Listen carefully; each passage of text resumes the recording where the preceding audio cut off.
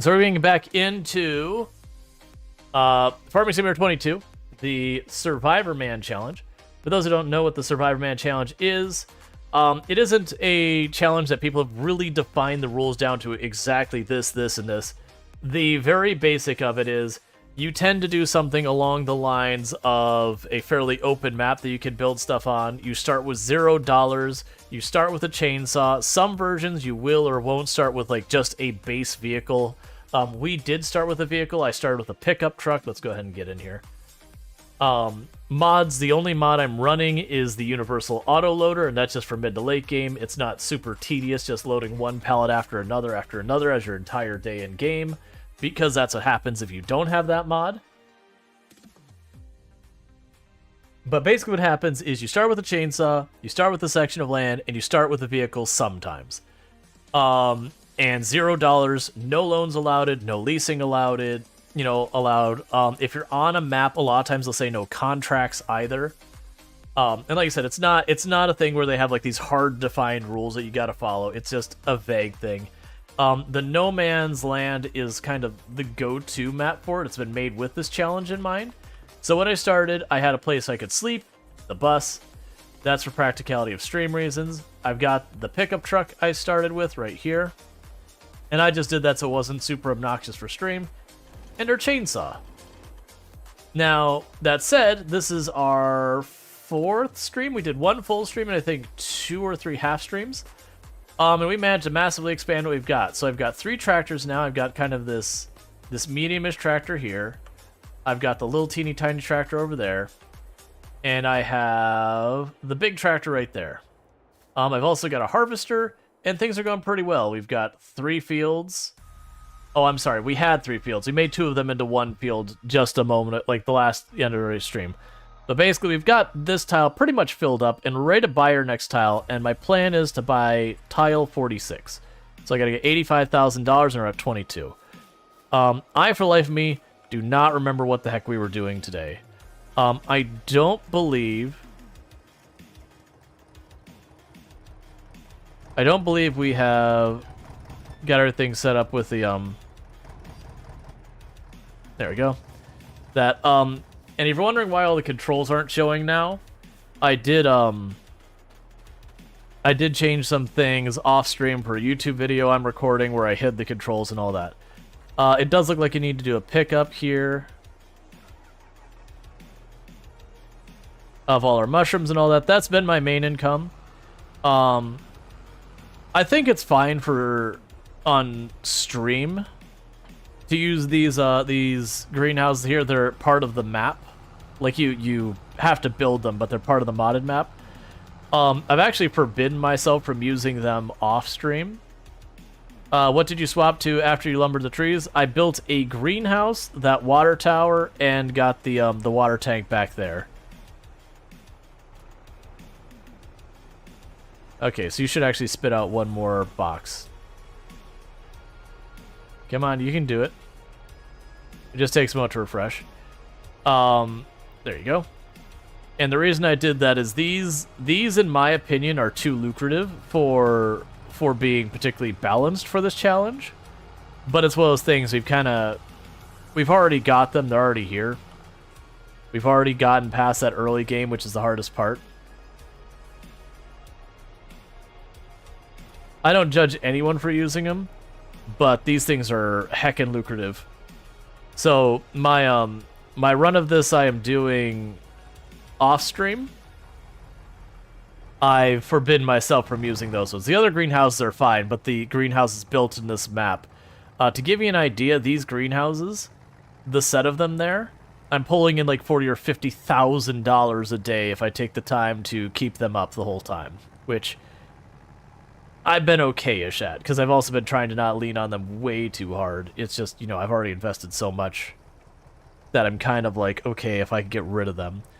But like I said, I think for stream it's fine, because I imagine if I was streaming this, and it would take me like 6 or 7 streams to get like a new tile or that, just like any progress, I don't know that people would be as interested in watching it, so I think it's a pretty good speed for streaming. But if we're making the YouTube video, YouTube's a different animal. because we have the power of edit, fast forward, and montage. But this map we're on, which is called No Man's Land, if we look around, there's a whole lot of nothing here. The one place there's a sell point at the front. That's also where we go to buy our tractors. And that's the only place that's, like, built up on the map. Otherwise, you know, there's hills and trees and whatnot. So it's not just, like, flat terrain everywhere. But, it's a pretty empty map by design, so you can build your ridiculous farms or towns or whatever you want in the map. Which is the intent of this run. Is that I will be going through and continuing to expand the farm. I'm thinking towards the middle I'll almost make, like, it won't be functional in regards to, like, an actual town. But for game purposes, it'll look like a town and all that. Alright, so it's gonna spit out one more box of flowers. Or two. Oh, right, these are 500. I've learned that different places have different size boxes. Because, like, the other one I'm doing, I started growing, like, tomatoes and whatnot. I've actually restarted the other challenge a couple of times. One, because I made mistakes that drug it on way too long. And then the other one, like, I was experimenting with different things. And kind of, like, it's kind of a do stuff, realize that thing I did was, like, really, really, really lucrative. And I was like, oh, I probably shouldn't be allowed to do that. It's just way too much money. Like, it's like an unbalanced kind of thing. Which, again, only really matters for purpose of, like, challenge maps or whatever.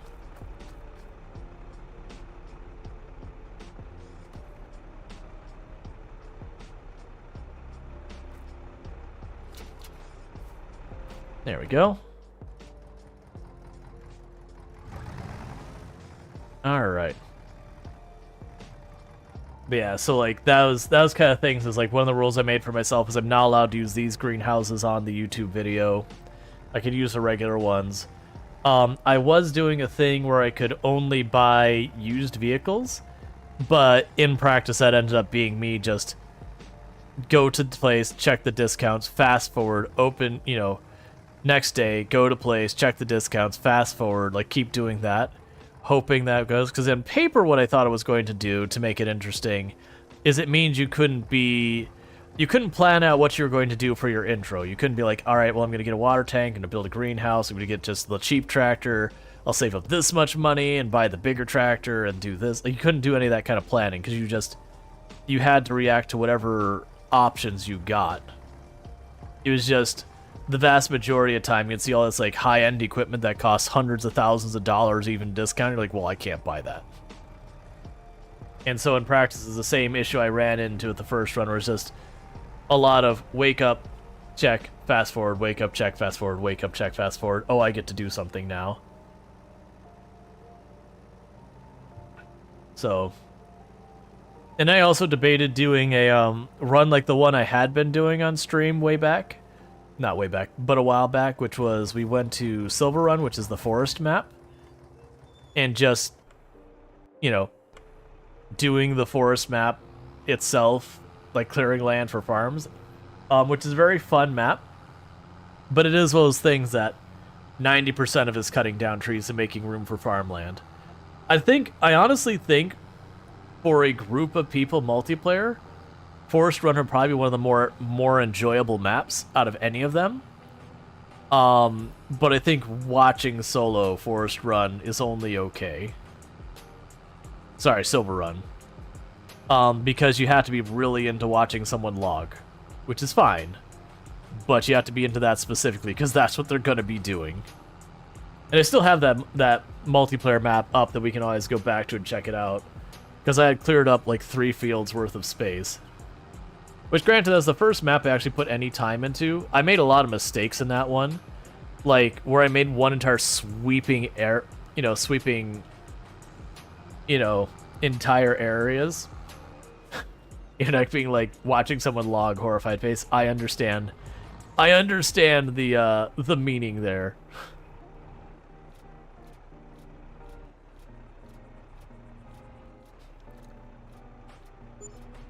Yep, so you get the idea. That was our sale today, $32,000. Whereas normally, like, a field makes you $6,000, give or take, per sale. Not counting if you get production lines involved, which is where the money really is at. But that's okay. Alright, I'm trying to force myself to follow where the road's gonna be. Because if I keep having the habit of cutting across, it takes some incredible logistics to pull it off. Yep.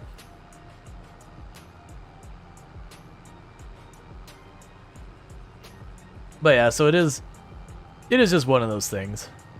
Meanwhile, what we've got growing right now is I believe we have canola. What do we have? We have canola in one field. What do we have in the other one? So we got canola there. And barley there. That's right. Because this one was two smaller fields, the one in the distance there. And it decided to merge them together to make them one larger field. So instead of having wheat and barley, we just have barley. And we chose, oh, I'm sorry.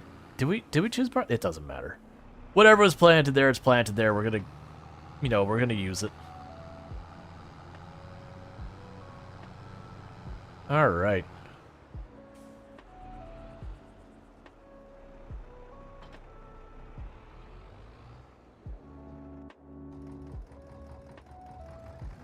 And I'll finish the greenhouses here.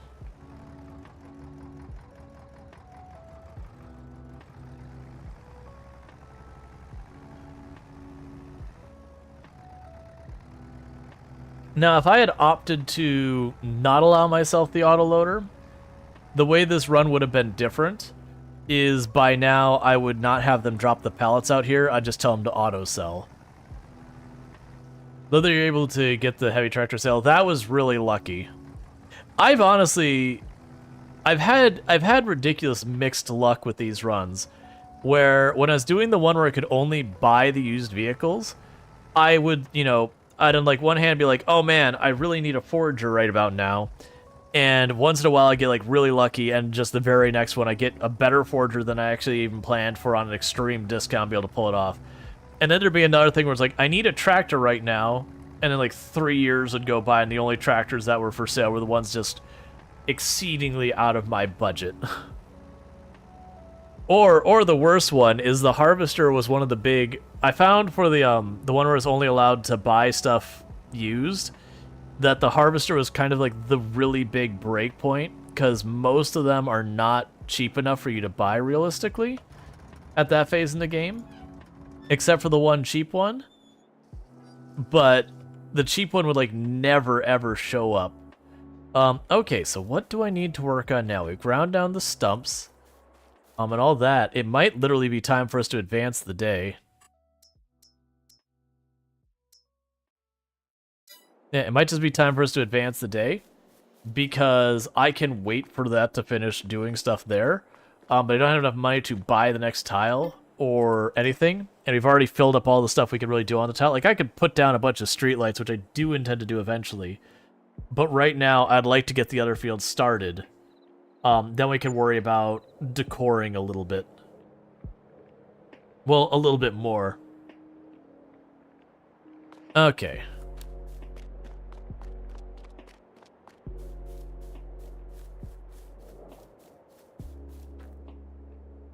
Yeah.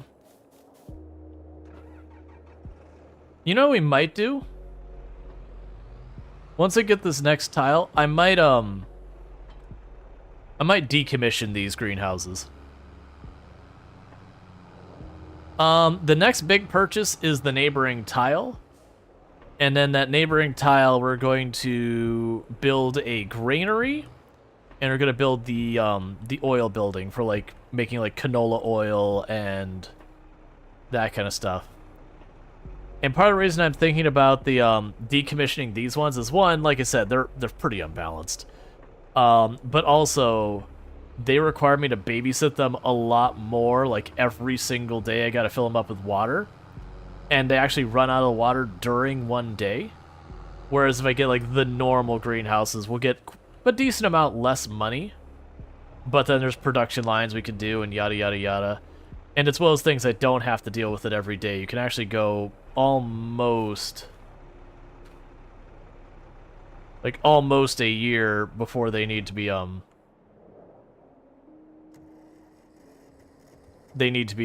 with.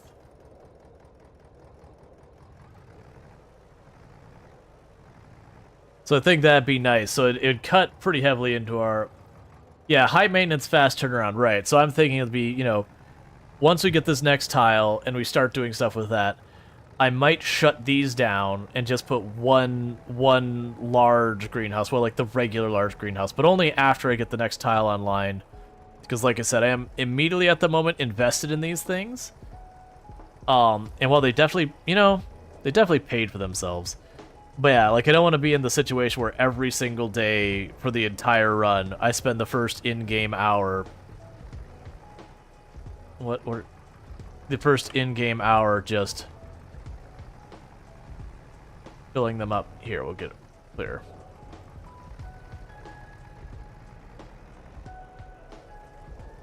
It's actually more than an in-game hour because I have to take this back and fill it up. Because the large greenhouse, like, don't get me wrong, it takes you a while to fill it up in one tank. The other thing I wanted to do, and this is a rule I had set for myself on the YouTube one, is this water tower, the water doesn't cost anything. Whereas normally it does. Normally I'd have to put in, like, probably to fill up one of those, probably $400 or $500 worth of water. So there's at least some expense involved in it. So yeah, like I said, I'm finding as an after the fact that these are unbalanced here in my mind. I don't think it's bad for the stream, as I've said a couple of times. I think for purposes of streaming, it was good to have these to bootstrap, which, yeah, does circumvent one of the main difficult points of the challenge.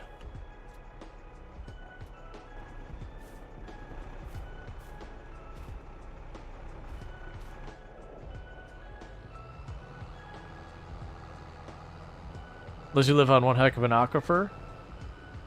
Oh, yeah. No, the fact is, like, supposedly these greenhouses are taking 80,000 liters, like, 1.5 times a day, and that water tower, every single day without fail, is managing to pull up that amount of water. So it's probably about 30,000 liters of water every single day. I don't think there's an aquifer in the world that having just one water tower, like, tapped into it is going to make that kind of water. I could be wrong. I don't actually know what a reasonable quantity for a water tower to produce is, but something tells me 30,000 liters in a day for a little wooden water tower with some little pump operating on it. I'm just a little hesitant to believe it's producing that kind of output.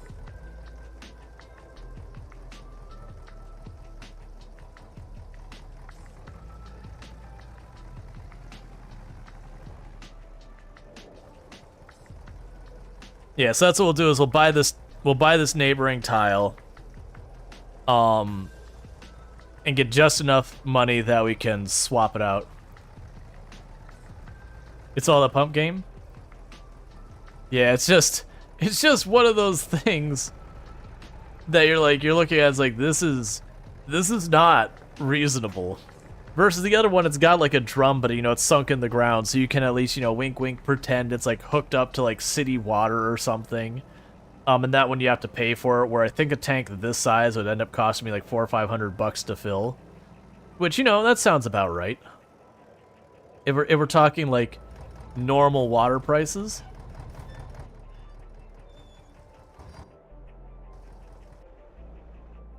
I mean, that might actually be a little on the expensive side, but if there is going to be a place that water is expensive, it's going to be pumping it out into the middle of absolutely nowhere if you're on some type of municipal water versus your own well or whatever. And your own little teeny tiny well is not going to be pumping out 12,000 liters of water daily without having serious problems. Wells are not meant for that kind of volume. Like, an individual household that's a little too aggressive on your water can cause problems.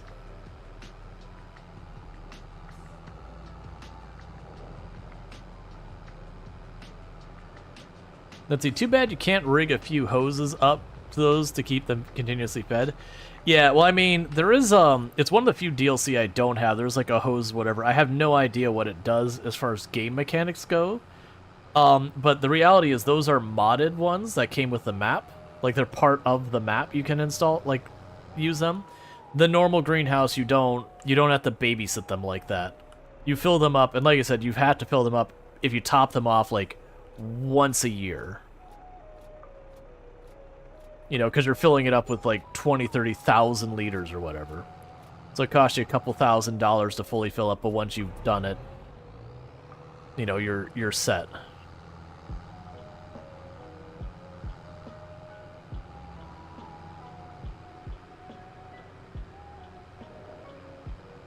Misa Losser says, it depends on the well and its setup, actually.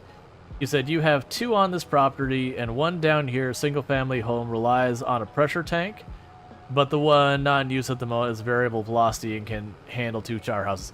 Yeah, and that's the thing, is growing up, we had well water, and for the most part, it was fine.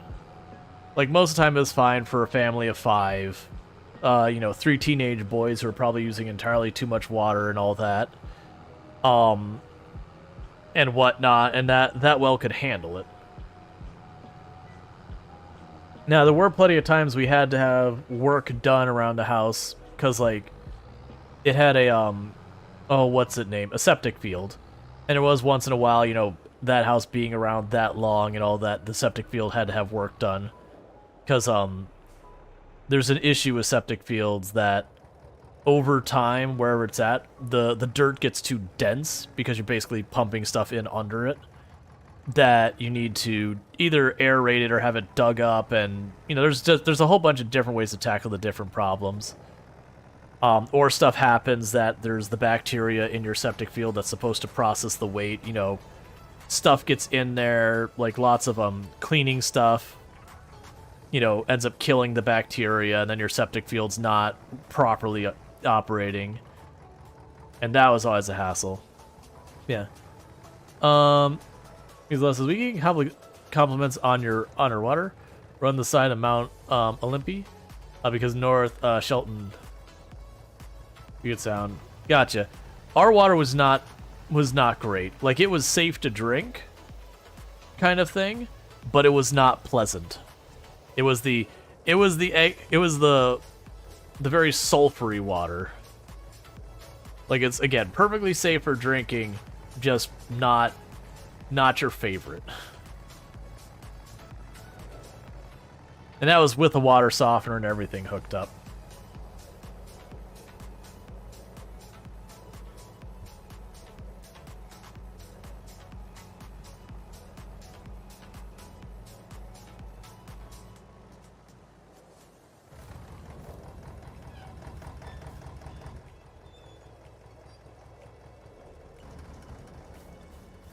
Alright, so when is the harvest season of these? So we had the barley.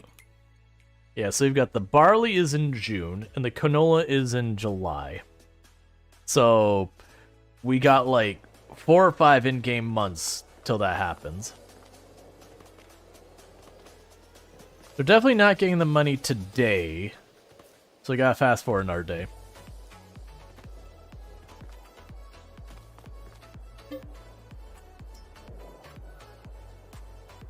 But that's part of the reason I also want to expand, is the more we expand, the less of this I have to do. Because, like, the issue is I literally don't have another thing I could do to be productive, because we've used up our land on this tile. And I could buy, like, again, streetlights and all that to look pretty. But there's no more trees to cut, there's no more anything. Am I buying plot 46 or 57? I'm thinking, we discussed it the last time, I'm thinking 46.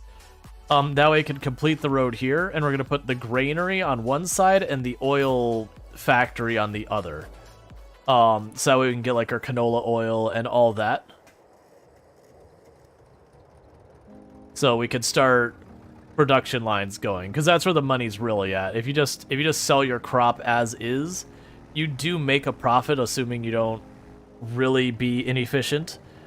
But, it's really, really not much. a harvest in profit will net you a couple hundred to 1,000 without production lines on our difficulty, because we're playing on the hardest difficulty. Whereas revenue-wise, it's like 6,000 or so. But I'm doing really bad about actually avoiding that hose. Which is annoying, because I don't need to be nearly as close as I've been getting to these.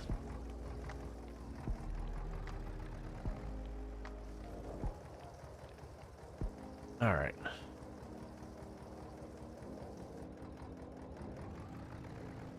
But if I get the next field, then even if I can't build the buildings right away, well, the next plot of land, I can potentially start working on setting up a new field. We could decide what we're doing. I'm thinking I want to leave the trees in a lot of these places, just to give it a little bit of aesthetic.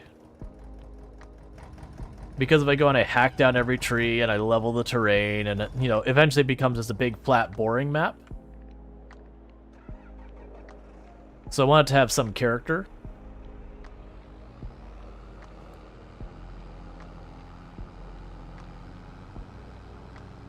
But we could figure all that out in a minute.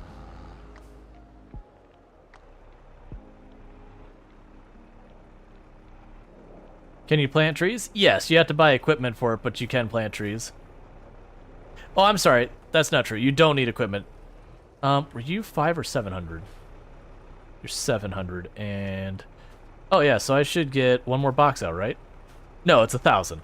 I can numbers. It's 1,000, so we won't get a box out. So you can plant trees, like I can put an individual tree in a specific spot and I have to pay for the tree. You can also plant trees that, you get like a tree planter and you drive down a road and you put down saplings and they grow kind of thing.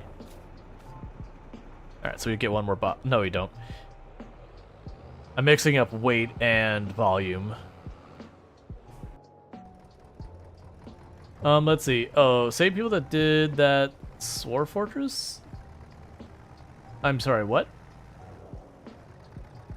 And then, yeah, you need a softener, but, some wells need extra filter and other dissolve things. Look at Steam. Bit too pricey for your crappy budget? Sword Fortress? I mean, I'm assuming you mean Dwarf Fortress where you said Sword Fortress. I don't know what same people did Dwarf Fortress, whatever. Oh, never mind. It's just a search list. You're adding extra on? Okay, I'm just very confused at the moment. Don't mind me. Your hands don't listen to you sometimes. I think the worst one I have for that kind of thing is I will be excited is not the word for it. Like I'll have something I'm trying to get out and that my brain is just getting ahead of me before my hands can actually see it through. And so I'll start skipping words and I won't realize it. That gets me in trouble. Not super often. I'm, you know, a lot more conscious about it now.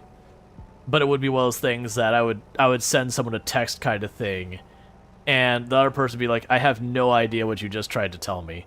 And I'd look at, you know, they'd only be missing 1 or 2 words, but, you know, they'd be 1 or 2 of the most important words. It's like, you told me something about buying, and I've lost you from there. Like, oh, my bad.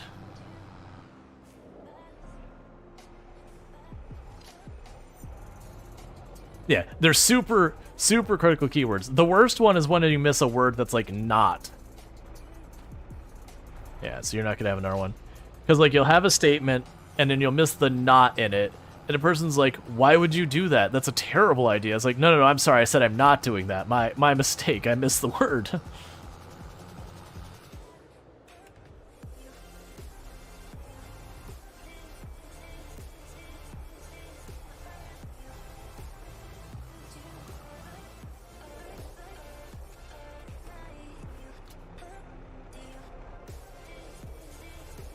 Okay. And with this, we get to buy that next plot. No. There we go. we saved tipping over the other trailer. I I don't believe I have a forklift or anything of that nature, so if I dumped that on its side, don't get me wrong, we can, like, pick up a log or something and use that to, like, take advantage of bad physics to correct it, but, that would have not been an easier one to write.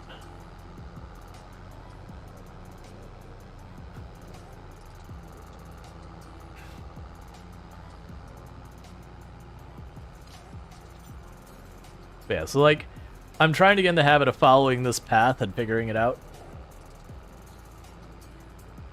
Because this is where our road's gonna go. I'm also probably gonna go to this dirt road and replace it with a cobblestone over time as well. So it says they're totally planning a presidential... What? Wait, no. Really, I'm gonna mission. Wait, no. It really means a fake mission. The fake game and a fake... Yeah. The reason I'm not reading that word for word is, you know, people quoting stuff out of context. I wouldn't anticipate any problems, but there's certain things you should be very careful about where you joke it, especially when there's recording happening. One should not go on the record claiming that they're going to do something super illegal, even if it is a joke. Because you never know when that clip gets out of context. There is some event that could be, if really misconstrued, imply that thing is occurring, and then the wrong person put that out there.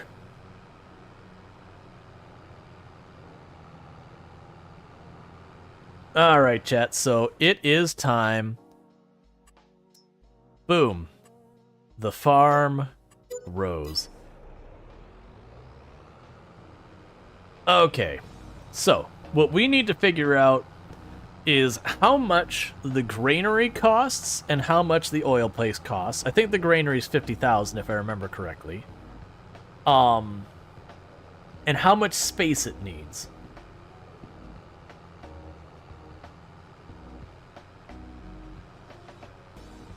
I've been watching you and your humor though. You had top secret, SCI clearance while enlisted, and now I'll be able to watch it be, they say, I don't speak the secrets that must not be named. Yeah, no, I didn't have, oh, what clearance was it? It wasn't, I don't remember what the scaling was. I used to work out the Space Center, Kennedy Space Center, so I had to have clearance for that, but it wasn't like top secret clearance. It wasn't, it was one of the lower level clearances and less strict. Or I shouldn't say strict, less severe.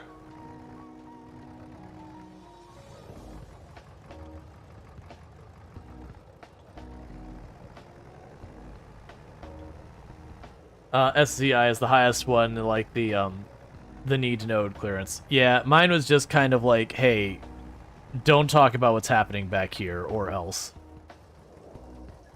Not that, like, even with that clearance, not like I really learned anything that wasn't public information in the first place. Like, that's the thing. I could be like, oh no, I gotta be careful about what I say. Government coming after me. It's like, no. I knew, like, the schedule for rocket launches, which is public information. Hi. Hi, husband. Hi, wifey. I'm heading downstairs. That's very responsible of you. Thank you. I'm a responsible person. Good job at being responsible. Yay, responsibility. I love you. You sleep well. You.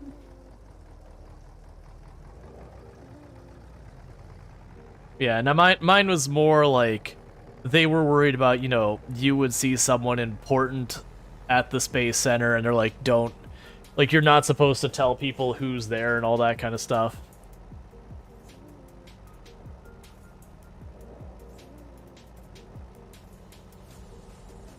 Yeah, I think technically mine was just secret.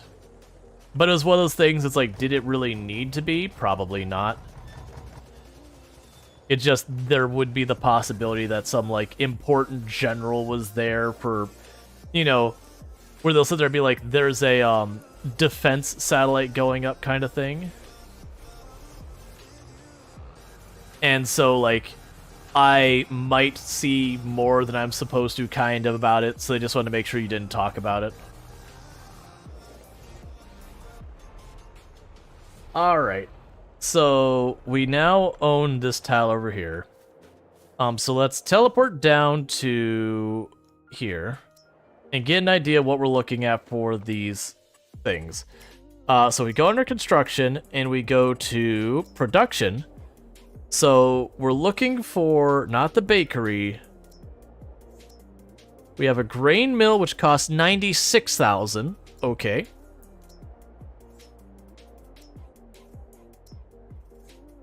And the oil mill is 80,000. How big are these? So these are some we got to save up for.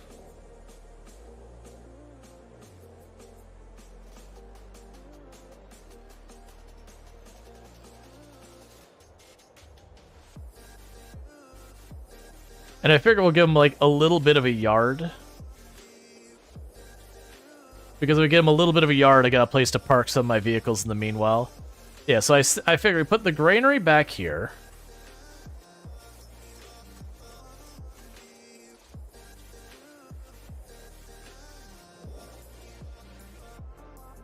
And basically the exact same idea on the other side. So we'll put like an actual little parking lot area. I am trying to see if there is I was hoping I could use the arrow keys. Some of these buildings have multiple versions that look better than other versions, or that might fit the aesthetic you're going for more. Oh, cool. We can open a pet accessories factory.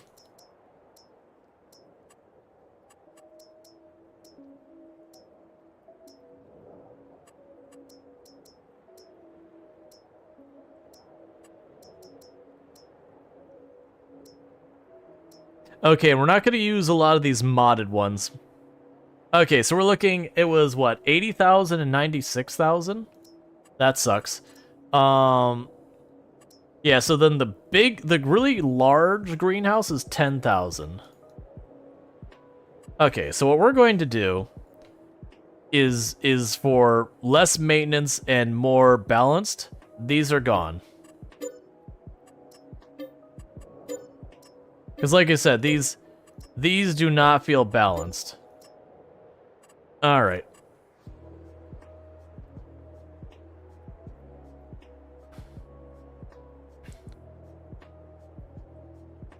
So we'll go and put that. How close to the edge can I go? Let's head back just a little bit.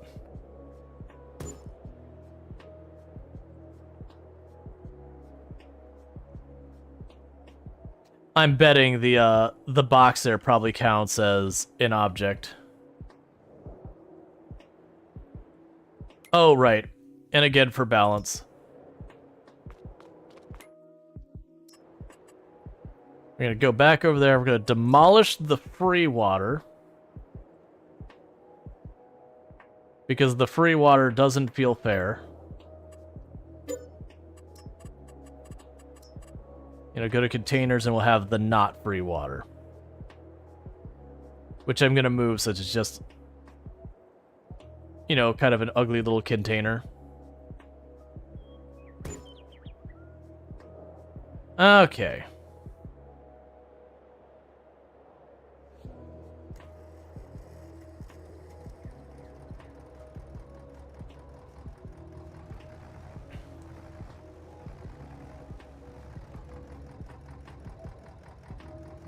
Alright, so that'll feel a little bit more reasonable and balanced kind of thing. It is gonna hurt our bottom line in a big way, but I think that's okay. Worst case, we're like, oh man, I really just need more money. I can go start knocking down some trees or something.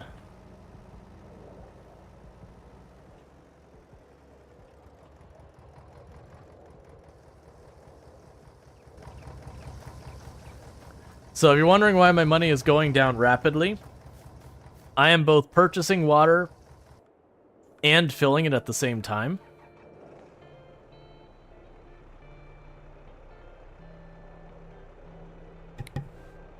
Sorry about that. So I'm both purchasing water and filling up the thing at the same time. It'll interrupt itself when it... Oh, there we just knocked our fertilizer everywhere. Gesundheit, thank you. I do appreciate it. Alright, so let's go pick up the rest of this. Oh, before I get too far, let's actually turn on the greenhouse.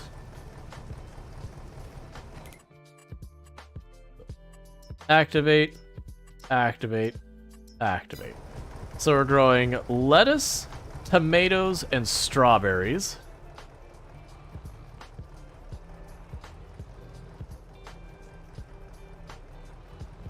Okay. And this first fill is going to cost us literally a couple of thousand. It's not actually full.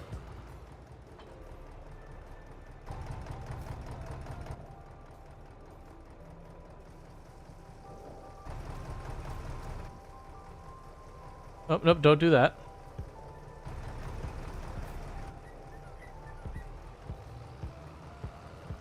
It was basically, it could drain faster, like, it could drain faster than it can refill. So the issue is, by doing it that way, it eventually hits 0% and then stops refilling, or stops draining into the building. Alright, so that's the last of our easy, you know, easy speedy money.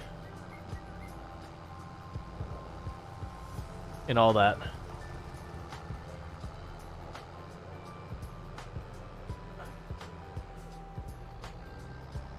I also discovered, as far as I can tell, Paladin food doesn't go bad ever. I could be wrong about that, but I haven't particularly noticed it ever go bad. So that's been a whole thing. Alright, so that's about 2,000 we've spent on water so far, topping that place off.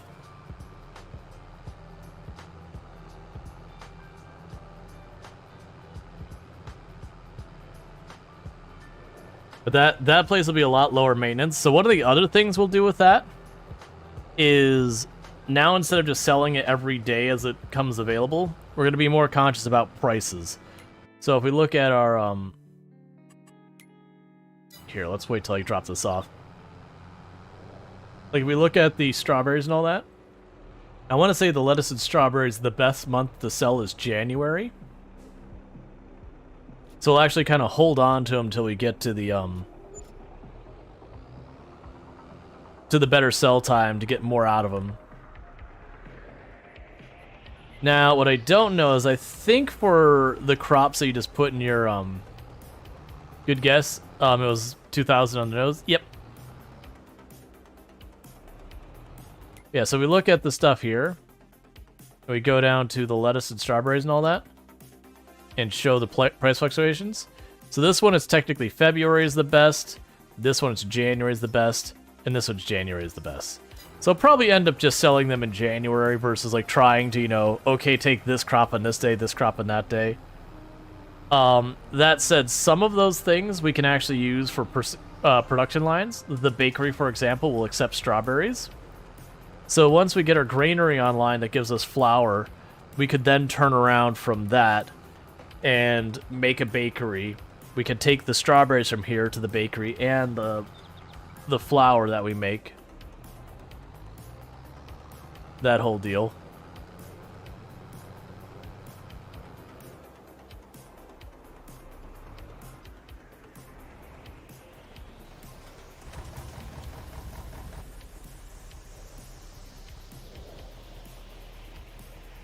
Okay.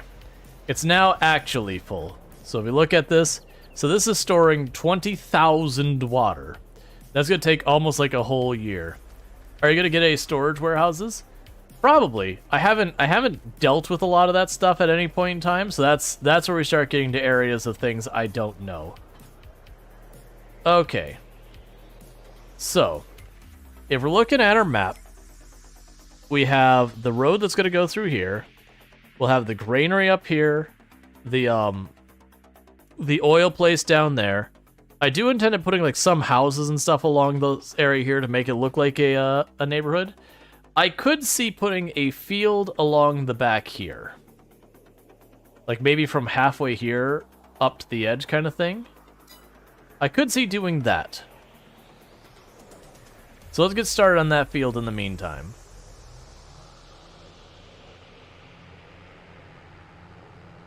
That way we can like expand our our farm, considering we're not going to get a whole lot, nearly as much this time.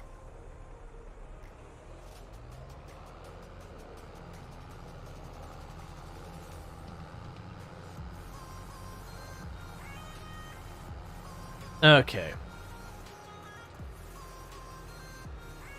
So I'm going to try and pull this over here somewhere. We'll have to remove those trees and all that too. That's fine.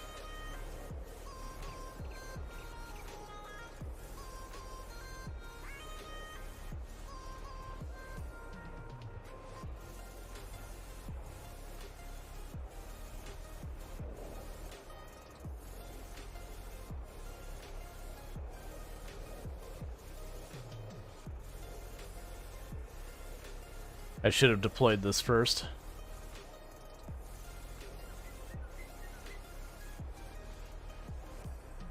I'm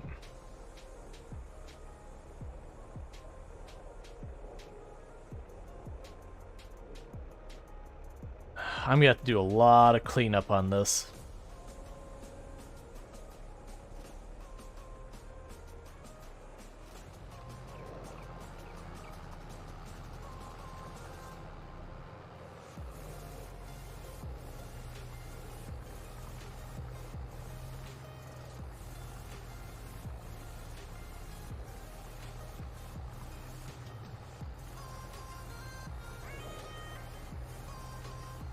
Because the edges aren't going to want to be straight because of, like, how extreme of an angle this is.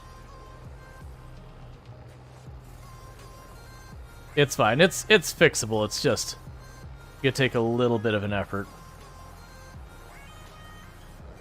Hey, Shelf, how's it going?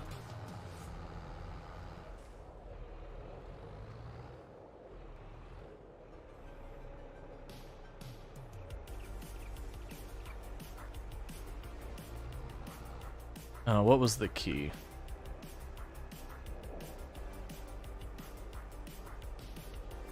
Can't remember, that's deploying it or flipping it. That's deploying and undeploying. Trying to remember what the...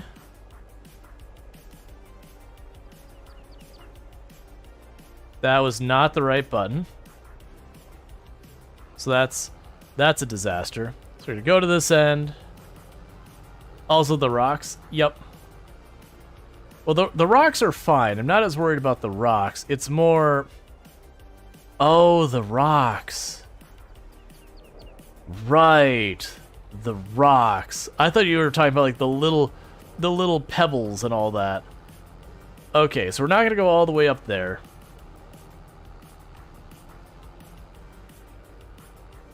Gonna try and get this in position over here.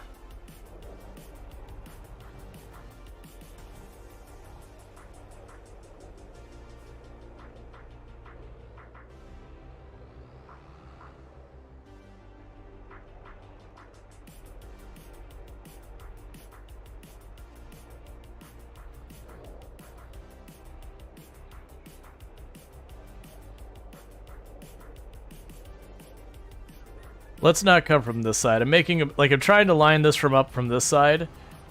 Backing that up, it's going to be cattywampus. So we're going to go to this side, and we're going to come across. This is not going to be a particularly good field. Because I want a little bit of space so we can, like, shove some little houses or whatever along the side here.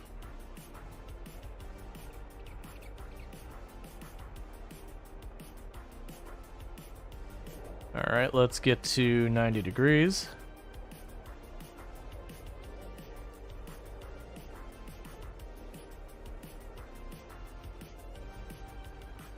Little farther. Here. Yeah, so I had to do some cleanup using the construction tool. That's fine. I was probably going to have to do that regardless anyways. That's the one downside of having such a large plow. Is it'd be a lot harder to do the, like, cleanup. I actually am thinking what I'll do next time that I'm going to make a new field is we'll get the little plow. Actually, you know, I'm going to do that now. Because this isn't going to work the way I want it for this. We'll use this for cleaning everything up, like filling in the inside, but let's set the outside border with the little plow and then come back for this thing.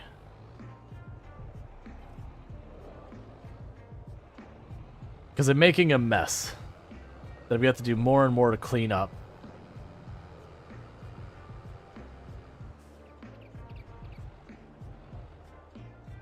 So that'll be the purpose of our little plow. Our little plow is for setting up new fields, that kind of thing, doing our outline, whatever.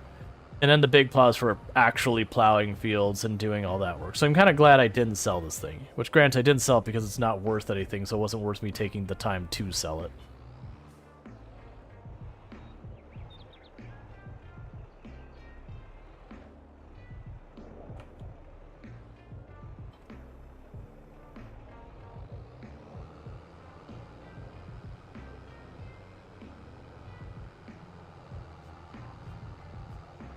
All right.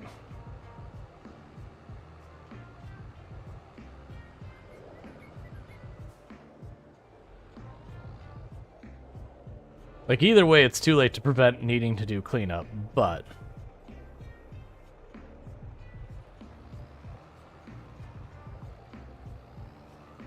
that fixes that.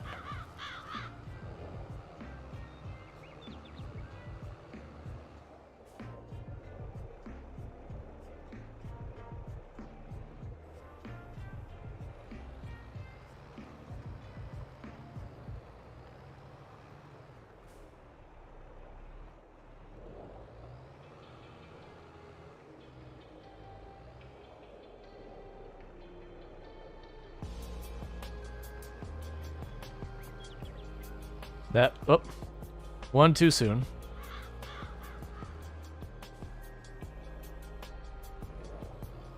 That fixes that. Yep.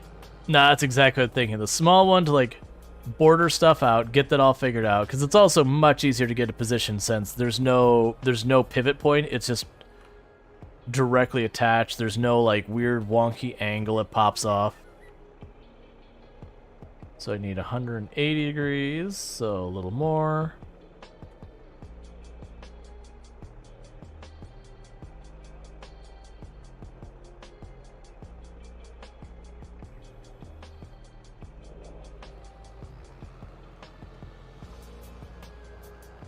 There we go.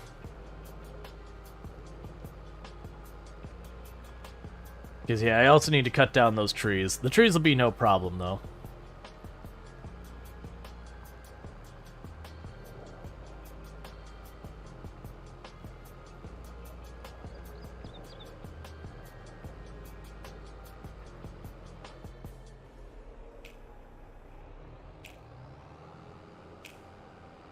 All right.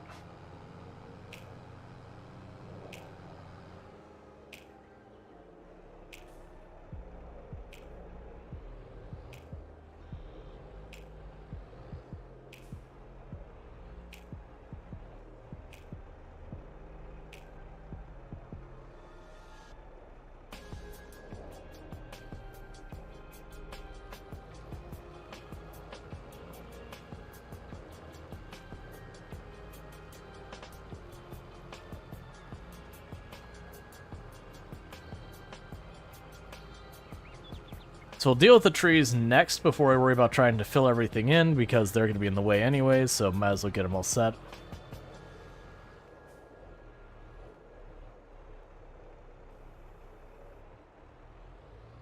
Alright.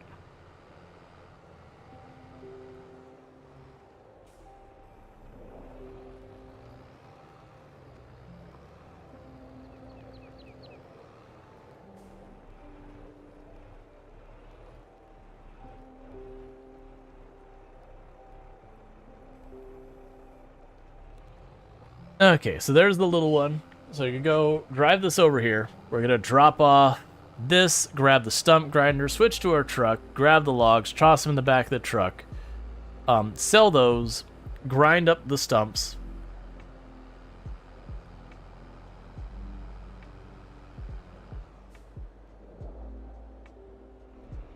So we'll take you.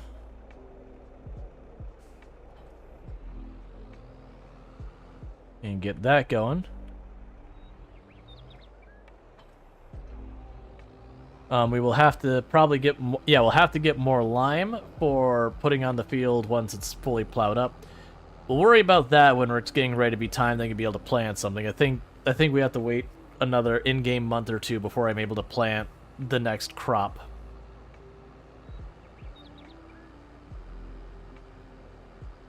Okay, so we got 4 trees. That'll be easy. Easy and fast.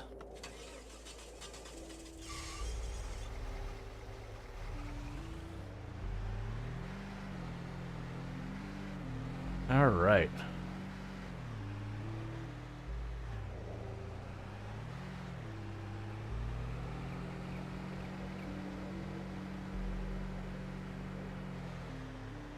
You'd only probably give us a couple $100 more, but you know.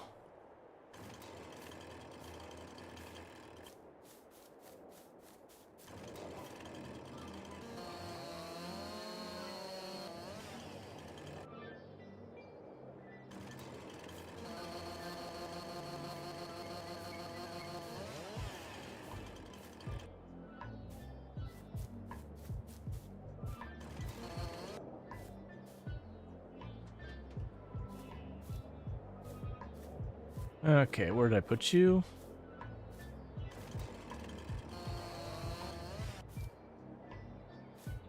I'm not worried about trying to maximize my profit out of these. So I should be able to just cut them roughly in half and that'll be close enough. Big thing to remember is there's 4 trees here. So I got 4 stumps to pull up. Until I get rid of 4 stumps, we know we're missing one.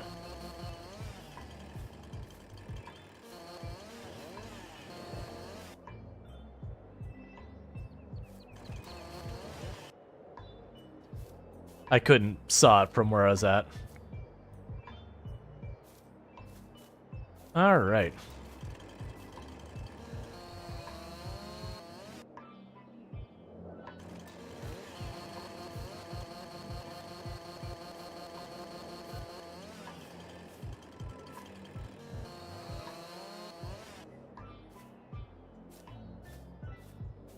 Okay.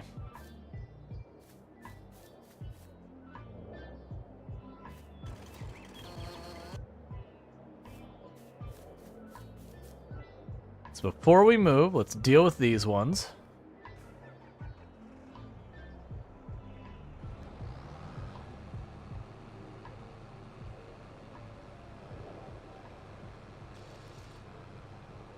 There's 1. There's 2.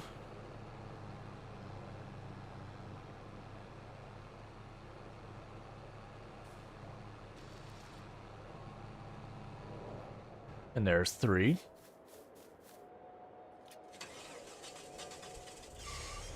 Yeah, those straps are definitely holding those down. Don't worry about it.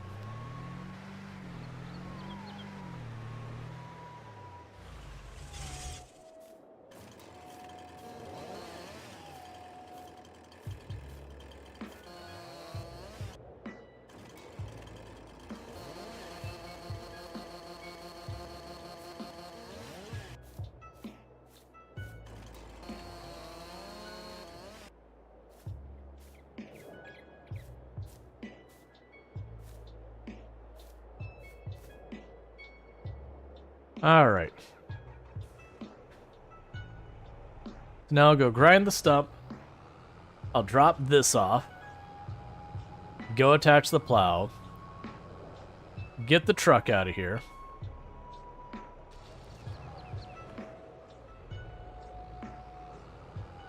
And the reason I'm gonna do I'm gonna plow the whole field before I clean up the edges using the cell, just in case I mess up and I mess up the edges even more. Like, all I have to do to fix them is go to the construction place, pay a little bit of money and choose to put grass around the edge again, and I can clean up where we've accidentally gone over the border. Then we have a nice, like, clean rectangular field so that when we go to hand the AI the job of, like, cleaning up the stones or whatever, they actually can get it done. All right.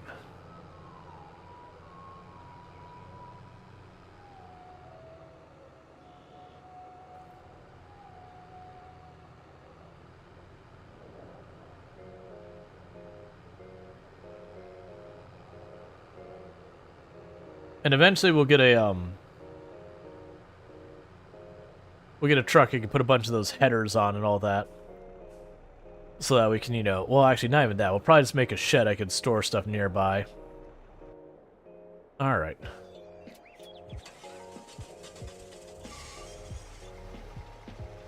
So let's sell these logs real fast.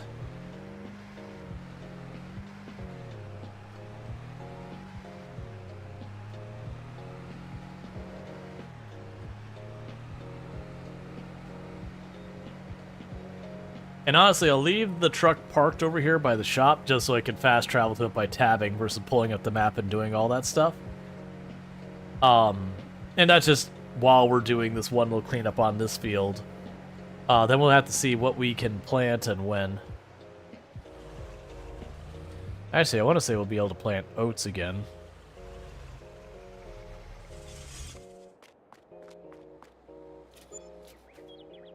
$700. All right.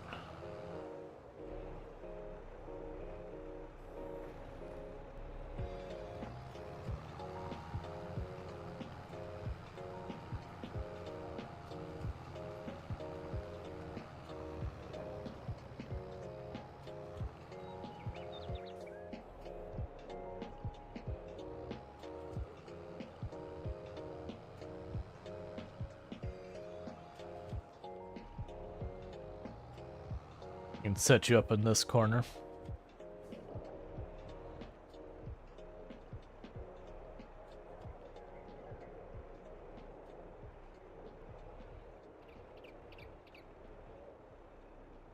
Well, I did a great job of that. It's fine. We'll just do a sloppy job of getting this set up. As long as I don't go over the lines, we can clean up the mistakes.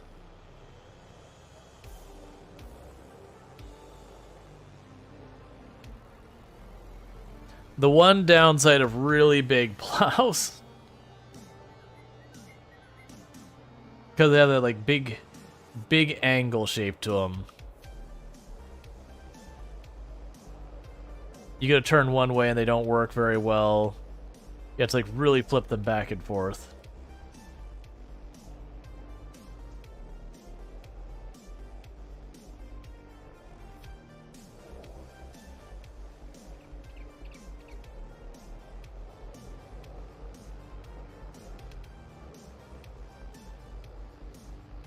Of course I missed a spot.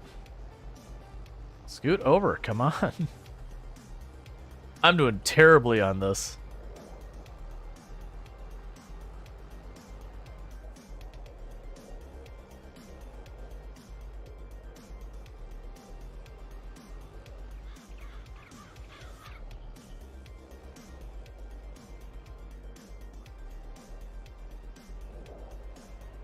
It's fine, we'll get it.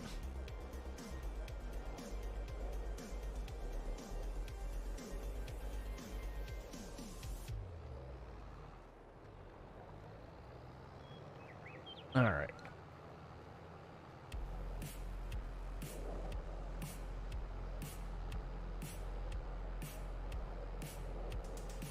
And the more we get away from the edges, the more I can get away with a lot of stuff. You feel like the shape of the plow makes it needlessly difficult? Yeah, no, but the thing in real life that plows do typically operate where they're at either a diagonal. Like sometimes they can have like a V pattern or whatever, but that there's like a lead one and the other ones kind of follow. Yeah, so I have to clean up that edge.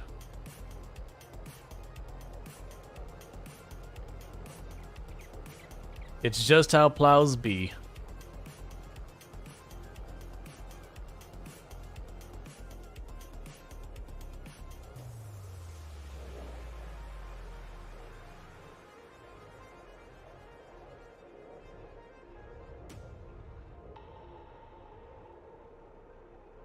I'm gonna do something that's gonna probably upset some people.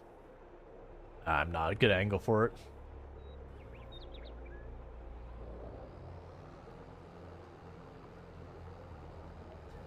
Just gonna like cut straight across here. So I can get that corner. So it's going to be just downright a disaster what I'm doing now. We're going to clean it up when it's done. But I'm trying to get it so those corners are cleaned up. Because once I have a big border to this, I don't have to worry about that weird overhang kind of problem. Because I can just overlap the area I've already plowed.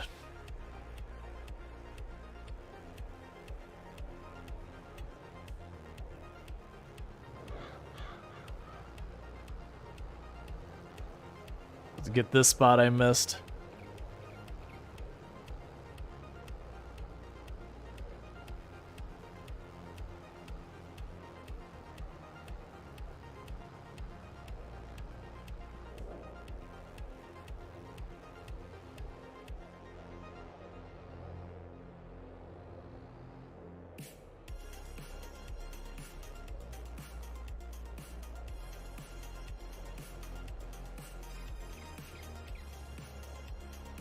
Alright, got that spot cleaned up.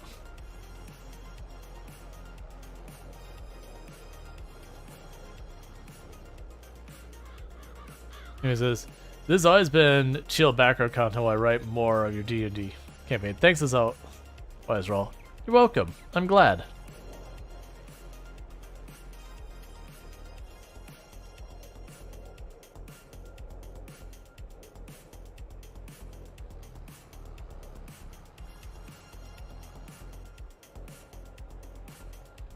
Okay, so let's get that last spot I missed over here. Now we've got a really thick border to work around with this, so I don't have to worry about in the future, you know, lining everything else up. So we just go right up here like this. Start slightly too early. We'll just clean that up when I go to get to the other side of this.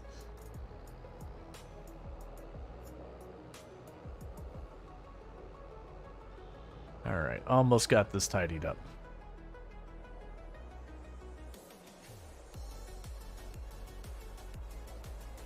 Will not be tying up this pass because I just completely missed. It's fine.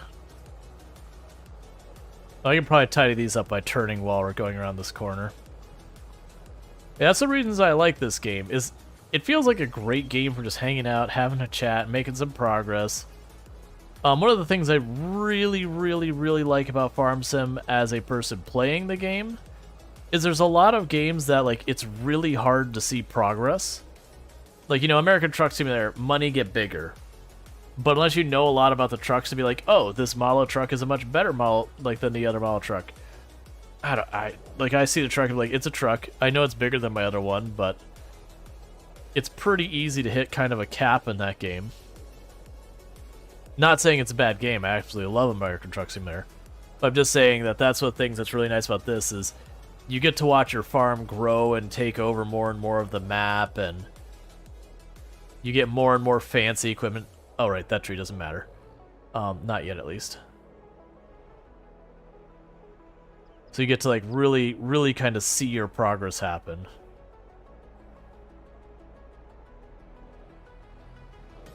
Cool, we did get it. Alright. So now I can just go around here and I won't have to worry nearly as much about missing spots because I can put this thing down and have plowed area for it to go down where I'm not tearing up the grass I'm intending on keeping.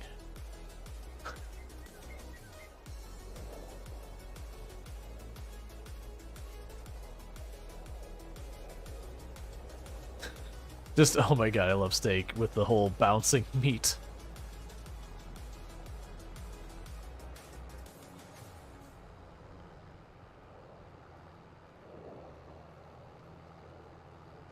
Alright.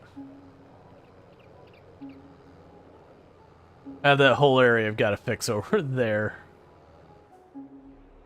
Because I failed to notice the two giant rocks in the middle of this area.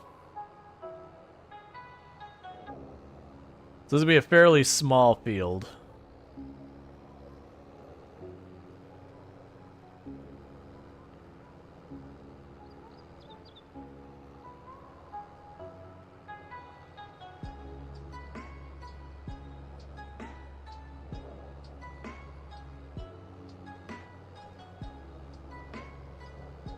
Okay. Still, It's more place to grow stuff.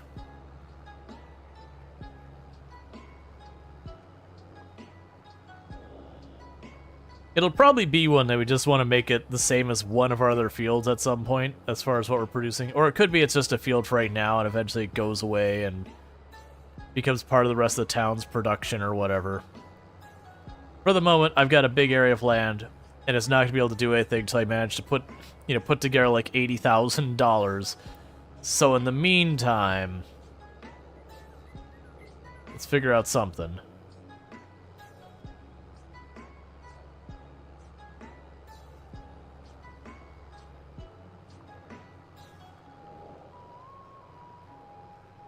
Okay.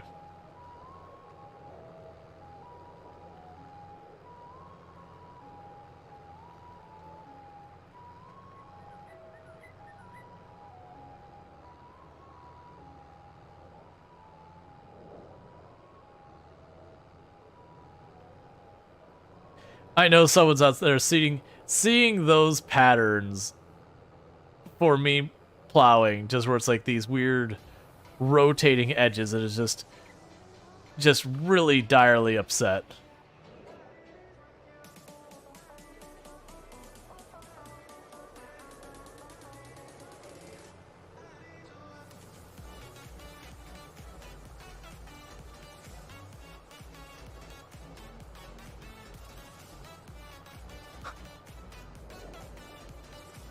It is what it is.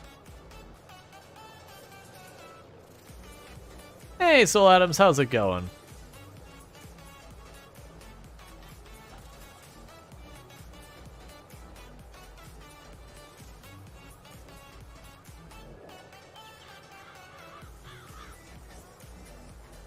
You're wincing in Letterkenny.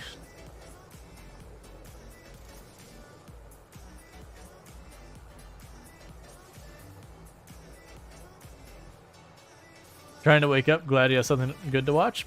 Well, thank you. Alright, I think at this point we'll just do the straight up and down, because I was mostly doing that turn for some of those spots as missing on the edge because of how long of an angle this thing is.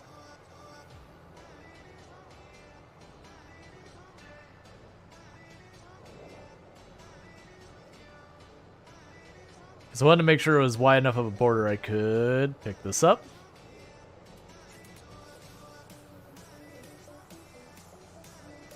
Be able to set up on the other side.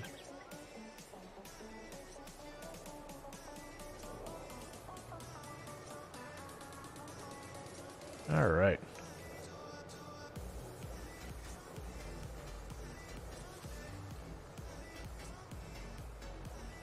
Is there a way to remove the big rocks? So, I believe it's either you're going to be able to use, there's a hydraulic like rock breaker that you might be able to use it. This map also has a special thing where at like right by the shop there's two signs that say if you want to delete all the trees in the map, cut down this sign. If you want to delete all the rocks in the map, cut down the sign. So I believe that works. The alternative to all that is to like there's a map modder, like a map mod thing where you can change maps. You could just pull that up and just delete them as well.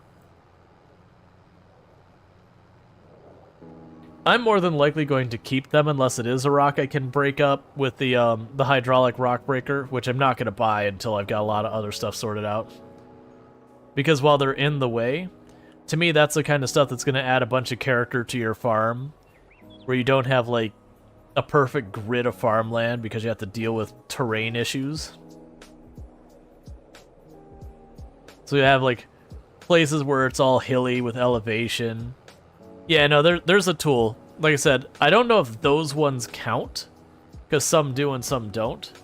The rocks that are like mostly underground and just kind of pop out a little bit, those ones you can definitely break up with the I can't remember if it's a front loader or what type of one, but it is a hydraulic spike that you just go up and just keeps tapping on them, and then after a little bit it shatters the rock.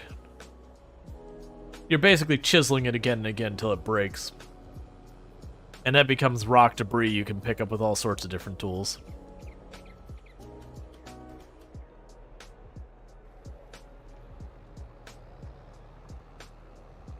Okay.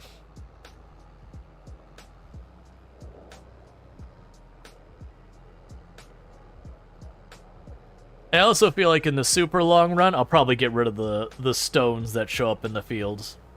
Like right now, you know, that feels fine for this. But if we start getting to like 10, 12, 13 fields, even with the AI able to do it, it'll just be very laborious.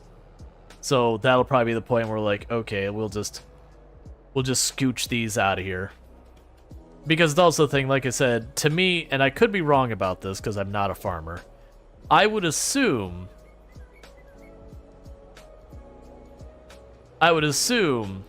if I'm going through the same field for year after year after year, cleaning up the stones, you know, plowing it, mulching it, turning up, yeah, the dirt's going to get compacted and uncompressed again and again, so I have to keep plowing year after year, that kind of thing, or cultivating, or whatever you do, you know, for a given field. But I feel like the rate you would find random stones that you'd be worried about damaging equipment would get fewer and fewer and fewer. That you'd gradually work all the rocks out of the area.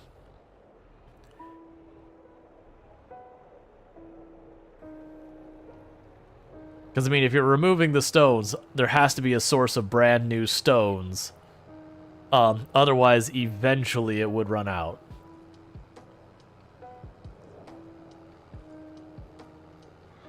Like, don't get me wrong, I also mentioned if there was a hard pan below it that you were scraping and damaging the hard pan, then, which, you know, that's not a big deal, but you're scraping and damaging the hard pan, I could see that being a place where you kept getting stones again and again. I thought there was a rock layer underneath that you keep removing with the plow, that picker-upper. Could be. That's entirely possible.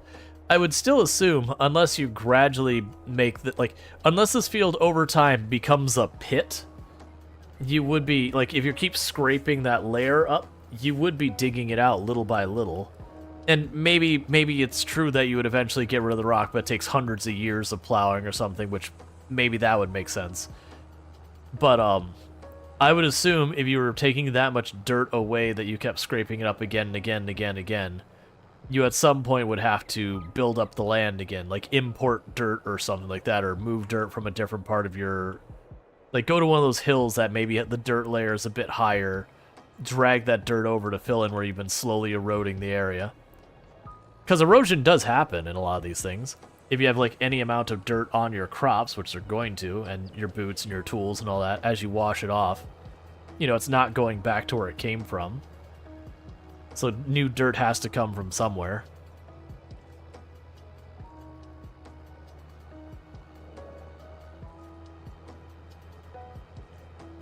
If the soil's that thin, not necessarily good for farmland in the first place.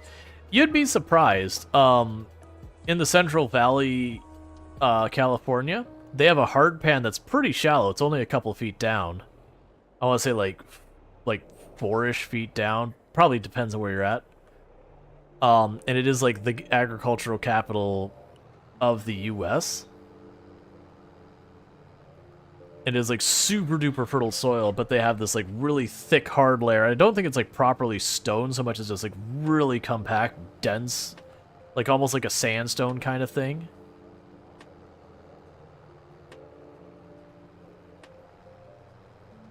Yeah, 2 meters. Yeah, 2 meters would be about 6 feet. So where I said it's about 4 feet, that'd be totally in the range. That'd be plausible. There's a lot of stone there in California. Yep. But yeah, like my understanding is the hard pan that they deal with farms is it's pretty close to you know, pretty close to it's pretty close to being stone, but it's like a sandstone where it's mostly just compressed dirt. That's just it's turned hard enough that, you know, it can be damaging and all that kind of stuff. And like genuinely, it could be that that is a realistic thing.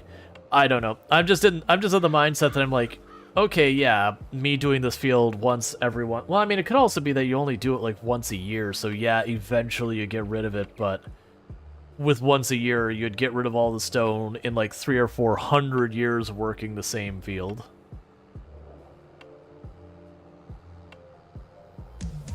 Thank you Chucky49 for gifting a sub to Kilgore 12,345. Thank you, Chucky49er, for the 5 gifty subs to the channel. I'm gonna have to try and read those names here in just a moment. Thank you Chucky49 for gifting a sub to Pupa 789. So the following people: Kilgore12345, Pupa789, Layla Sims, Escave. Thank you Chucky49 for gifting a sub to Layla Sims. And Casey Ginger Snaps. You now have yourself some nice advertisement previewing as well as access to the emotes, whether you wanted them or not. So thank you, Chucky49er, for those gifty subs. Thank you, Chucky49 for gifting a sub to SKV. That really does help the channel a great deal, and helps, helps on my end as well. So thank you so much for that. It does mean a whole lot. Thank you, Chucky49 for gifting a sub to Casey_Ginger Snaps.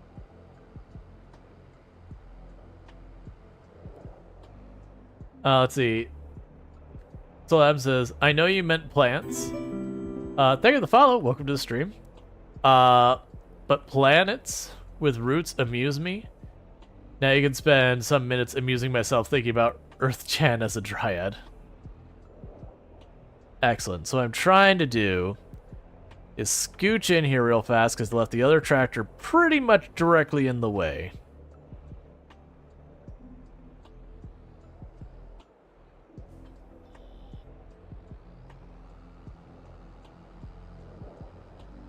Oh, yeah, I mean, I'll keep this going. I lied. We're gonna go and take this back, drop off the stone out of this. Yeah, I'll drop the stone off. I will clean up the field real fast, and then I'm going to go ahead and, sell, or not sell. I'll clean up the field, then we'll get the stone processing going. Then I might take the truck, go through these little individual trees that are in the... Well, no, actually, we'll leave those alone until they're actually in the way. Because I'll keep the ones that we don't need to move. The big thing is we're going to need to start making the, getting the money for our granary and that. Which, as I mentioned before, the granary and all that kind of stuff, what those will do is they'll take that little teeny tiny bit of money I'm making... Oh, I forgot you're over here. They'll take that little teeny tiny bit of money I'm making doing the crops, and they will increase it by a fairly large margin. Because one of those things that if you put like a little bit of grain in and you turn that into flour, time to upgrade the stone picker, I would need about 50,000 more.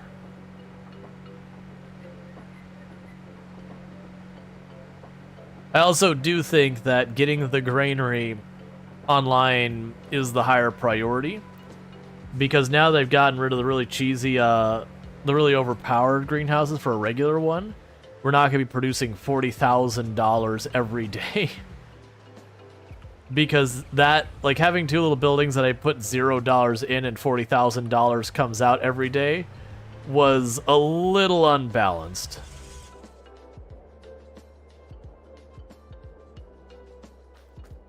Yeah, because like you can see, this hasn't even made a pallet yet.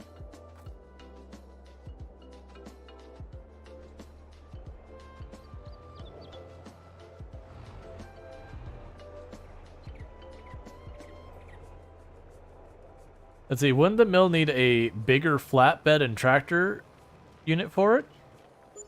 I have a large tractor that is one of the highest horsepower tractors in the game. One of the higher, I shouldn't say highest. A higher, like there's probably nothing in the game that this tractor can't do. There's just some things that other tractors would be better at. So like tractor were really good. And then the flatbed, we also have, a full-size semi-flatbed for the pallets for the stuff for the bags of flour. Because I'm pretty sure it comes out of the granary as bags of flour, not, I will teleport down there in a minute. That comes out as bags of flour, not as, you know, just loose flour. You meant truck? What would I... My regular truck I'm not really going to be using hardly anymore, I don't think.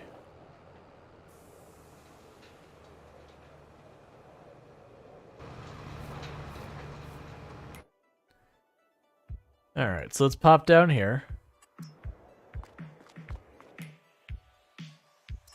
There you go. Landscaping, painting, grass. And let's clean up where I made this field an absolute disaster.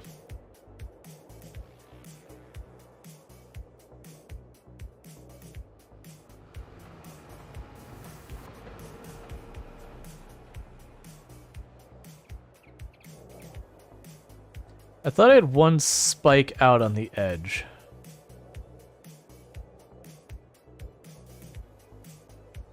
Okay.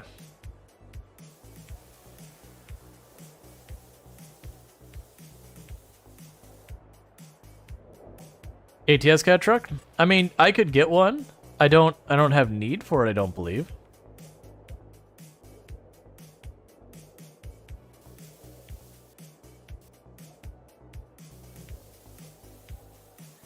And the grass will grow back in. Or it won't. I don't care. There, so now I got a field that doesn't look terrible. Now let's shrink that back down.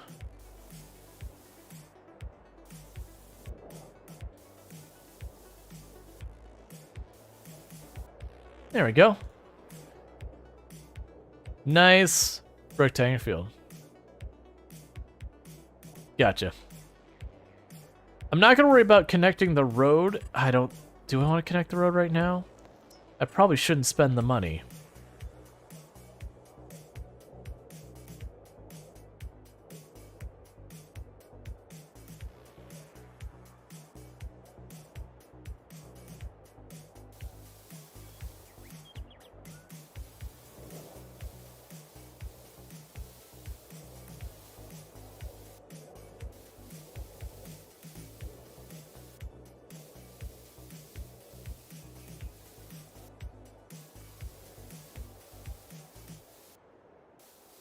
It's not going to cost that much.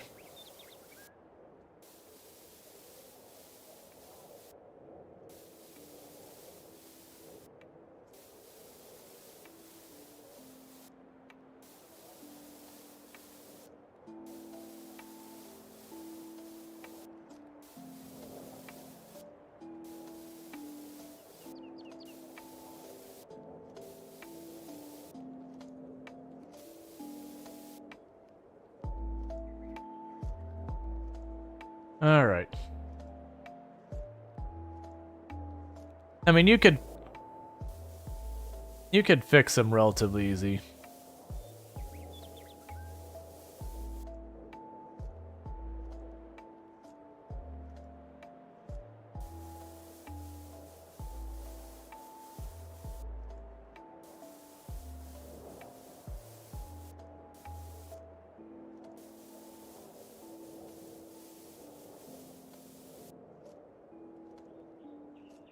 Alright, and later on I'll replace the dirt road with cobble as well.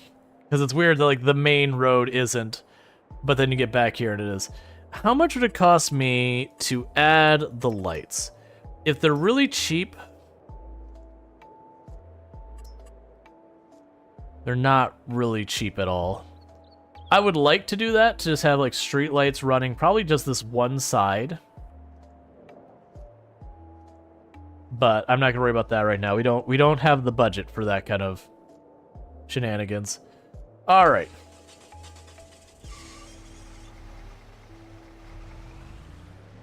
So let's go start. How expensive is the mill? I think it was 90-something thousand. So I'm gonna have to make some money in between. We might end up having other things I'll have to make money from. Like, it might actually be something I have to accept making another field down here kind of deal. Right now, I'm just trying to get rid of... Oh, wait, let's leave this alone, actually. Because I'm going to want to grind up the stumps so I don't lose track of them. And those aren't going to give me any real money. I'll make maybe $1,000 off them. And I'm going to want that for... No, actually, wait. I don't need that for the stump grinder. I can use you. I also want to make sure I have the stump grinder ready so I don't lose track of where I'm cutting down those trees. Oh, wait, I wasn't going to cut down the trees in the first place. I was going to wait to see what trees I actually do need to cut down. Because we're going to be setting up a bunch of stuff. But yeah, so the mill's expensive. There's a good chance I won't have it anytime soon. It might actually be one of these things that I set up another field. I could actually, where the truck is right now, I could potentially set up another field there. And then put the grain mill on the right, and then later on the oil mill next to it as opposed to across from it.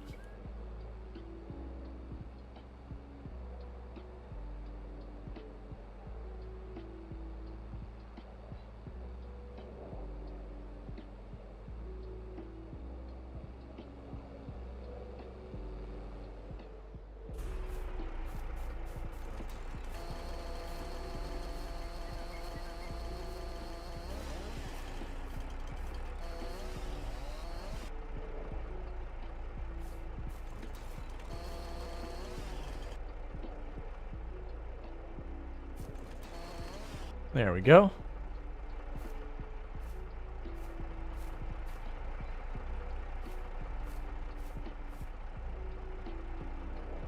Processing better than more fields? Right, no, I get that. But the problem is, until I can afford the field, or sorry, afford the processing, I could potentially take this area and make it into a field to make money now at no real significant addition in cost, because I already own the land. Whereas I need to just save up money for the other one. So basically, do something to make myself money now that has no real major expense, to help me get money later, and all that. Because I also need to make sure I have enough,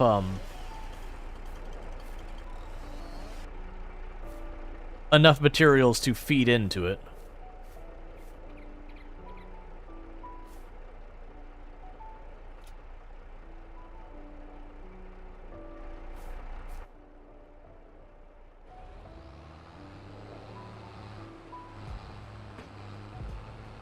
Alright, there's one stump right there.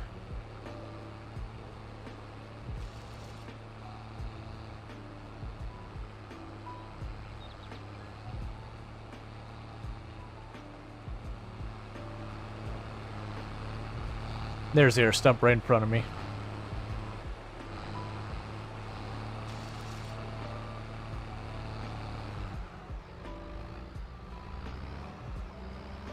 And for right now, I'll park this here.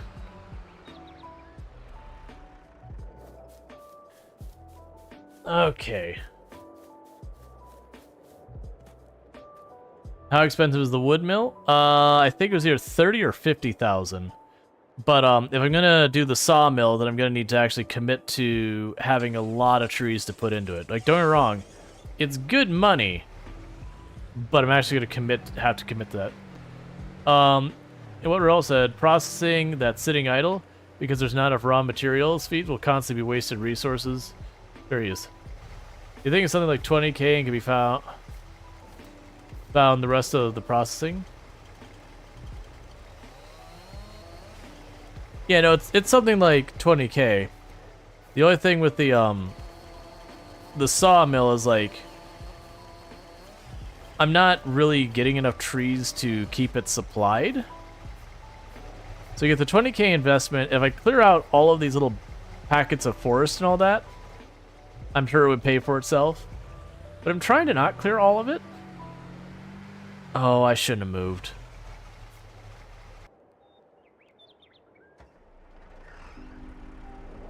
Because I do think I'm going to put a field down on this side for right now, on the far side. Because like I said, making a field doesn't cost me anything really. Yes, there's a tiny bit of maintenance and gas and all that I got to worry about. But it's really not much. Is that it there? That's it.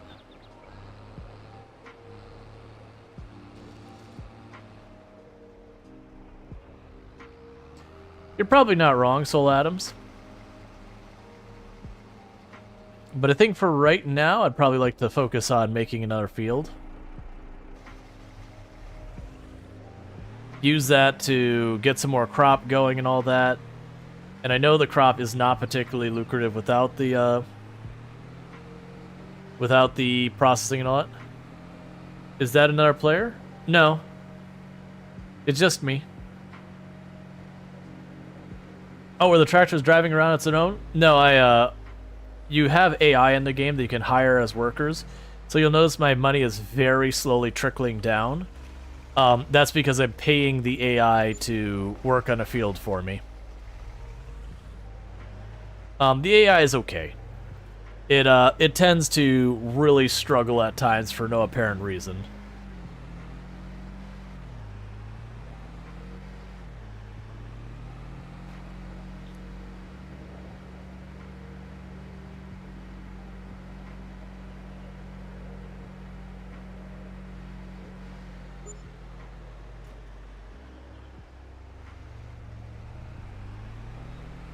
Alright, so let's park up our truck. Yeah, so I think I'm going to make another field.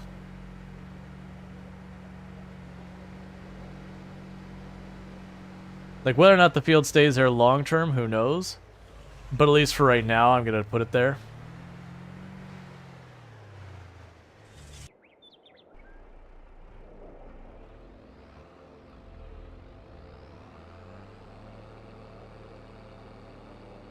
But the plan is still to put the mill over here on the left.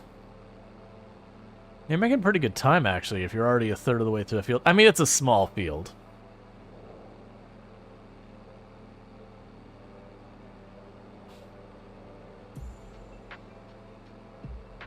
So I was saying, thinking about processing, isn't sugar beet and potato processor cheaper and better return on investment? I have no idea. I don't research the metas on these kind of games. I'd rather figure it out as we go. Because I've personally found if you start doing that, when people tune into your runs, it's the same as everyone else's runs where they've done, like, the people who know what they're doing researching it. Because there's just, oh, you know, let's say potatoes are the best return investment. I have no actual idea. Oh, then I mow the grass until I can afford the potatoes, and I set up the potatoes and do that. Or realistically, you'll have people like, what are we going to do? Silage. Why? Because that's the meta. Oh, okay. And so you just see a whole bunch of people doing silage because that's the meta, or whatever the meta is. I don't know if that is or not.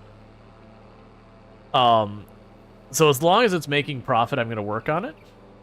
Because I do intend to, like, mixing things up a lot. But yeah, and I haven't sat down and done the research that crop X is far more lucrative than crop Y, and you know, the one I have done is looking at some of the minimum costs for starting a crop.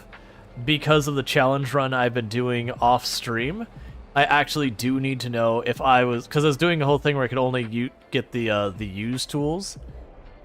And it was like, so for that run, I had to know exactly how much certain things cost to get off the ground, because if I bought one thing, I needed to know I could get the rest of the tools without being screwed, because I wasn't allowed to lease or anything as part of the rule set.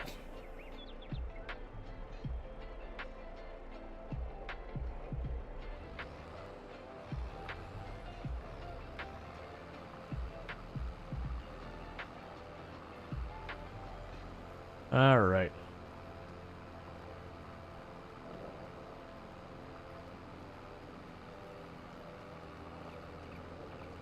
Yeah, so I figured I was like, for being able to harvest, you know, the wheat crop or whatever, it was like a minimum of almost $150,000, because the cheapest harvester was like $75,000, and the cheapest head on it was I can remember the exact amount, it was like $20,000.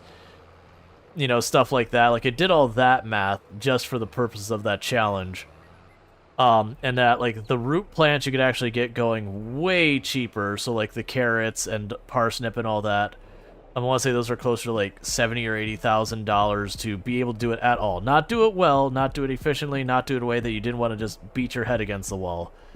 But to, like, literally get more than zero out of it.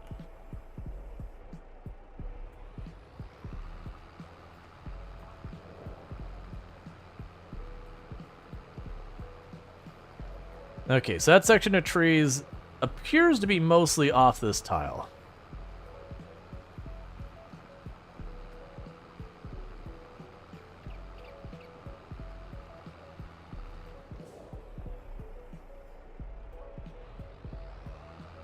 And then like I figured out for doing a greenhouse, it ended up being closer to like $35,000 because you needed a tractor, a water tank, the greenhouse itself, the water tower, like the water source, and then you needed some means of picking up the pallets because of the weight of the pallets coming out were too heavy for your player to pick up.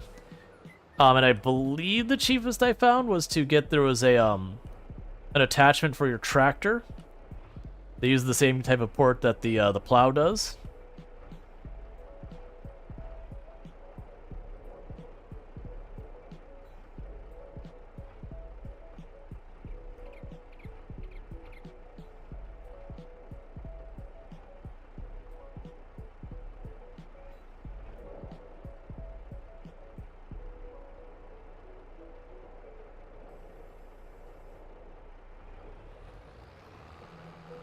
Okay. Oh, I totally forgot about the queue. Thank you for the reminder.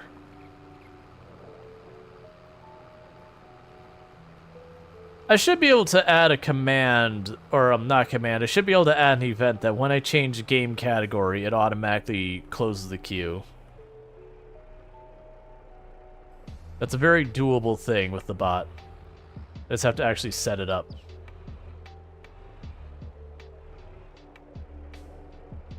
Yes, we would like farming equipment. I wouldn't even be against that if you could. I don't think you can name your farming equipment. Granted, there's probably a mod for that because, you know, it exists and therefore there's probably a mod for it.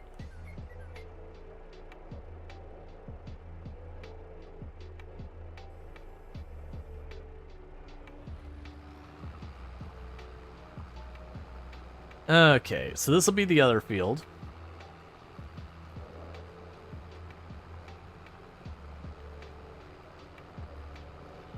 Yeah, so those trees are apparently just outside this property. I'm leaving that one alone, Soul Adams.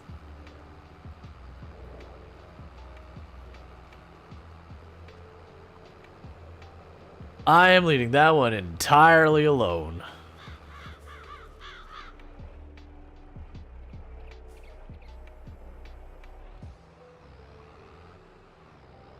Okay. Thank you for the follow. Welcome to the stream. I'm going to go ahead and do another lap with this one because this one can't handle the larger plow. So I'm just going to like make the path a little bit wider so I don't have to fight with the larger plow as much because that tractor's in the middle of doing that. I don't really kind of want to interrupt it. I don't think I need to get these done today. I'm pretty sure we can't plant anything till February is, I believe, the earliest, which that you can plant cotton, which is ridiculously expensive for the equipment. Like the harvester is something like 500,000. So I think we have to wait till March, and then in March, I believe we can plant oats.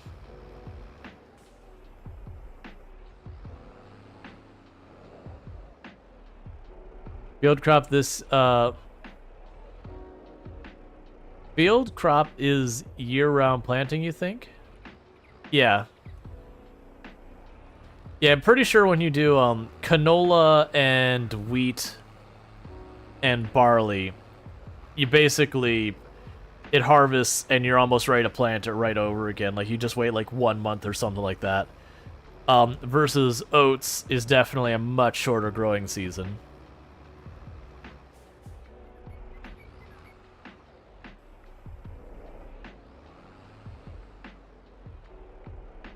There's a generic one that is whatever.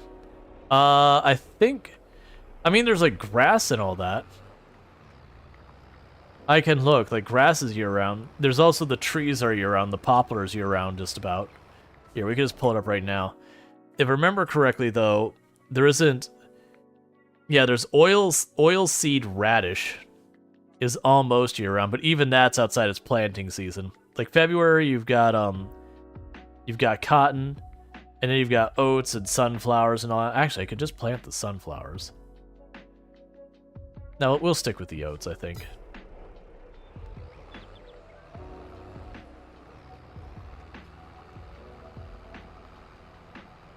Hey, Captain Sandy, how's it going?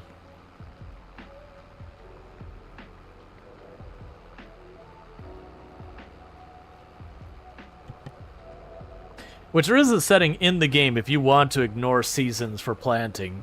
I don't have that turned on, though. Like, I get the idea is it means there's no need to fast forward to, like, wait for a field to be eligible for growing anything, which is mostly just the winter months. I don't know. I like that there's a certain pressure in being, oh, well, this field is opened up. I could plant something now, but I don't have the equipment to take full advantage of it. Trying to survive in the most disgusting part of Path of Exile. I'm glad when I'm past it. Ah, so you're in Belly of the Beast. Either the first or the second version.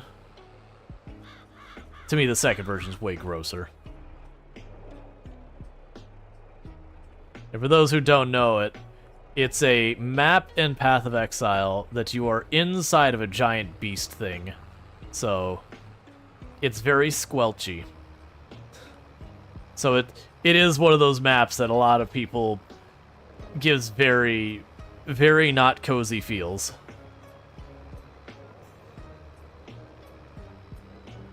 There are people who do it through the campaign for the first time in a league, and then they never go back to any of the maps that use that tile set the entire rest of the league.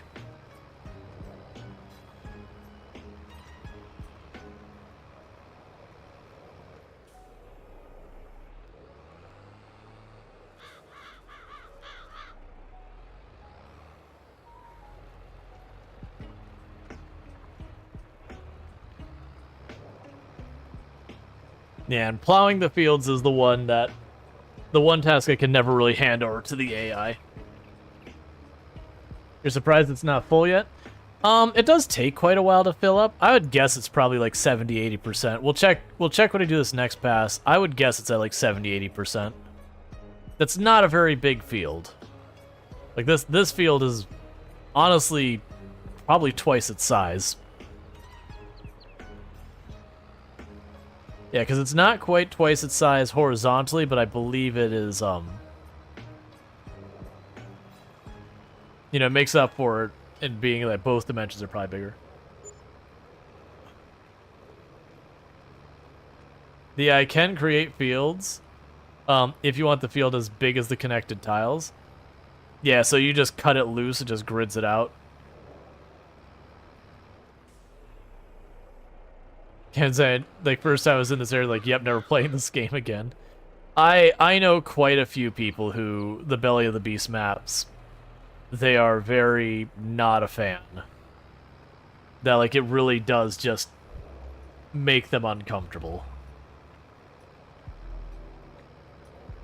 Like I said, the good news is you race through it real fast, and then you don't have to do it ever again. That season. I mean, technically you'd have to do, there's, I think, two, maybe 3 maps in endgame. You don't have to do them.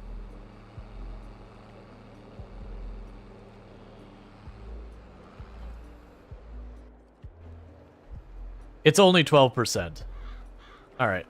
So I'm going to let you go for a minute. Actually. Yeah, we're going to let you go for a minute.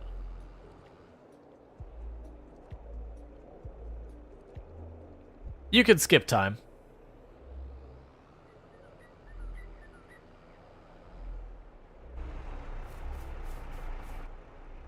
The time by default is... Oh man, I can't remember how many hours an in-game day is. It's a couple of hours for an in-game day. One in-game day is equal to 1 month. And all that. So it's not like one of these ones that's like really, really, super duper grindy. Like, you don't have to sit there and like watch the grass grow slowly over many in real life hours or anything like that. It's you plant it and you deal with it that way.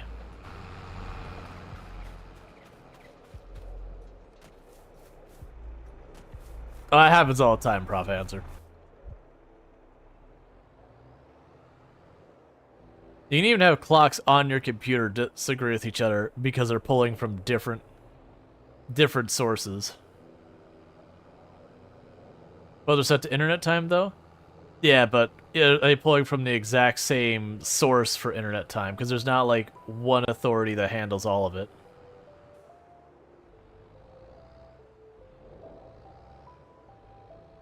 Yep, exactly. Likely just not the same timekeeping server.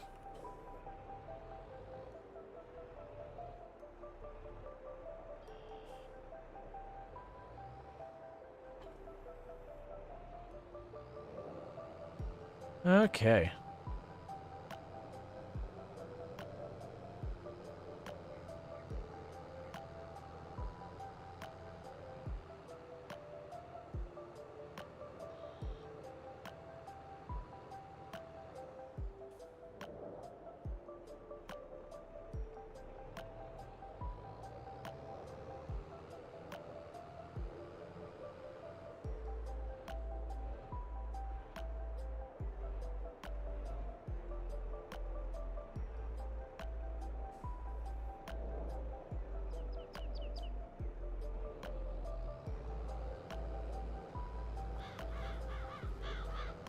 Alright, so you can do the thing where I, like, go around the corners this way for a couple of laps, and then we'll just do the straight lines. Just because I'm close enough to the edge, that thing hangs back enough, I won't be able to, like, really do it the one.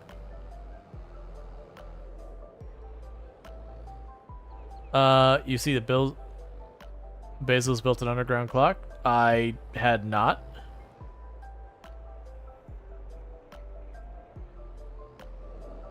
What is the purpose of the underground clock?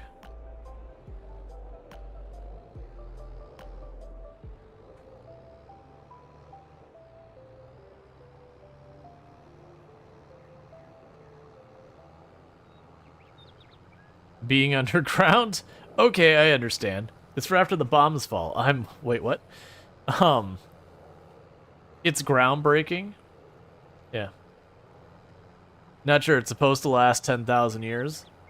Gotcha. So the actual thing is that, like, it's using geothermal power or some type of radiation power or, you know, something like that is the actual note thing. It's just what he's doing with that power to, you know, proof of concept stuff is having it run a clock that's going to run for what's effectively ever as far as human lifespans go.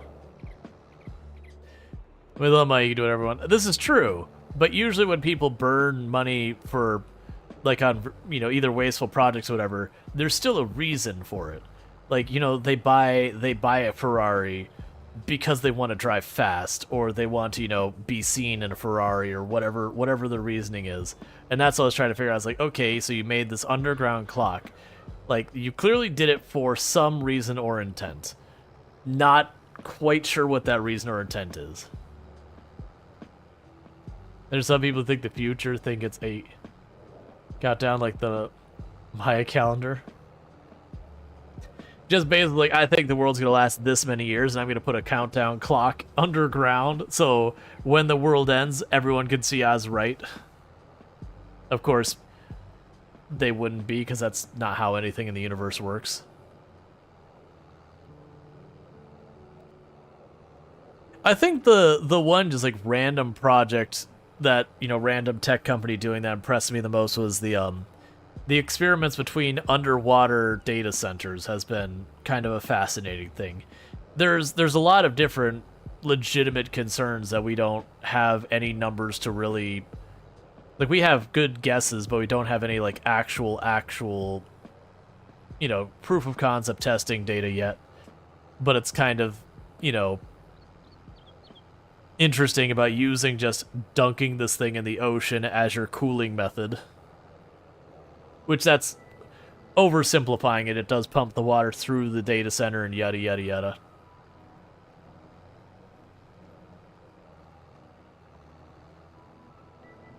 But the idea being is that data center, so far as the efficiency, would be extremely high.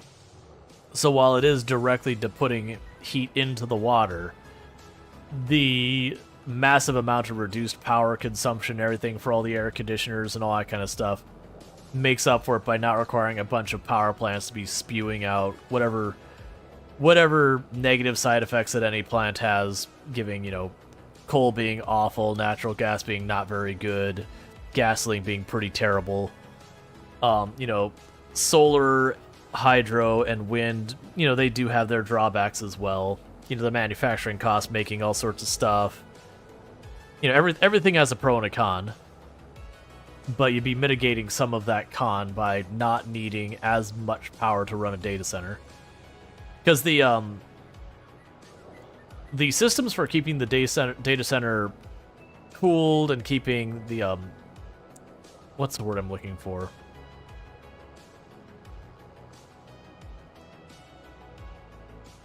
Air conditioning. No, it's not. It's part of air conditioning. The humidity. Jeez, it took me too long to get there. But keeping the humidity in the range you want it for a data center, so you're not getting lots of static zaps and all that kind of stuff. You know, there's a lot that goes into all of that. I didn't have me watching. You still working over there? Yeah, you still working. But yeah, so it's just the environmental control for data center is one of the primary expenses. You know, there is all the power that the servers are using, but servers are surprisingly power efficient most of the time. A little less so when you're talking like machine learning and like data crunching kind of stuff. That can be very computationally heavy.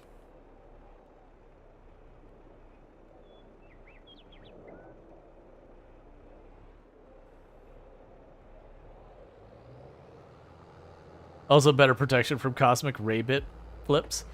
I wouldn't imagine that is a significant expense, though. Like, don't get me wrong, you get like those once in a blue moon where, you know, you get minor data errors where then it goes, it does its checksum and fails the checksum, so has to redo it and that kind of nonsense. But that is probably a negligible cost. What if we put them on the moon? They would be nearly impossible to keep from overheating.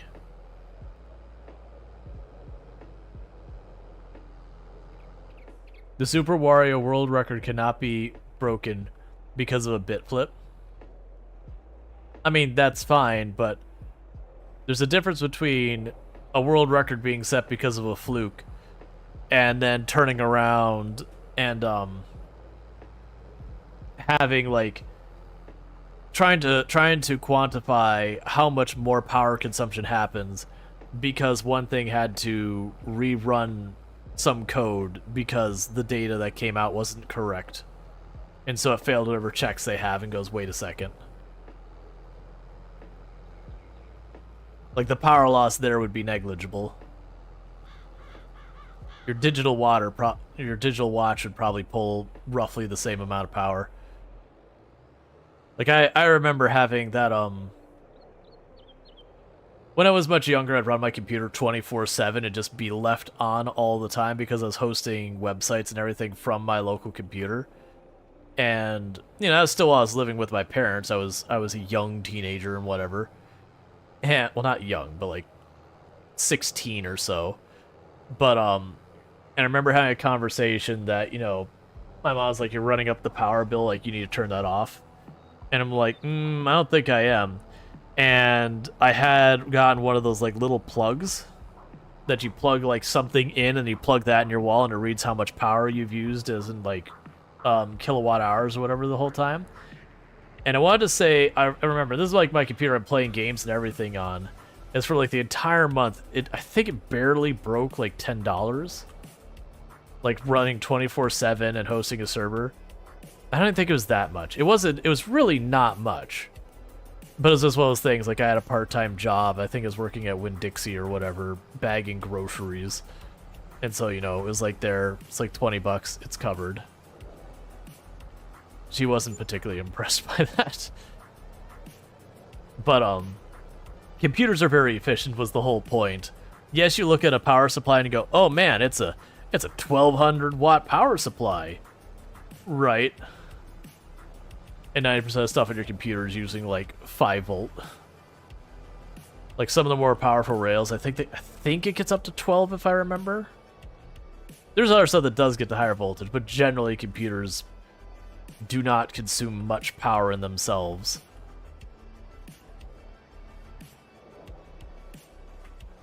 It's usually the cooling and like the peripherals like your monitors and speakers and all those other things that are the adds that are where the real power consumption tends to be.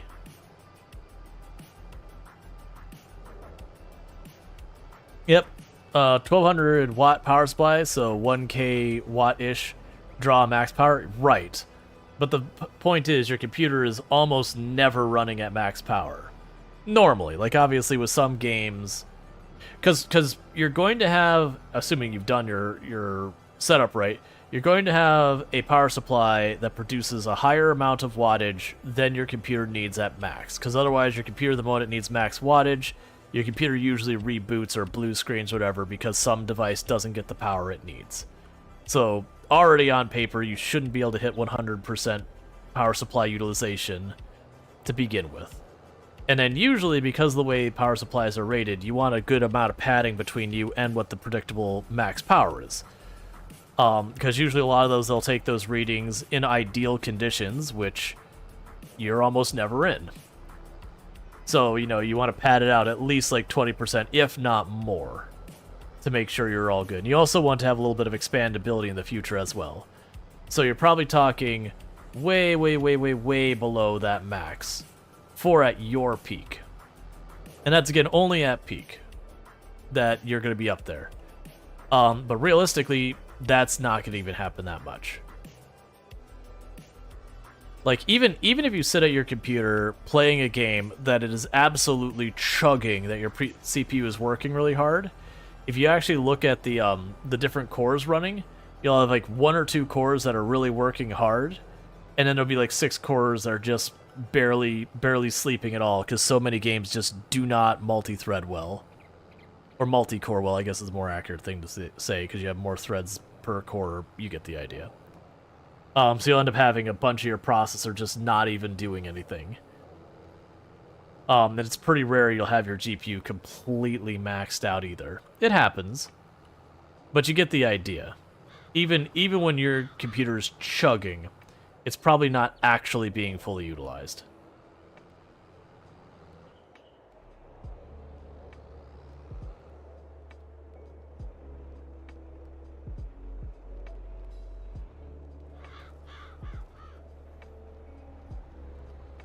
So the whole point being is, even if you got a 1200 watt power supply up there, it means you might end up having spikes that get in the 8 to 900s that you do want to have the power supply that high, but it's going to be over like a 24-hour period of running, even gaming and all that.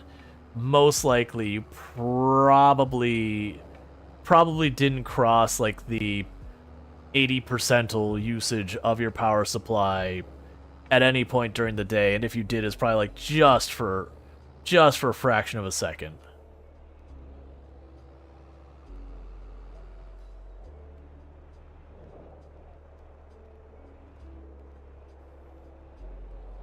Yeah, your NVIDIA 960 GPU was now 100% about Baldur's Gate 3. That's my whole point.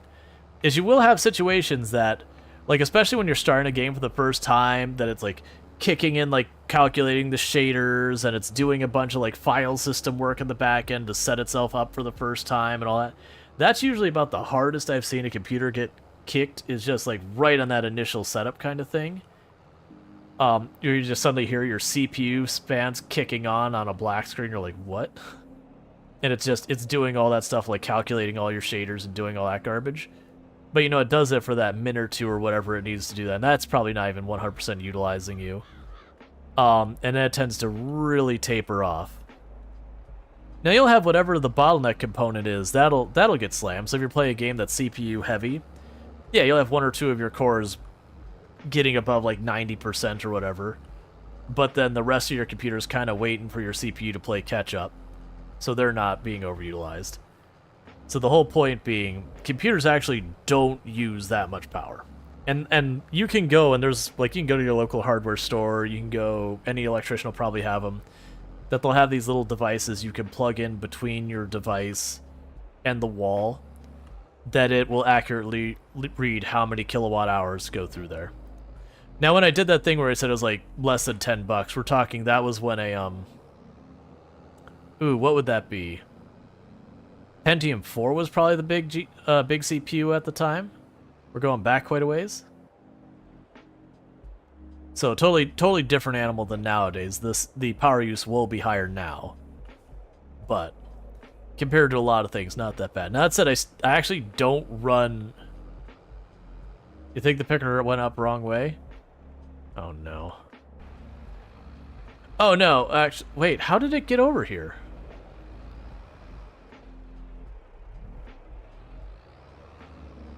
I hate how dumb the UI or the AI is about that. I do wish when the AI, when you put it on tasks, it would actually do like a check that says, this task, is it done? Like, don't go over the areas that have already been finished kind of deal. Alright, well I need to quickly use the restroom and all that. So what I'm going to quickly do is, I'm going to do that real fast. My hope here real fast. I'm going to actually watch. I'm worried it's going to do that. Check the map paint. Yeah, exactly. It's like, check, did the person already do this spot? If yes, because they already do that where they'll just be like, job's done. So my hope is that you'll turn around, because I put you right up on the edge.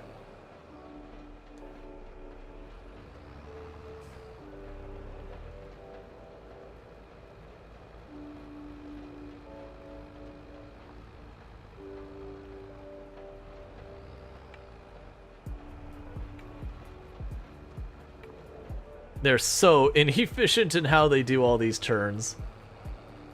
Okay, so yeah, alright, so they're lining up fine. Okay. Alright, so I'm going to go quickly use the restroom, all that kind of stuff. And so you're not being left with nothing to see. We've got our person who's going to be picking up stone in the meantime, so I'm going to quickly use the restroom. Thank you again for tuning in, and I'll be back here in just a minute.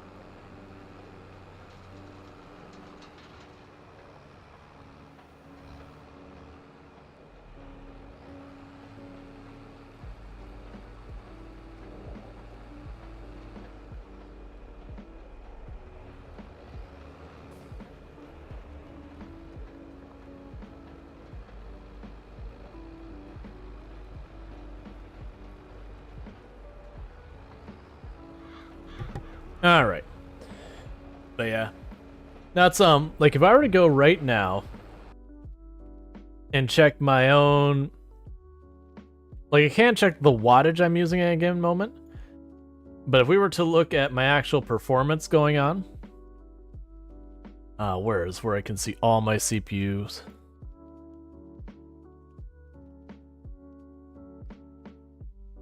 Just trying to see, like, if you look at my CPU utilization with me encoding a stream, playing a game, and I am dealing with encoding that out to TikTok, YouTube, and Twitch. And Twitch and YouTube are using the same encoding, but TikTok's on its own, and it's horrifically inefficient. And I'm still barely hitting about 20-ish% utilization of my CPU. Memory, I'm at about 36%. That really doesn't say anything one way or the other. Hard drives are both at 0% utilization. And then my GPU, of its different portions, it's still sitting around mid 30% utilization. It spikes up a little bit, but you get the idea. Even with like multiple encoding videos to being sent out to different stuff and playing a game where we've got the settings pretty, decently up. Now, granted, Farming Sim isn't exactly the most intense game, but even with all of that, I'm still barely utilizing like 25-30% utilization on my CPU and GPU with spikes, because that's the thing you have to care about for like performance in games. It's those spikes. Those are what make you frame skip and have problems going on like that. So when it goes from like 30%, it jumps up to 60 for a second and back down. If you don't have enough hardware at that 60%, suddenly your game goes slideshow. And then sometimes, depending on how the game is implemented, the game logic and the video get out of sync where it's trying to catch up frames. So you start getting higher and higher utilization of your GPU because it's trying to catch up to where the rest of the game is. And all sorts of stuff like that. And some games do a good job of like skipping frames and all that kind of stuff, but it all depends on how the game is programmed. Some do it well, some do it horrifically bad. Or worse, the game logic falls behind. And then you get that thing where it looks perfectly crystal smooth and all that, but like your stuff stops moving and you watch the trees blowing constantly, like cleanly. Stuff jitters around and all that because it's like trying to calculate the physics and messing up. Alright, so we're not going to start this person doing the other field this in-game day. We're going to let them finish this field, and then what we're going to end up doing is we're going to go to the other field tomorrow, and I'm going to right away at the very beginning of the day say, start doing the field, while I run around and do whatever else we decide we need to do, which I honestly don't know what all we're going to need to do. And the reason I say that is more than likely I will not have enough stuff at the greenhouse to sell yet. It is one of those things I'm kind of debating. I'm trying to avoid buying a bunch of like the same thing, because it's like, okay, I could buy a second of the large greenhouse, because like I said, they're way more reasonably balanced in how much they pay out versus the ones that are from this modded map, because the modded map produced something like $40,000 to $50,000 of goods a day, and if you use the water tower, it's zero cost in from water for $40,000 to $50,000. And then you look at the wear and tear on your vehicle, and it's like $60 in gas if you count, including the driving it over and everything else. And that's me being very pessimistic. And maybe at the absolute worst, like $100 in maintenance.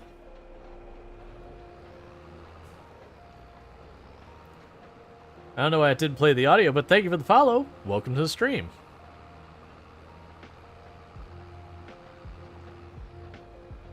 Versus this, it cost me probably 2,000-ish bucks to top off the water.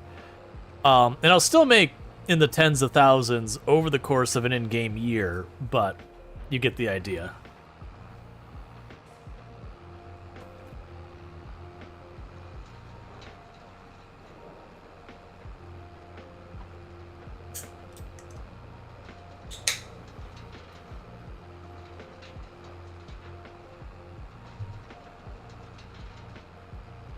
Alright, so we don't have too much longer, which is good. That's the other reason I don't want to start the next field, is we can get it done, but it'd be dark by the time they're going.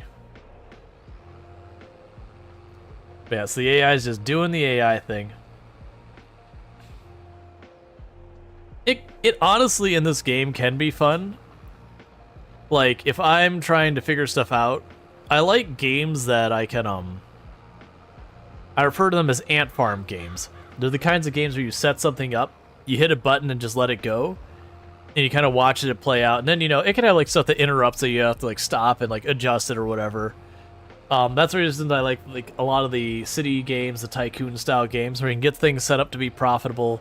You can play as actively or as passively as you want once you set things up. Like you stabilize them, and it can have like again, a disaster happens, or you're like, oh, I need to step in and fix the problem. But then once you get things stabilized, you kind of want it to play out. So like City Skylines, one of the things I learned, and I can't speak for 2 as much as 1, but you'd sit there and go, okay, well, I don't have enough industry, so I'm going to take a moment and make this industrial park area.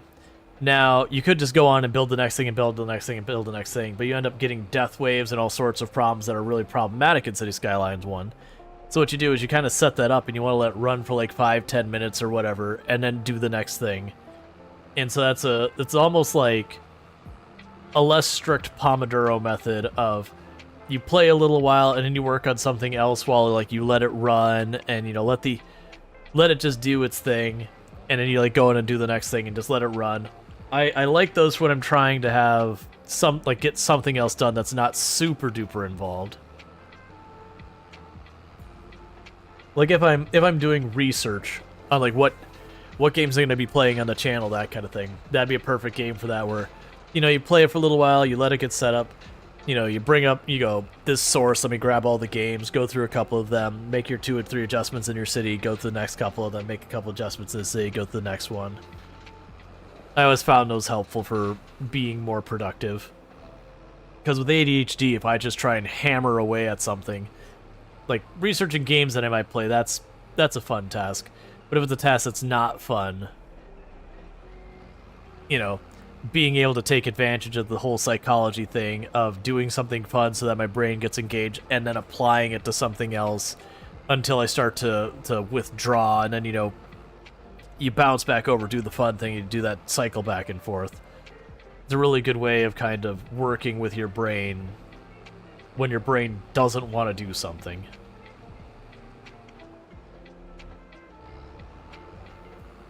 Yeah, so I think we got 2 or 3 more passes, and then this task will be done. I'm just gonna take over. Oh, I always forget that when you stop them mid the run, they shut everything off.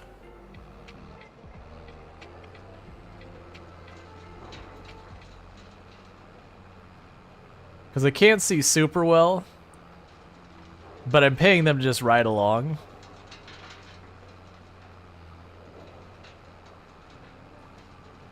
So we could do this without, like, the 6-point turn at the end.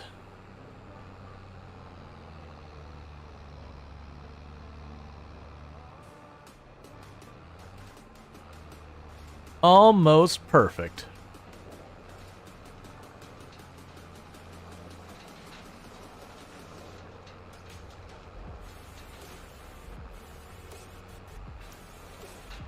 Because I just want this part of the process done.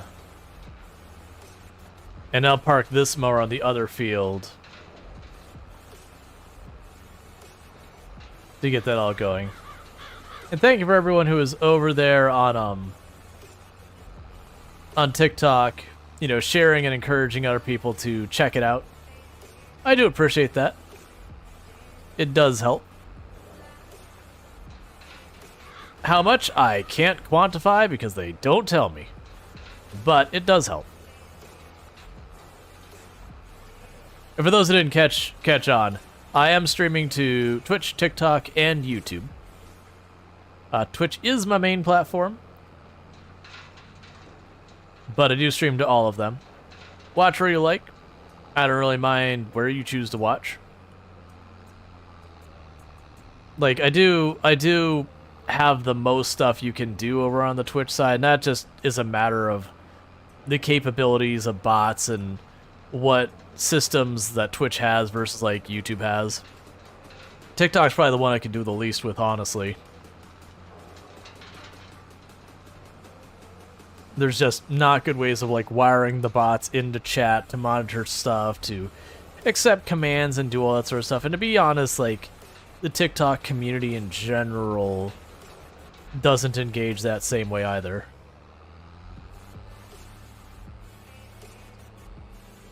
Alright, I know it's dark already in the game, but we're going to go and run up the hill.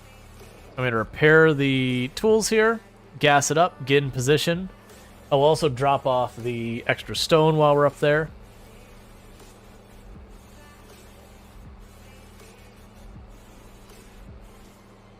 I lied, we're not going to do those things. I'll just get this thing into position. I forgot how slow this tractor is. I'm spoiled by our tractor, which goes like 32 or whatever it is.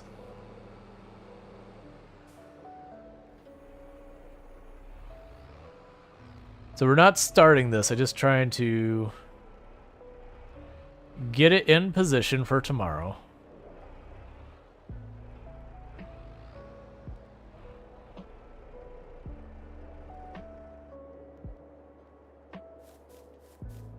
Okay. That way, the first thing we do tomorrow,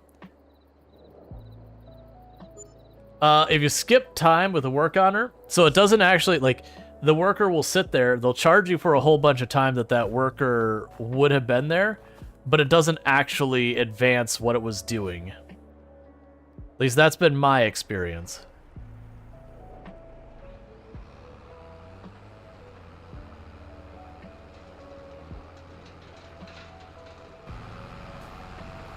Unsupervised work is unproductive work.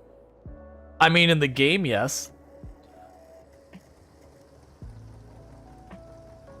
In real life, I don't necessarily... Like, there's a level of unsupervised versus supervised. There's definitely a point where you're micromanaging. I generally found the most productive the teams I was on when we had the opportunity to have, like, not having a boss riding over our shoulder, was the most productive I ever had as a dev. Like, you know, where the manager's like, here's the 5 things we need to do. We're just going to check in with you every N amount of time. And there's that, what was I going to do? So you're picking up the stone. Our planting, we're not doing the cotton because I can't afford the harvester, which means it just go to waste. We're probably going to be planting oats. Yeah, bosses that hover... Oh yeah, it's like, can you give me a status update every day? It's like, I can, or I could do my job. Pick one. You know, there's a certain amount of checking in, though, that is worthwhile.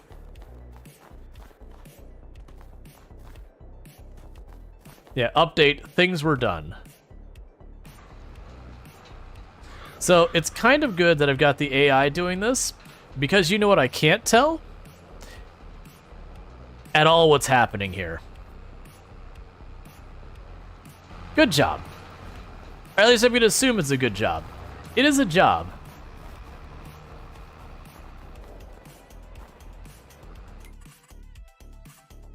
Oh yeah, no, I've had that one before. I've had multiple times I've worked at places where it wasn't even like the manager changed, but they changed some procedure and it got micromanagey and just, you know, part of it is almost...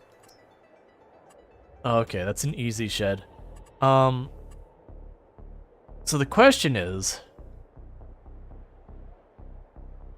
do we attempt to put a second greenhouse?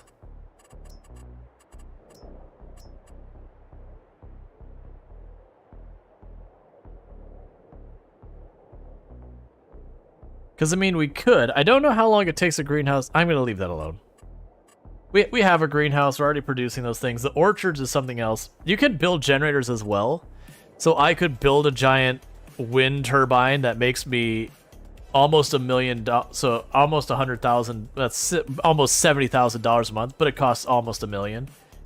You could build solar panels that they almost make you like 9,000, but it costs 100,000 to build. Now, like in real life, there's some months that can... Would a second greenhouse be better than production? No, but it's a matter of I can build the greenhouse now, and it makes me money now that I can use to increase my income for when I get to production, because it's going to probably be a couple in-game years before I can afford the production stuff. I actually do think we make the greenhouse. I have them slightly... I'm gonna do this. I'm gonna make them nice and wide apart, like really wide apart.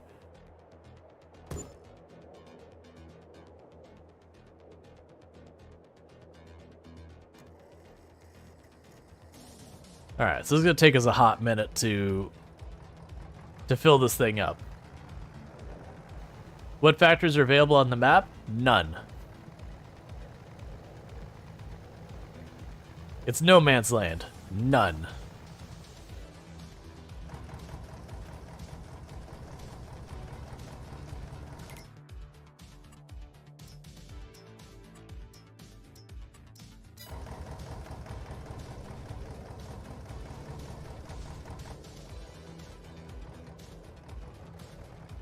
Oh, meant to place? Oh, there's a bunch. The problem is the cheapest one is 50,000.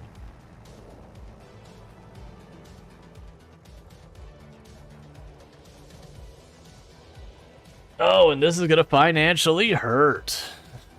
This is gonna financially hurt a whole lot. Like in the short term, because I gotta buy the water. But like I said, we did this early in the stream because we found the other greenhouses that are built in the map are just super overpowered. 0 in, 40 to 50,000 a day out. It's a little overpowered. Whereas I've had to put 2,000 or 3,000 in, it will probably make similar amount in total out. But instead of daily, it'll be yearly or whatever. Not counting any of the other crops, just out of the greenhouses. But we can also set up processes for these buildings as well. Yeah, so a full tank, 800 bucks. And it'll take me just shy of 3 to fill this up.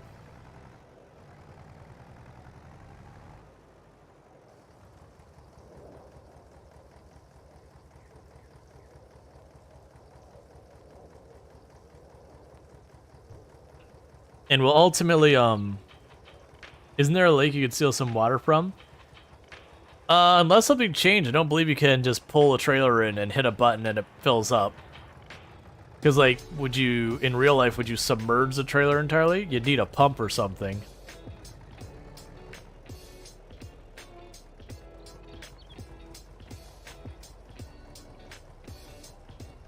Like, don't get me wrong. It would be understandable if the game you could buy a pump and put it on, like, along the lake or something like that.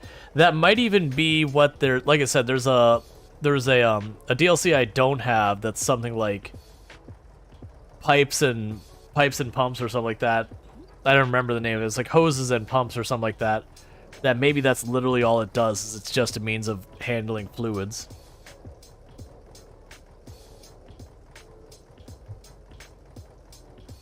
So what I'll probably do is I think we are going to go chop down some trees and use the truck while the AI is doing the stones. Because it's like, I could take over the stones and it wouldn't cost me anything, but I can't see what I'm doing because there's snow on the ground. But the AI just knows. They can clear the rocks by sense of smell.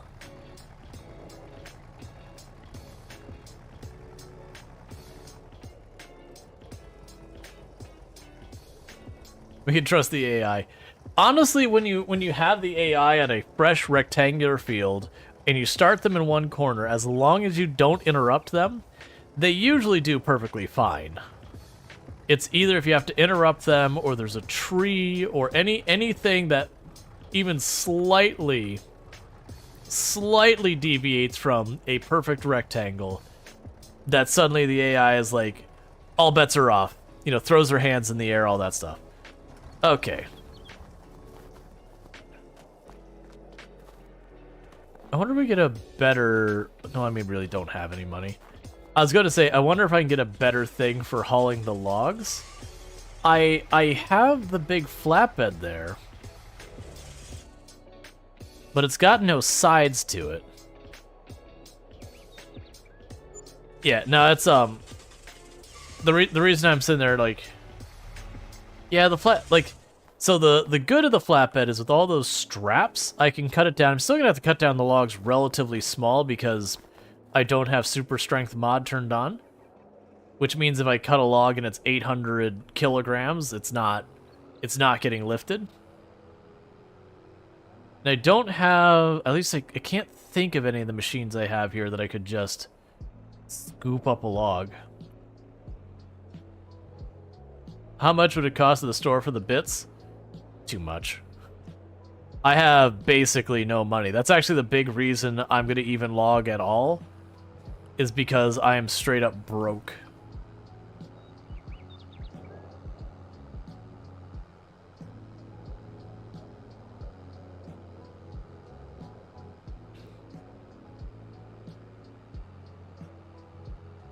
Okay, so this area of trees across the way is on my property now. So we're going to start hacking away at that.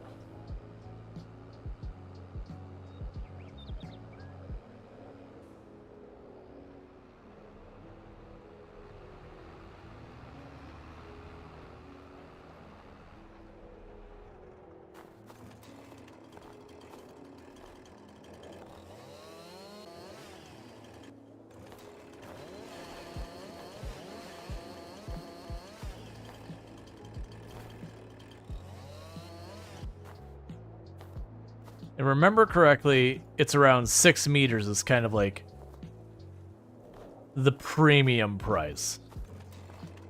It's not that big a difference. But I believe it was 6 meters is like the sweet spot so far as trying to get the most. Because I did find if you don't clean off the branches or anything, you get paid crap.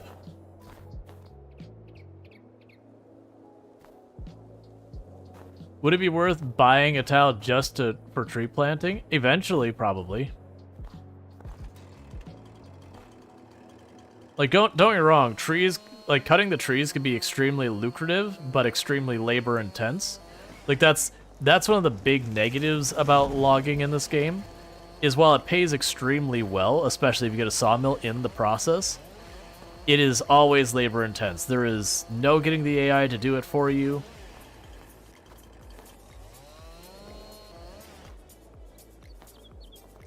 Even if you get like the giant machines that like you grab the tree and it just spits out the logs at length, you still have to, like, honestly, it's the picking up and moving them that's the pain part.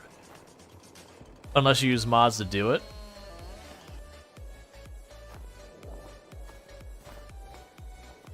Which technically that, I believe that Universal Loader would let me buy a trailer that I could just pull up to the tree and it just kind of absorbs them in.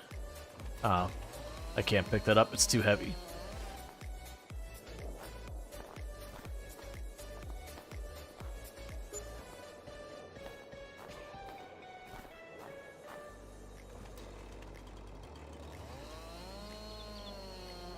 Wood chipper? There is a truck that you can have that you just drive over stumps that spits out wood. I don't think they have one for the logs though. No, I take that back. They do have one for the logs. I remember it was kind of annoying to use. Like that to me is the big thing they gotta fix to make the logging way more interesting in the game. Is just find ways to improve the loading of the logs.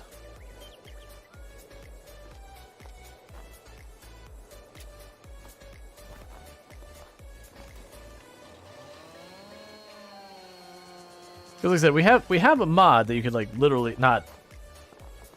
I mean, technically it's loaded. I haven't used it once this entire time for that. That you could just pull up to a pile of logs, hit a button, and it kind of just teleports them all inside. I don't know if I want to do that though. Like that'd be something. I was thought it was gonna be just like 1/10 of a kilogram too big. That is something I could see doing if we're sitting on like a big forested area that I'm just clearing. Like with the machine, like the big tree, choppy, grinding machine, where it just spits out a pile of logs, you know, cut to the length you want it. I could see using the auto loader at that point, but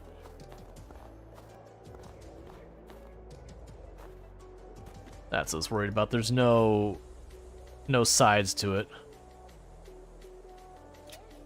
So I have to like strap those in regularly.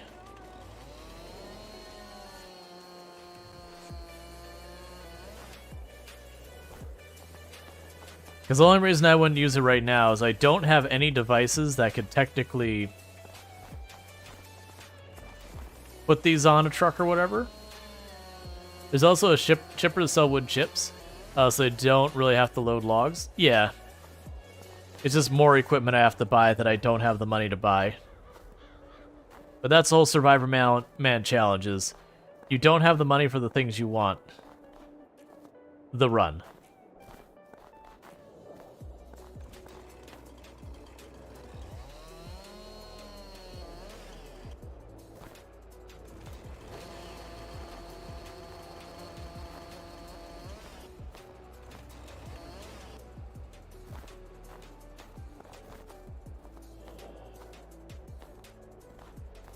Okay.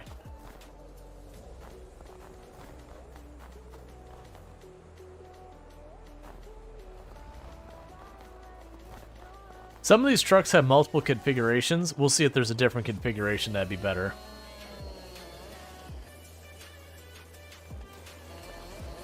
You seem to remember the map starting with the custom wood chipper? Maybe.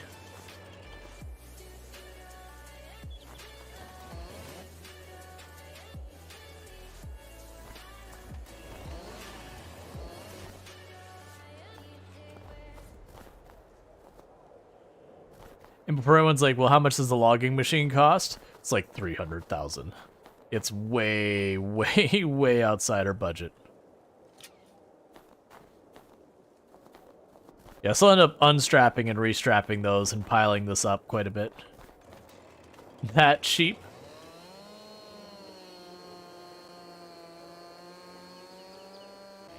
All right.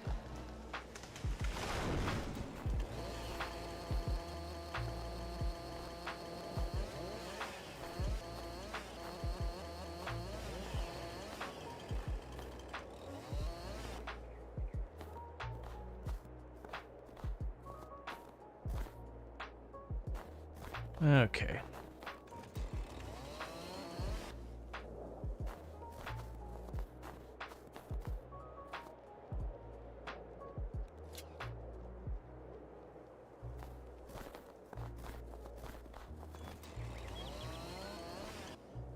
I do like the snow crunchy from walking around in the snow.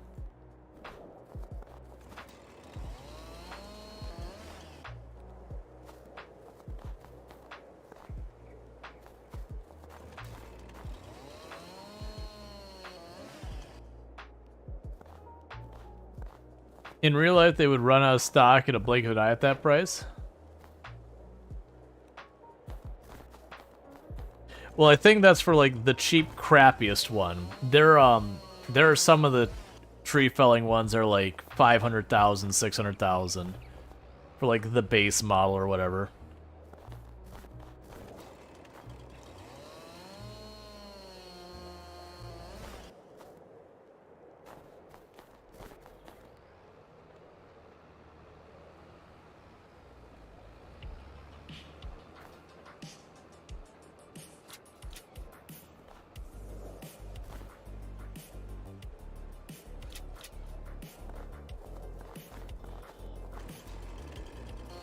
All right.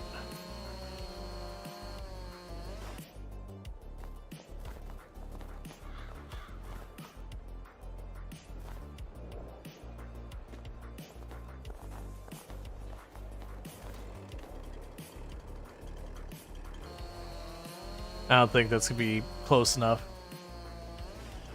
Nope. I was trying to cut in half because it was 394 and I needed to be under 200. But I cut slightly off, so I still have one that's over 200.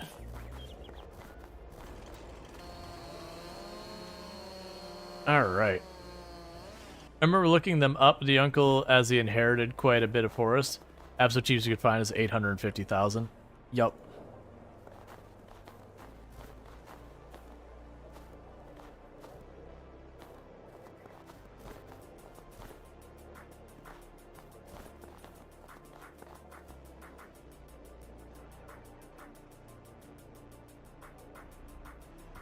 Let me go with this real fast because I'm a little worried about the employee over there tapping us out money-wise.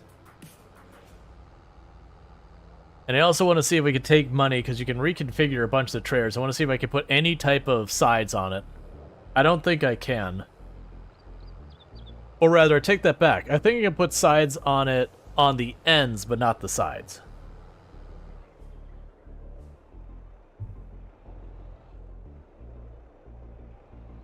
Which might actually work out pretty well, honestly.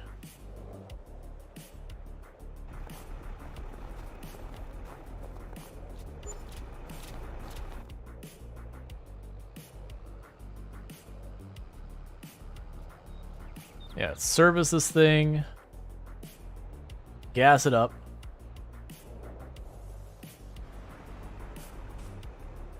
And see what we got.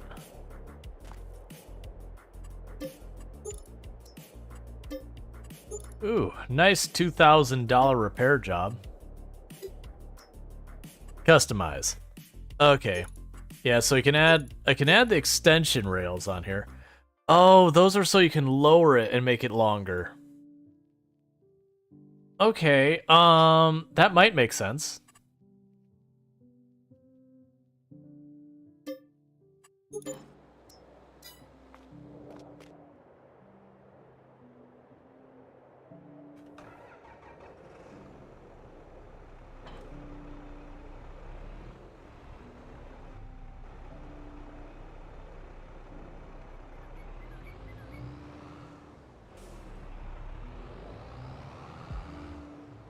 I changed my game settings to turn the controls back on. Like I said, I turned those off for a video. So we go to help window, turn that back on.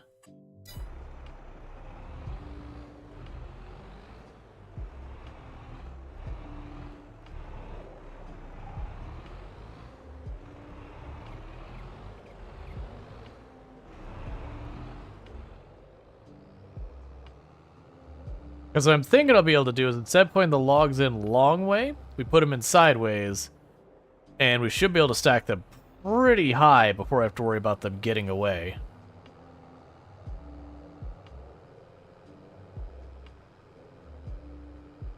And now I have enough money to keep the AI running for a while. They're already about halfway through the field, if not longer, if not farther. Then once that's done, we're ready to seed that field tomorrow.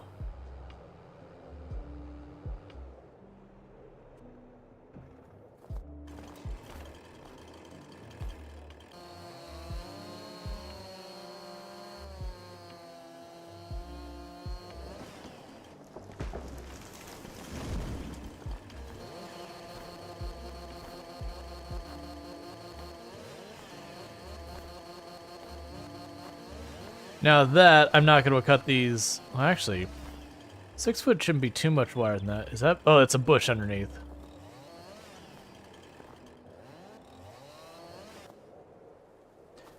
So that's 3 meters. Oh, right, it's meters, not feet. Yeah, so aim for around 3 meters for as long as we can.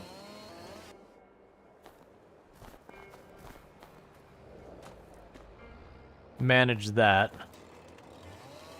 Till it starts to get too heavy for 3 meters.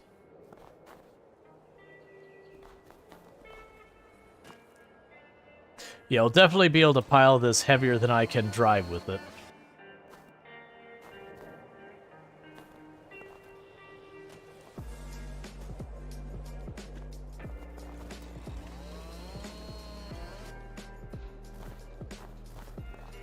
And he's way too short.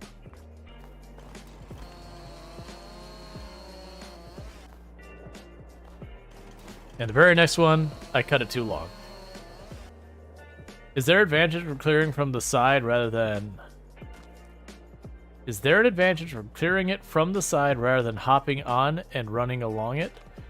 I have found running along it, I've had to go back and do a lot more cleanup. I've had it be inconsistent. Like, when you get it to cooperate, I like it.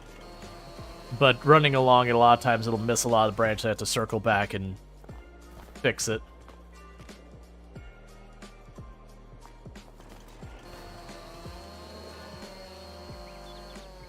And that could just be me not knowing, like, not finding the sweet spot or whatever.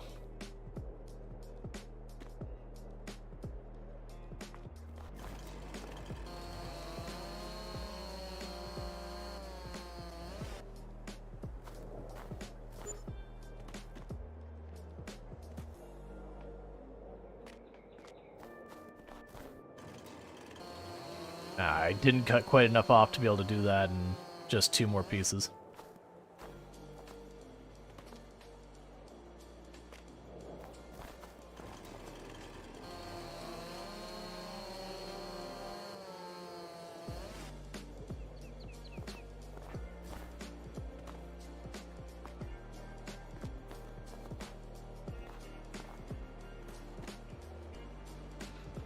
That was probably just...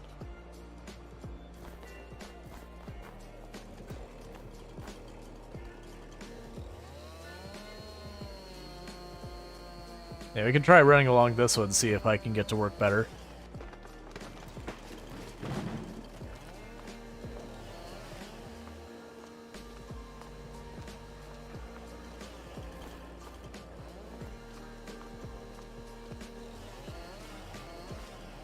Yeah, see, like, sometimes I can get to work, sometimes I can't. First way I do this way, usually I don't have to do much after the fact cleanup.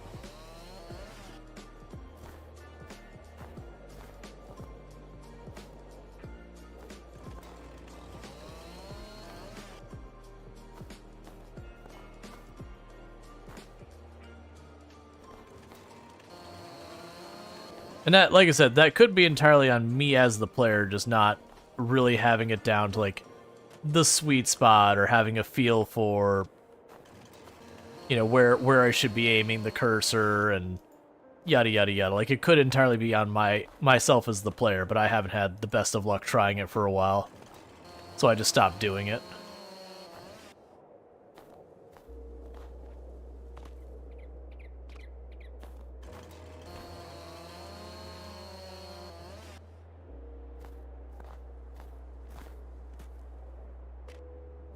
I do sort of wish there was a different button you could hold, so it wouldn't, like, grab onto it,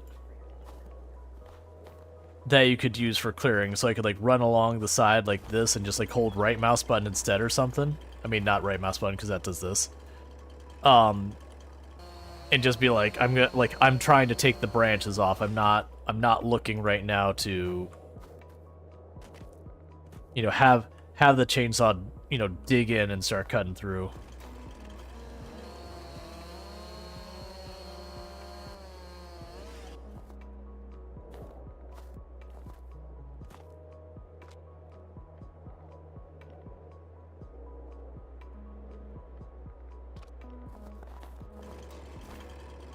Alright, so it has to be at least 4 logs.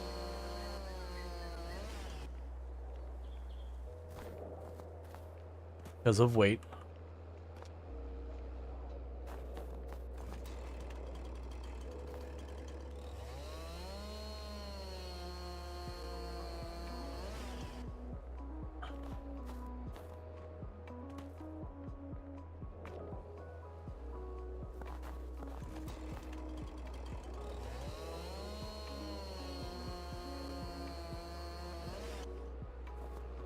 I wonder how much I can actually tow in the weight for this tree. Because right now we're sitting on, this is 2 trees, 3 trees we put on here? 2 trees, I think. I know the littler tractor could handle 2. At least. No, I'm sorry, that's not true. I know it can handle... Sorry, it's the truck, not even the tractor. I know the truck can handle a full tree.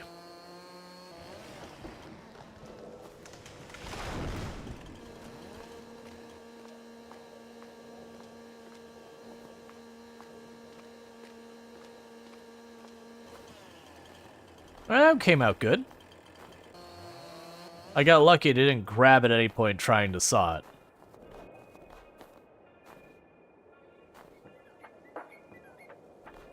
Oh. There we go.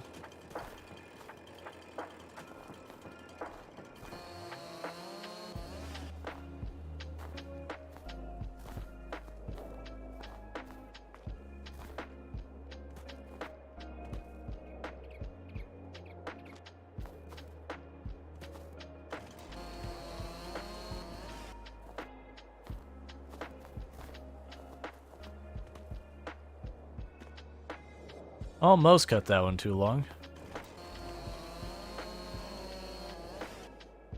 And I did cut this one too long.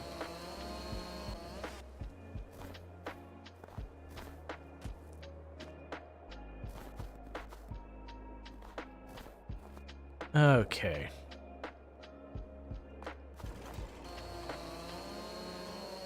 Will I have cut this too long again? Yup. Alright, so we'll get a pretty good payout of this, which will help a lot.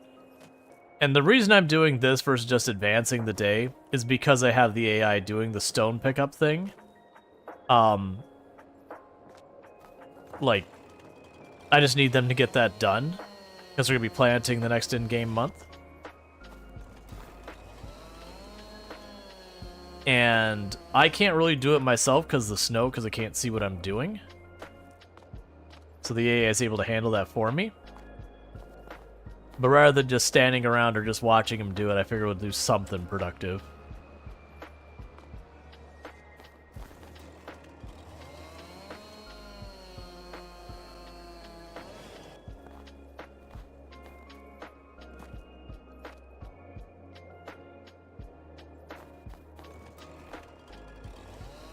This is a pretty big spruce. A lot of these little ones, like this one here, is 150 kilograms, and I can't pick up over 200. The other one I did, that one, was like 184, so it's almost the limit. So this is a big old tree.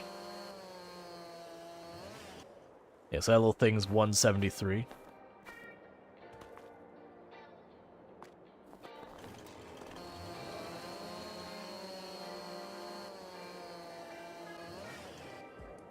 $183, so I'm gonna have to cut them even shorter.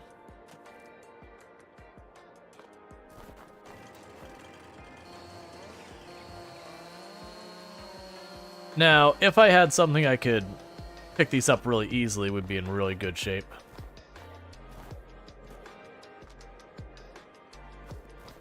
That said, I also don't feel like there's anything in this game that picks up trees particularly easy. There's some of the front loader ones you can pick up, like a log, maybe 2, decently enough, but that's kind of it. The next best is to get one of the things in the back where you can, like, twist the arm, pick it up, and drop it. But I found, while that's fun to do that, like, you know, the arm game at your arcade kind of style, that can be fun to do, but for any length of time, it's just murder on your wrist.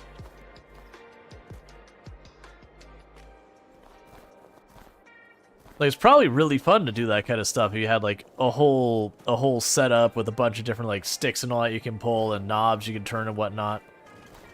To, like, you know, simulate actual controls kind of thing that, you know, are purpose-built versus just random keyboard keys and a mouse.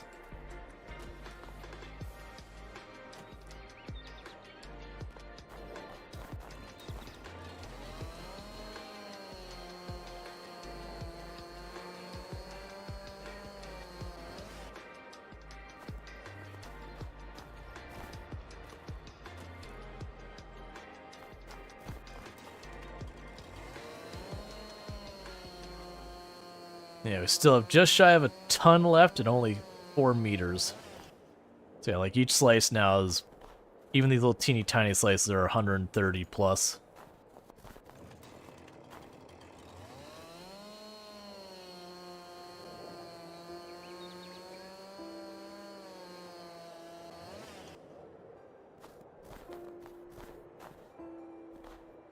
To be fair, those are some big old logs.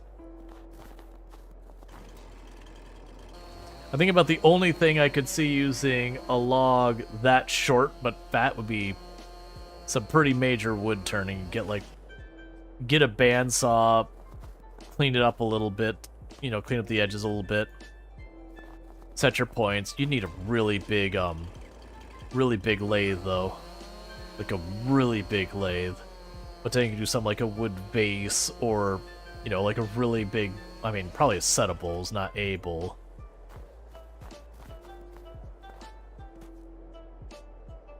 If you're not making planks out of them, they're cut too short.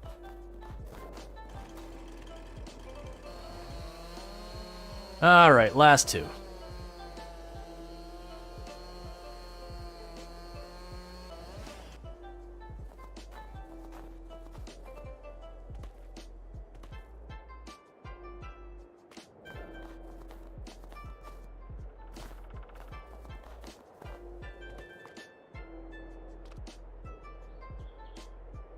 And how are you doing? You're at 43%, and you're about 2/3 the way through.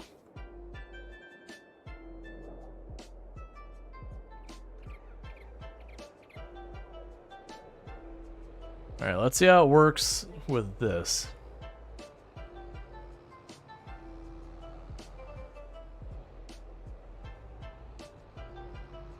Okay, that seems to be relatively fine. I was worried about how much weight we're putting on it.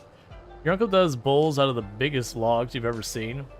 He has a ginormous lathe span. Oh yeah, no, I had the pleasure of had a family friend when he was around that he'd let me use this full bed lathe, and we'd do some pretty big bowls. And yeah, it was like just you put what feels like a chunk of a tree, just like this giant billet on the tree, or like this giant like log of the tree on there, just like, yep, that's what we're gonna do. Now, granted, they weren't as tall as these, but they're like really short, fat things. All right, so this should be like 8,000 maybe. 7. Still, it's pretty good.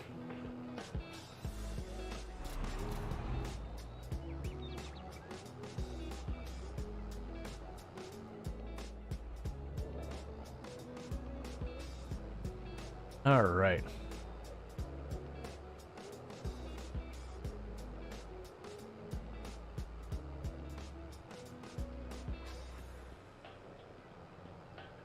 I wonder if the auto pickup works the logs in this. I don't think it will, but I'm down to find out.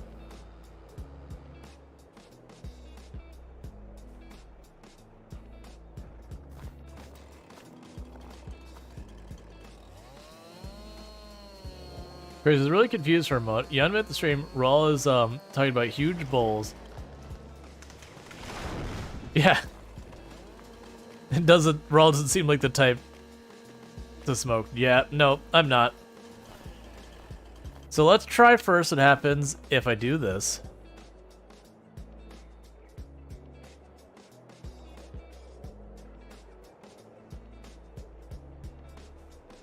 Any more items of this size? Okay. Cut it in half. Items of this size. Okay. Cut it into quarters. I just want to see if it can do it. Not that I'm going to do this every time. I just want to, you know, is there a limit, as it were?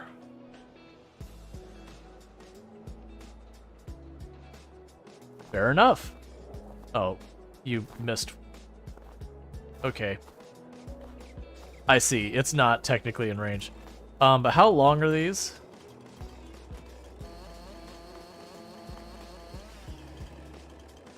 So that's 9 meters long, so that's too big.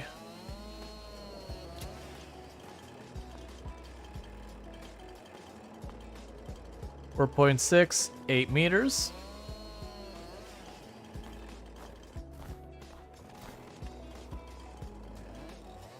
I'm willing to do that. Mostly because I'm tired of cutting the logs into a billion little teeny tiny pieces.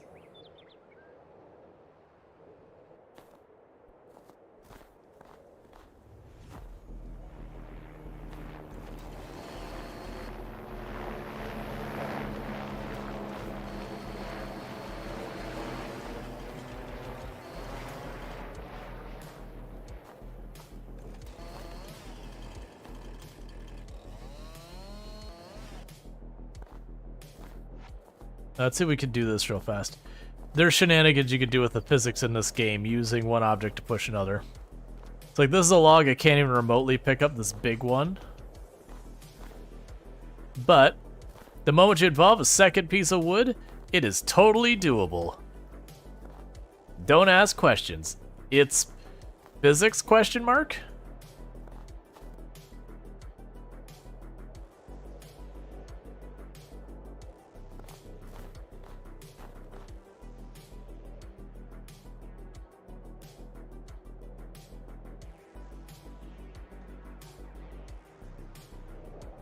Yeah, so it's not really that good. Yeah, it definitely doesn't do a good job.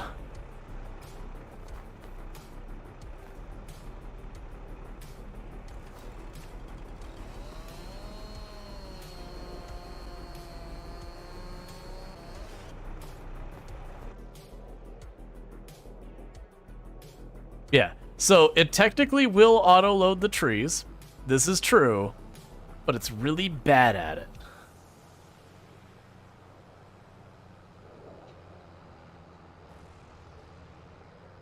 Which makes sense. Very clearly I should be taking a trailer that actually has reasonable sides.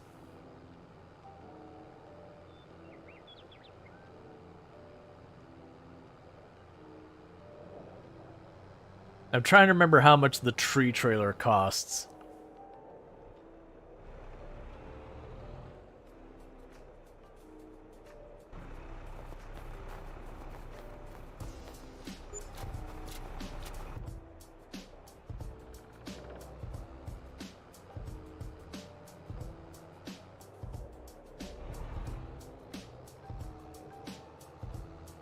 I want to say it's like 19 or 16,000. Which all it is just like this trailer just pulls on the sides of it. So that way you can put the really long trees on it. I'm probably not going to worry about it. We're just going to knock down a few more trees. Like this stone picker-upper is really close to done. And then it's time to fast forward to the next day. And then that's planting time. Yeah, you still got a couple passes left in you, but you're getting there. We also don't own this entire area. Like, I'm right up against the edge of what we do own.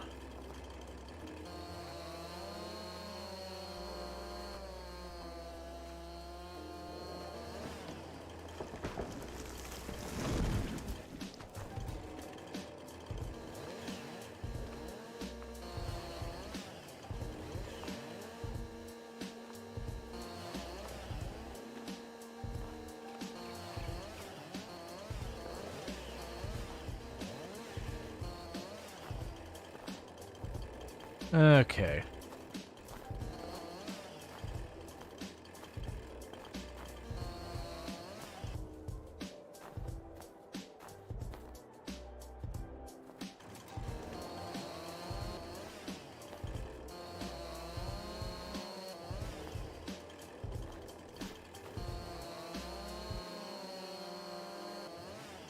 Alright, so let's say we can't make this happen again. So scoot you over. Scoot you over.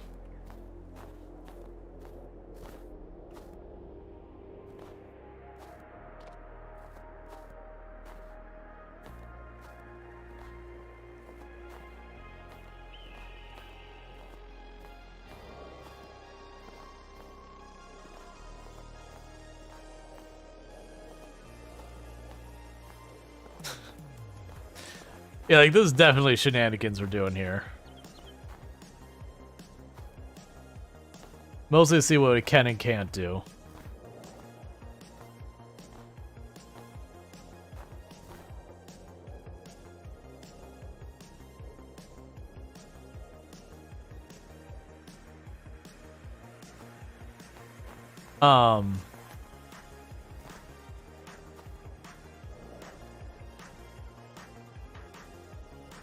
I think we're in trouble when this thing starts moving. Because I'm pretty... There we go. I was saying, I'm pretty sure that's not locked in.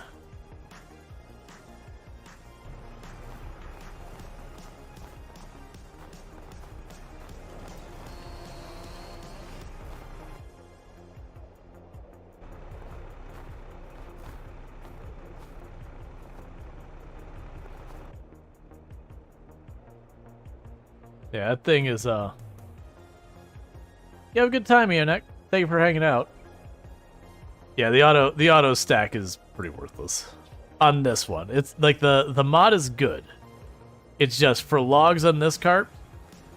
No, the logs on this cart is really not well suited. You need the actual logging cart for this to be worthwhile. Thank you. You have fun shopping and hanging out with your friend and everything.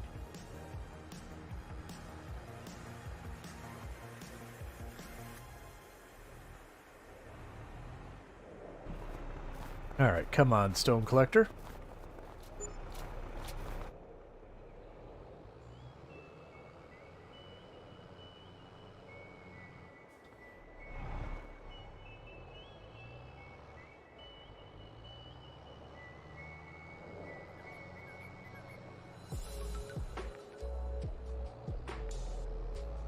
I think the stone person is either on their very last row or the row before last, judging by where they're at.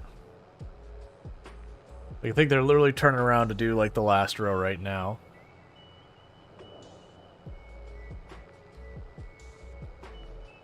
We'll see where they end up. Okay, so row before last. They got one more row to do after that. So let's go ahead and park this up. Let's not worry about any more trees.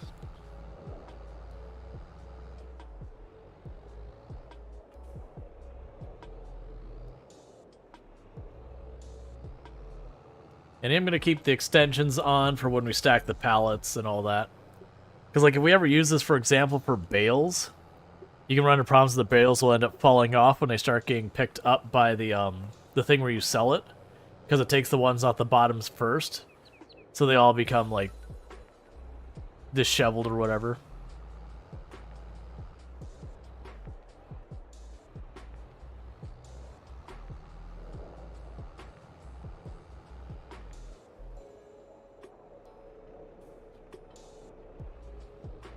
Okay. Oh, thank you for putting all the links out there, Enoch. I appreciate it. And let's grab... I'm on the wrong side. Let's grab the trailer for holding everything. We're going to start moving some of this stuff around while I wait for the stone picker up to finish. Then I have all the tools just heaped up here. Because what I could do is I could take some of these tools that are going to be strictly used for the fields that I don't need to fill up with the fertilizer and all that over here. And we can put them in the area that the granary is going to be built, but not quite in the spot. So you could take this, the plows, the stone picker up thing, the harvester. You can take all those and put them alongside this field over here.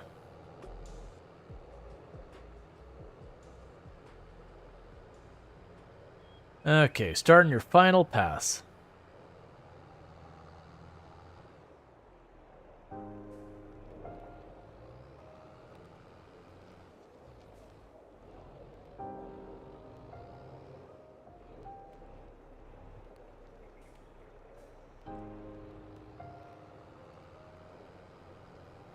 All right.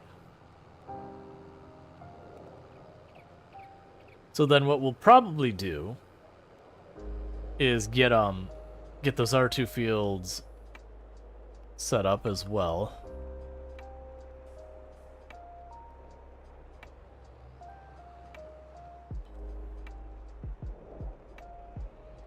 Because that's the thing is we'll start trying to position stuff both strategically and so it's not all in one spot. Oh, I see. I can't turn... Oh, I didn't fold you up. Alright, so you should be just about done by the time I get this in position. Wherever you are. There you are.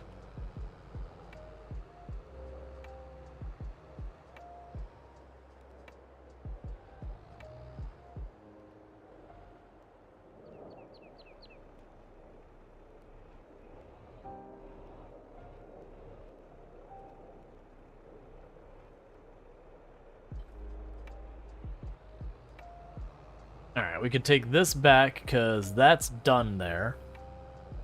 We'll take this, park it up, we'll grab the other tractor and the stone thing, we'll sell the stone, then we can bring this all back, park it up, do it. Well, assuming there's enough stone to be worth selling.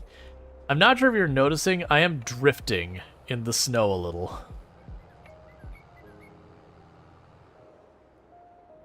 Like, not enough you could do like a proper like slide sideways or some nonsense. But enough that it's like, almost like hydroplaning just a little.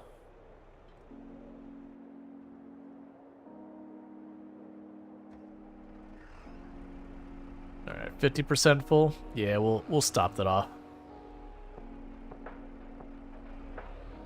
Okay. Oh yeah, we're gonna stop off anyways, because we're real low on gas in this thing. So, let's take this back, drop off the stone, repair it, gas it up, bring it back. We'll ditch the stone picker-upper thing along where we've got the plows and all that. And then we'll fast forward time. When we fast forward time, we will then go and start seeding both fields. I am going to go ahead and make the bigger field oats and the smaller field sunflowers. And the only reason I'm going to do that is so that I can work on one field while the AI works on the other. So the big tractor will get the planter, the small tractor will get the... Sorry. The big tractor will get the seeder, the small tractor will get the planter, because the seeder requires more power.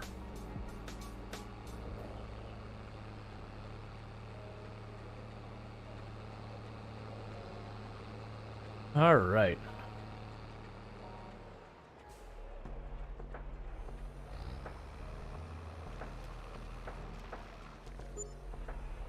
Yay, $57 for scattered stones. Excellent.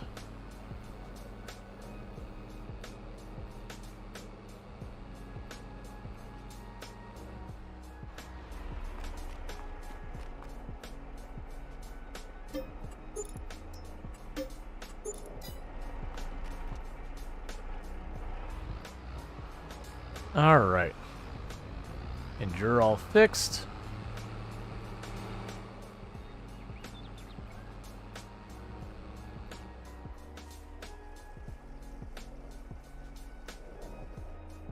And we're all fueled up, another 87 bucks. And we're good to go.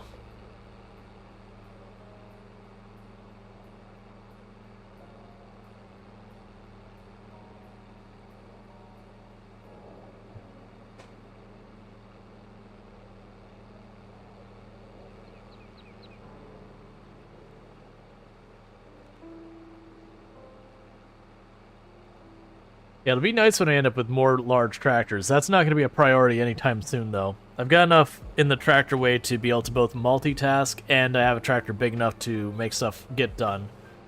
I do think the next big spend we have is going to be one of the processing buildings, ideally. So we'll see how the greenhouses take care of us. Otherwise, if not that, I don't know what we would spend our money on next otherwise. And the reason I say that is getting another tractor doesn't do me any good. The extra tools would let me finish days out faster. Like if I got the larger stone pickup thing, or if I got the larger planters and all that, I'd be spending a lot of money, but it wouldn't actually increase my income that much. It would offset my worker costs a little, but I don't think it'd be enough to really justify the spend. Versus if I get the bakery, or not the bakery, the granary, and we start filling it up with whatever produce we get, that's taking my profit and just increasing it. You know, per unit kind of thing.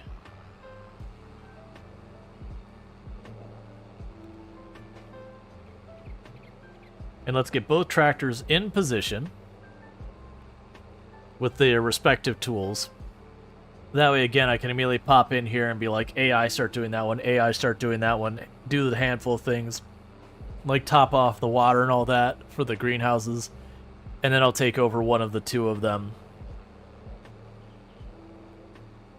Yeah, so I believe the planter... I mean, I know... I don't remember what the horsepower requirements for these are. I know this can handle...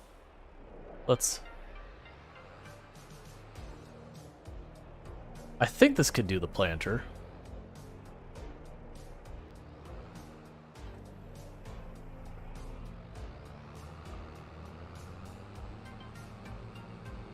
They're not planting right now, I'm just getting into position. So that way when the next day starts, I can merely just hit tab, start the row, turn on the AI, get the other one, start the row, turn on the AI. Since the AI will be the time bottleneck for the next in-game day.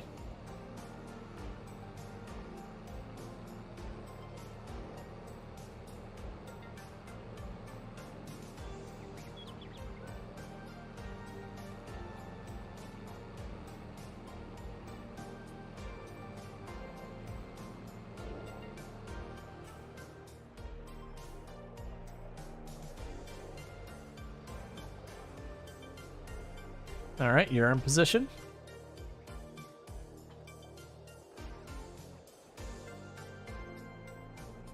And it was all full of seeds and fertilizer and all that.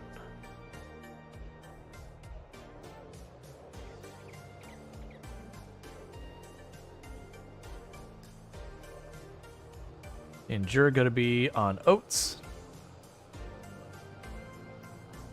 Just because that's what'll be able to grow the next in-game month.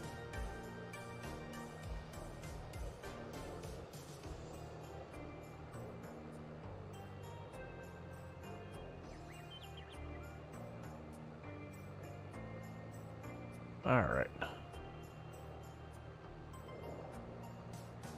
I could also potentially put a field on the other side of the road at 46.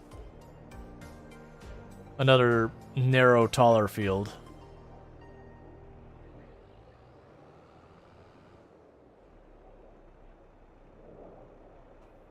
Alright, so the thing I want to check is if I go over to this tractor and I try and turn on the planter, does it sit there and go, I don't have the power to do this?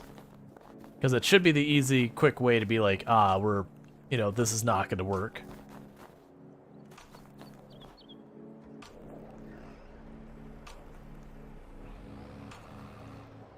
Okay, cool.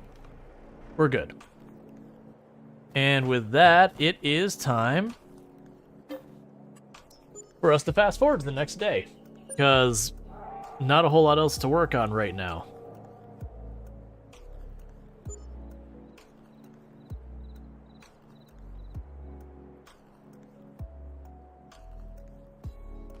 Okay, so I'm not quite as well on target as I thought I was.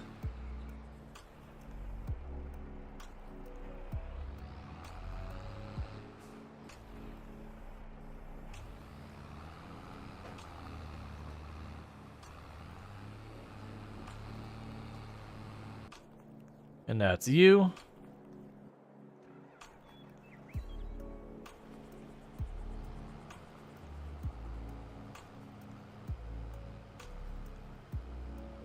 And that's you. Start topping off the water in our greenhouses. We're starting to get them collected, but we want to wait to sell those till it's the right season. So for right now, they just sit there.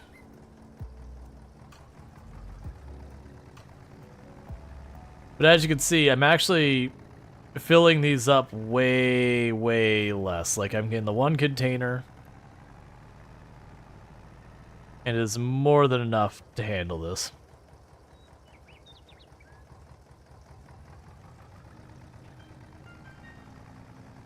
All right.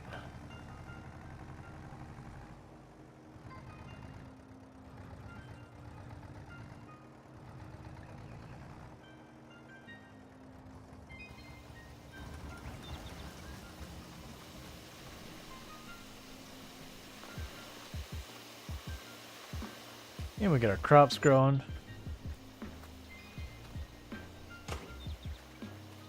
Yep, we're doing a solid job out here, starting to get a bunch of produce there. Okay, so it's kind of just checking in on those fields. Unfortunately, I can't work on yet another field. So it is at the moment. And we can get those going, but that's perfectly fine. How am I doing for time, by the way? Oh, we're doing pretty good. So we got another hour and a half before stream is over.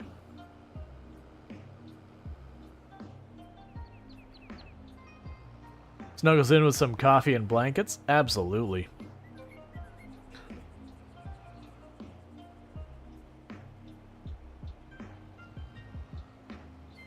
Yeah, so I got both fields being planted, which means both my tractors are busy.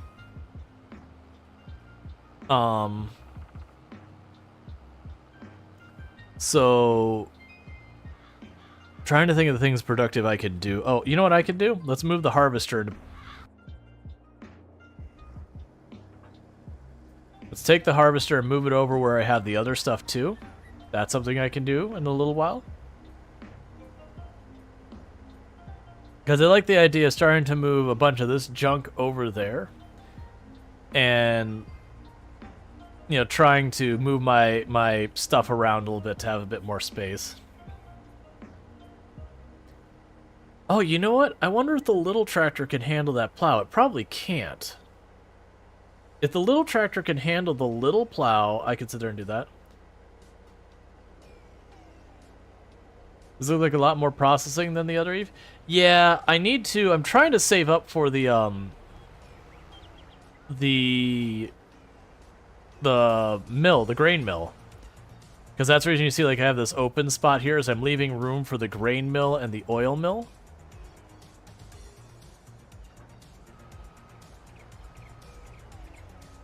So I can start taking the produce we make and doing something more useful with it.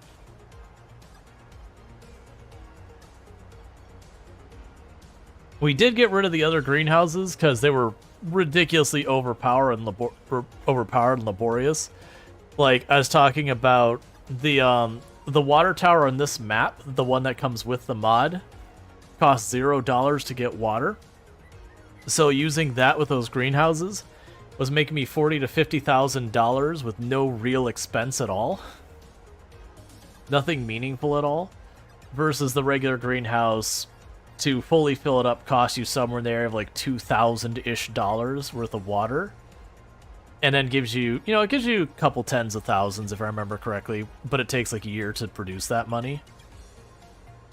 So I got rid of the other greenhouses because I'm like, this feels really unbalanced considering in one day those greenhouses were producing more than like 4 or 5 times what my fields are producing for the entire year. It's like, okay, it's nice having the money come in, but I completely forgot what I was doing, which is why I drove over there. I don't think the tractor can use that plow, the little tractor, but I'm down to find out.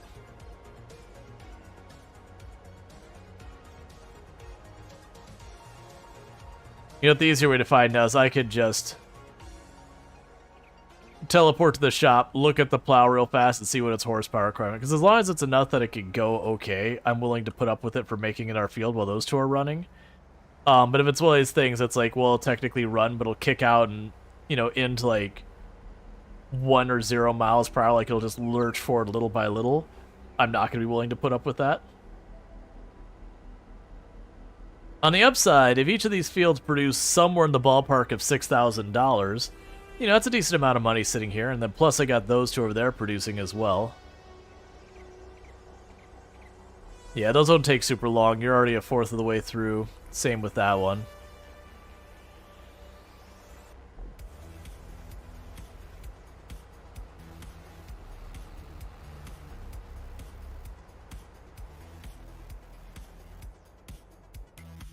Alright, so let's go real fast down here.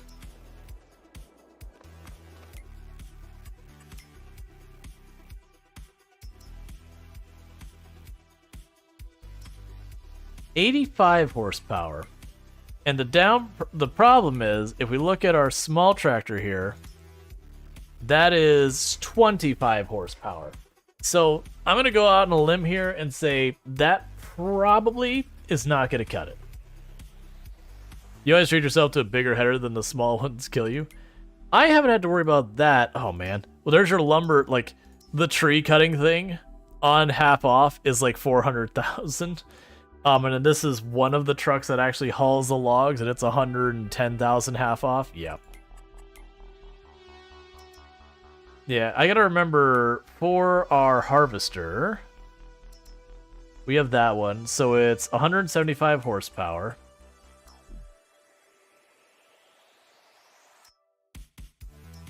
It's not telling me the horsepower requirements this time. Maybe we can look at that later. I don't have the money for anything. Like right now, my big problem I'm running into more than anything else is the amount of money I'm making per harvest is really not good. Alright, I'm gonna take 2 seconds to use the restroom real fast. But yeah, the amount of money we're making per harvest is only a couple of thousand, and that's And that's the revenue, actually. The profit is probably closer to 2, 3, 4,000 or something like that. Which really does make the trees the better way of making money. Let's actually get in the truck and we'll do that. But first, I need to use the restroom real fast, so I'm going to quickly do that, and I'll be right back. So thank you again for tuning in. I'll be back here in a moment.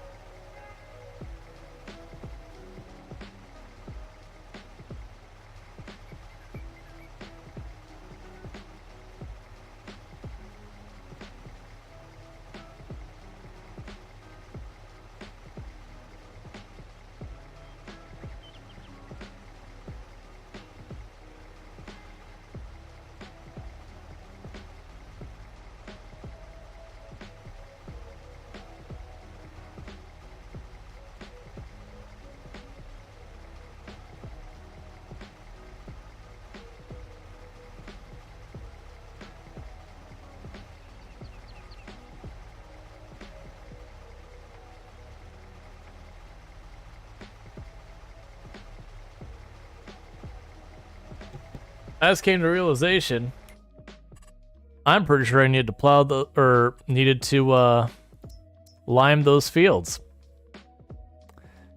Little late for that now. That's gonna hurt us.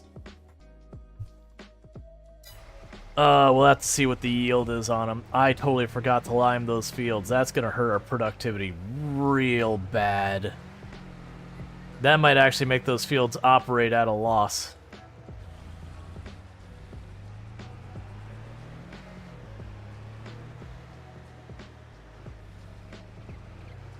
Will it tell me what the yield is yet?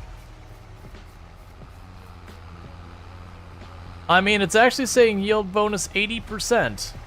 So that's way better than I thought it was going to say. I thought it was going to say something like 40 or 50% or something like that. A lemon? Alright. In the meantime, I would use the big flatbed, but I don't have a vehicle who can pull it right now because both the vehicles who could are currently in use.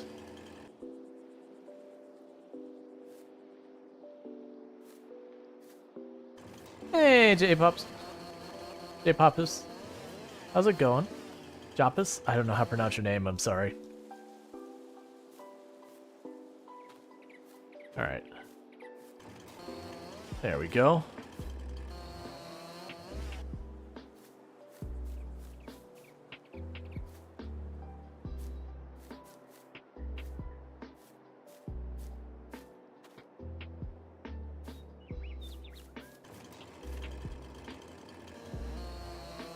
Okay, we don't actually have that many trees left in this area. I hadn't planned to cut them all down.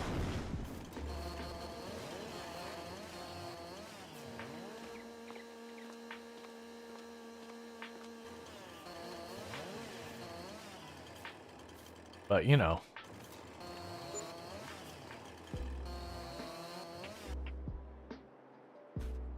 Sometimes you do. I've been pretty fortunate that usually with the truck I can fit one whole tree in there. I'm doing pretty good. With the truck I've been pretty fortunate about most of the time I can fit an entire tree in the back. It definitely gets tenuous. But it's fine.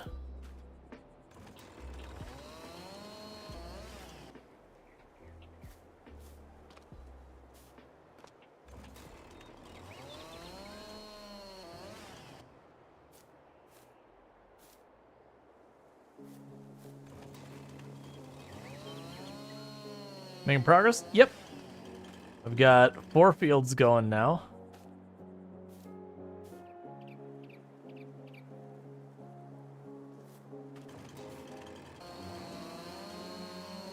Yeah, I think at an 80-ish% yield, we'll still turn a profit. Not as much as we would, but I can live with that. I mean, not that I get much choice. The alternative is I go and like relime the field, then replant the field and do all that sort of stuff. But then I'm eating the cost of all the seeds I put down and the amount I paid the people to do all the work. So I think the idea right now is I just accept the fact I'm not going to get as much yield as I should have gotten because fixing it costs more than just going with it.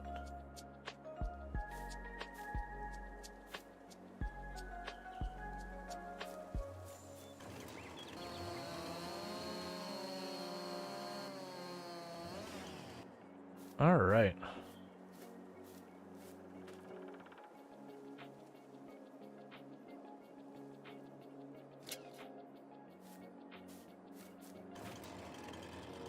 Yeah, so you still gotta be 3 pieces.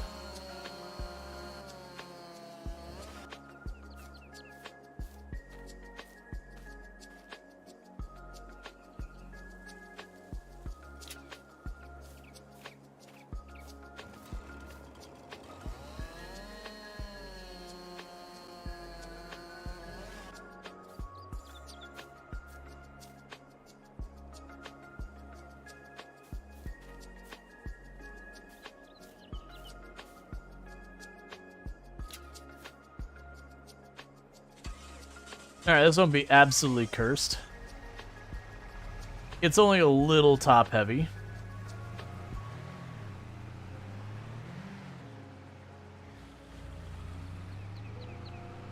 It's wiggling so much at even the slightest touch. That's fine.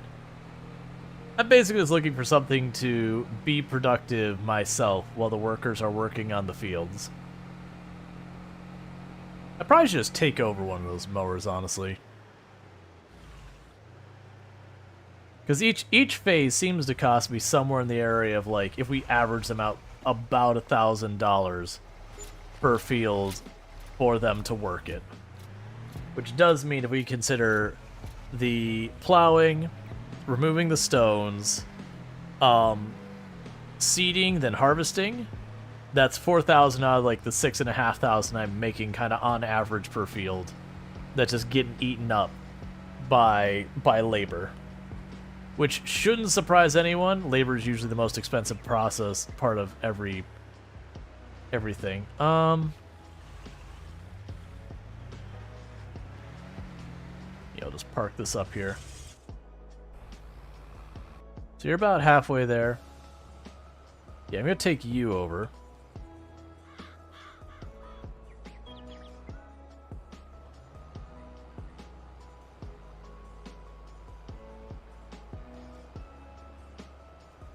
Okay, if that percent is right, then I should not need to fill up until after we're done, but, like, I'll need to fill up pretty much at the end.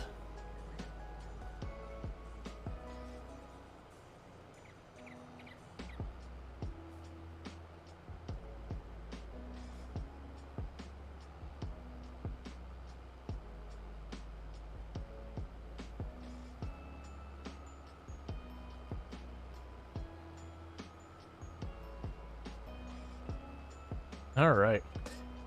It's, the other day I saw a video that was comparing all the versions of Farm Simulator that have been out over the years, like how they looked. And it was really fascinating to look back at, like, the original farming sim, where it was real low poly models. Like, it looked like the stuff you'd see, like, for a vehicle straight out of, like, the old Half-Life games and all that. We're just like, oh man.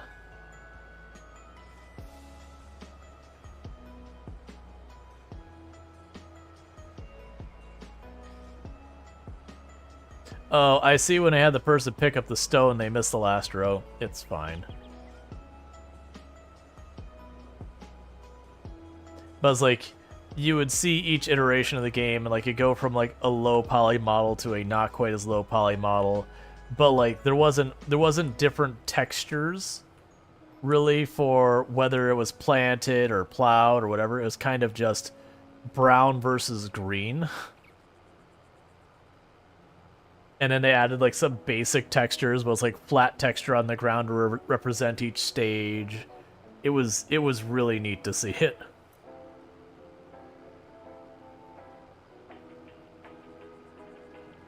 And your vehicle would glide perfectly smoothly over everything until only like a version or two ago did they add where the tractor would ever so slightly kind of bounce it around, driving over the dirt.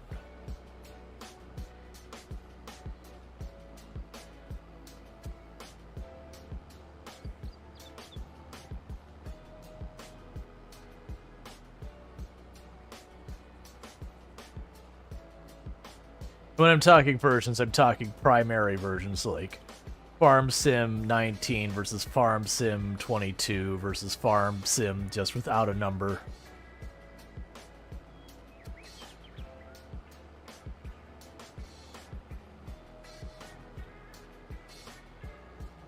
It does make me wonder, like, with how much you see it improving each version, like what the next major version will look like and all that kind of stuff.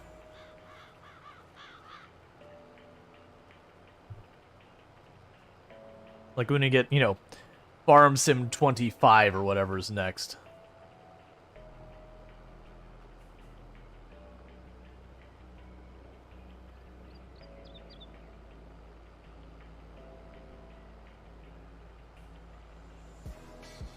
Where the AI can just plow through that field, I think I will kill the crops if I drive through it.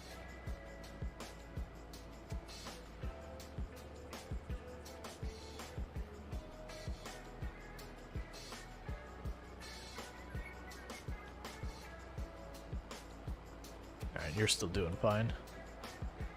I mostly took this one because that other one is kind of on the edge of what that can handle. So it kind of sputters a little bit. But with the AI, it can kind of cheat it a little bit to be a bit smoother of a ride. Which does make life a little easier.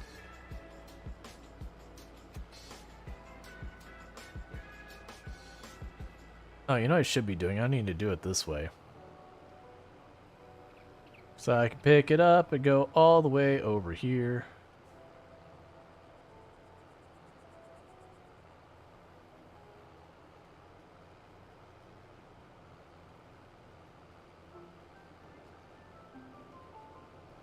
Then I'll pick it up and do it again the other side.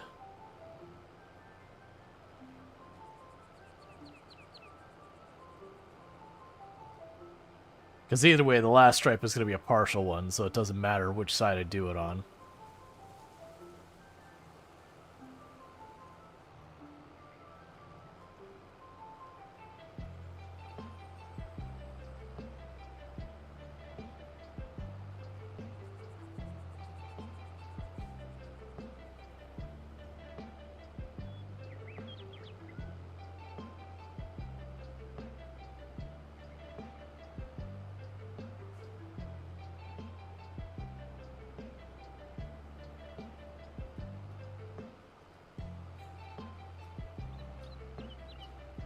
Alright. Now, I mentioned earlier, I think I could fit another field over there along the other side of the road where it won't get in the way. I want to make production along this road. That's part of the reason I left a bit of space on the edge there. I mean, that'll probably actually be like houses that don't do anything. But, I want to put like a little space over there to have room. But, we'll see where we can get from all that kind of stuff going on. Yeah, it would be good to try and have as many fields going as long as I can manage them without being too horribly time-consuming. Because just each one of them means, you know, X amount of dollars more profit. You know, additive, so it's just every extra field is, you know, $10,000 more money per year. But I want to get the process it up because it takes the money that you have there and it's effectively a multiplier on it. So if I sell the oats for 6,500, but instead put them in the granary for flour, you know, maybe I get 12,000. I actually don't know what it breaks down to, but it ends up being a multiplier, not just, you know, a flat increase.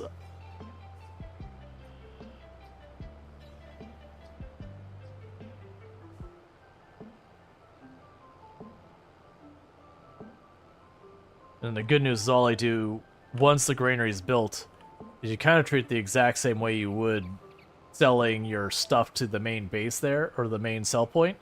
The difference is you drop it off at the granary, some time passes, and it gives you flour, which is worth more money.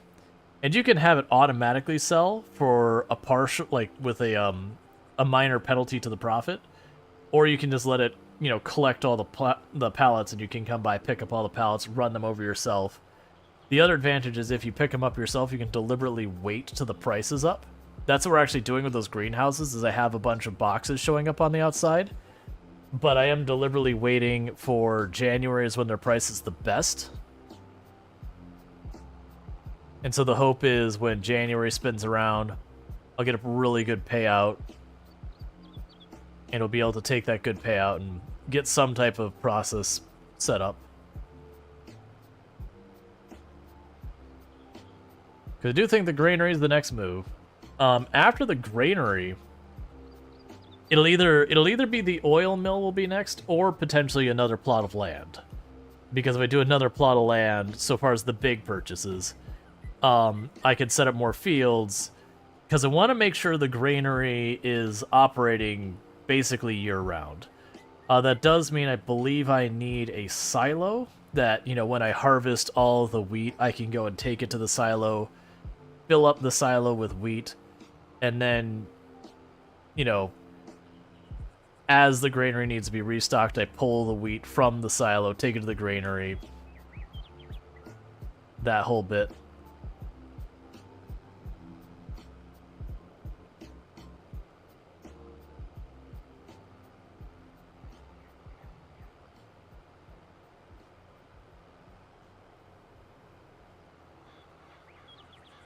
Alright. And this is the last pass of this field. Still got a little bit longer. I do think I will start outlining another field over on the other side of the road as well. And I'll end up getting whatever other plant is available. Like, it won't be planted this in-game day. It's going to take me too long to set it all up. But I could, you know, take the time to plow. Oh, I never cleaned up that edge, did I? That's fine. I'll leave it alone for now.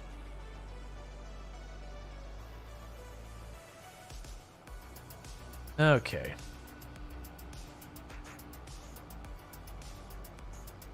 So let's drive back, top off the cedar, grab the little plow, use the little plow to outline the next field. I can realistically get that handled entirely within 2 in-game days. Which would put us in a good spot for planting corn again.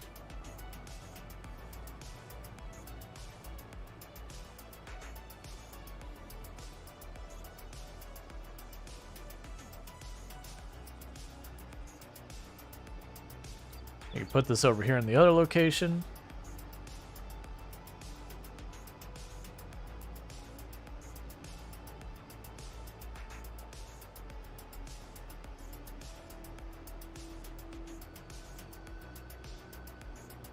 And this will all get more and more organization later. Alright, FG. You have yourself a good lurk, and thank you for lurking.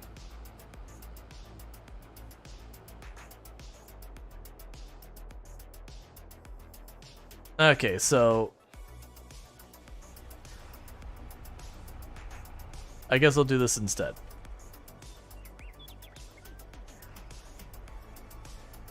There you go. I was like, why won't you go? They ran out of seeds right before they finished. So work on that. If I was to do the corn, let's actually take a look. Let's focus in on if the plan is to just go for the granary. No, actually we do probably, yeah, we will want to. Yeah, we will want to get that next field set up within 2 months, because all the other ones I can potentially grow with require equipment I don't have. And if I do that, that's more money that doesn't go towards the granary. And some of them are expensive, like 30,000 or so.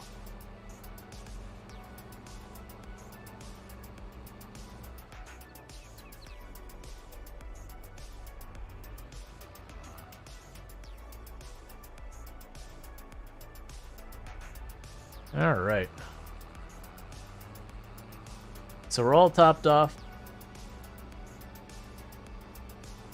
We'll get this field planted. We'll start getting our next field going.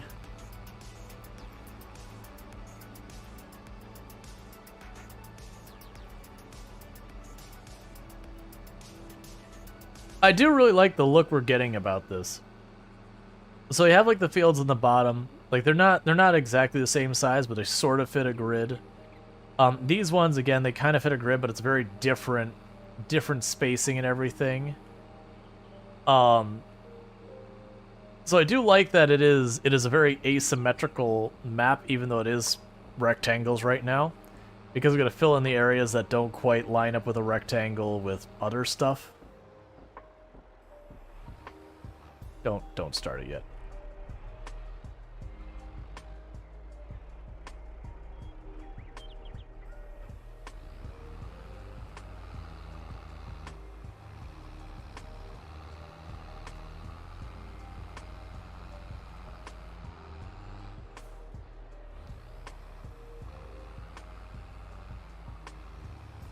All right.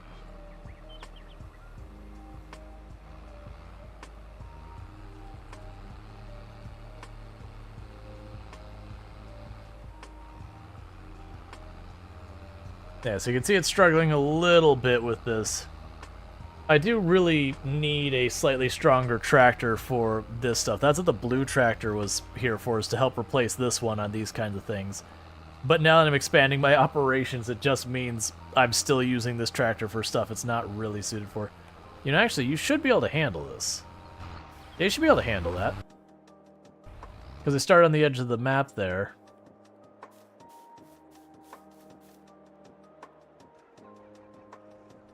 I check to see which way they turn. Because they can't turn outside. There's no outside to turn to. The worst thing they could do is go, I'm done, and stop there, which is really a possibility. But otherwise, I hope they just keep going over. We'll just watch when they, you know, go back over where we've already been. Alright, so definitely want that. I'm going to have more small trees to cut down.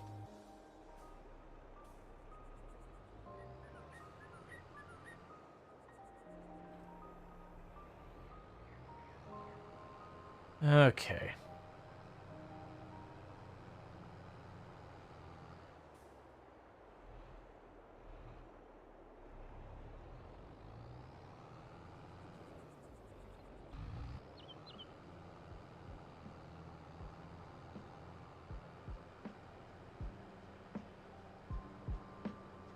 And we're good.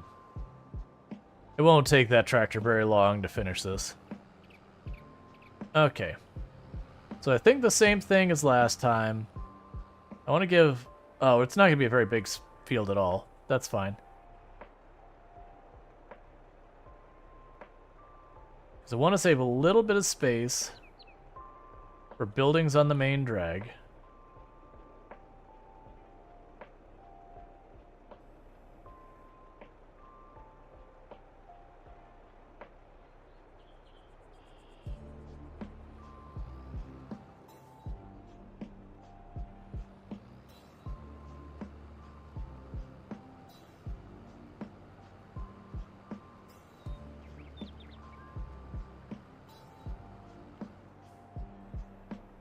We don't want to go all the way to the edge. If we go all the way to the edge, then I can't harvest the entire thing. Like you have like this little berm of like crops you won't be able to harvest because technically they're outside your field. Remember the big plow?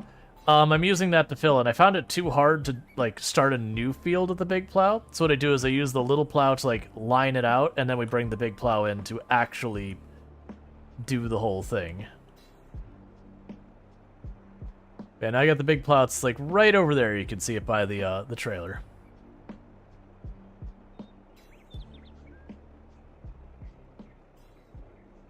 Come on, 360.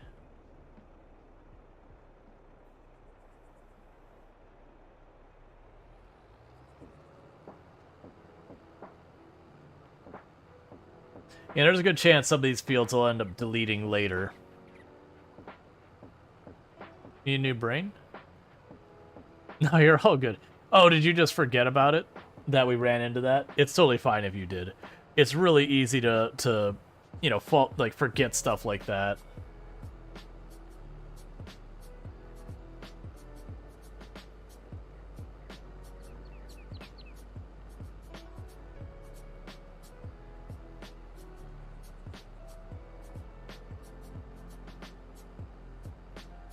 All right.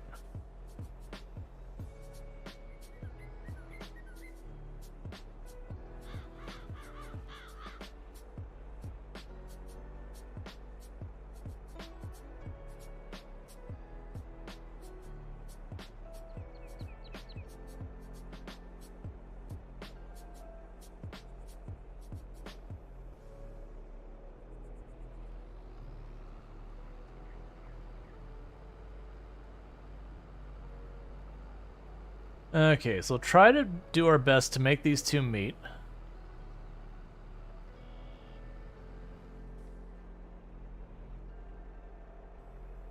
Oh, you made a different kind of... I see.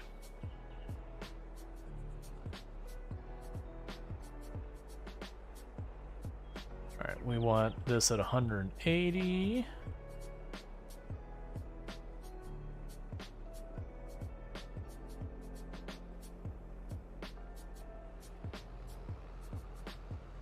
Okay, and I'm using, if you don't, I mean, you can't see it. It's like the December sub goal is covering up. On the bottom left, on the bottom of the main map, it says like I am facing at 180 degrees.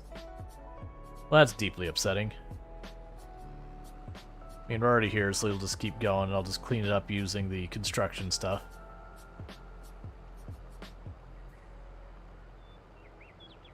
Alright, so you've got one pass left, and then you're done.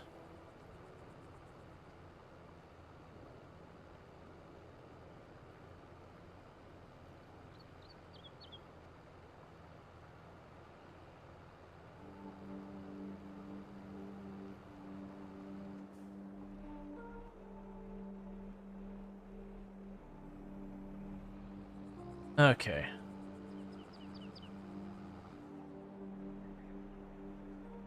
So clean this up.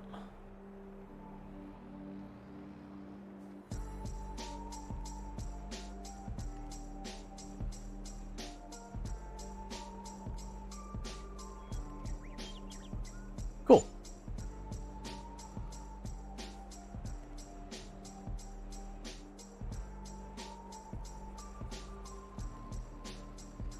And I'll do like 2 or 3 passes.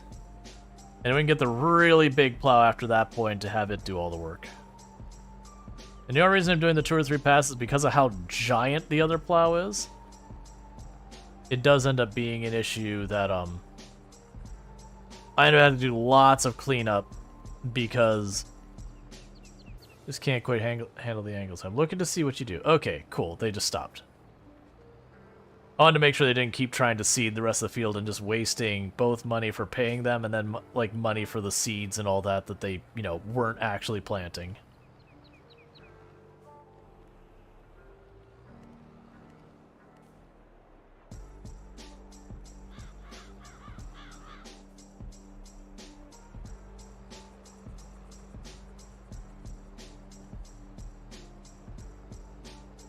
So I have one tree I need to get a stump out of here from.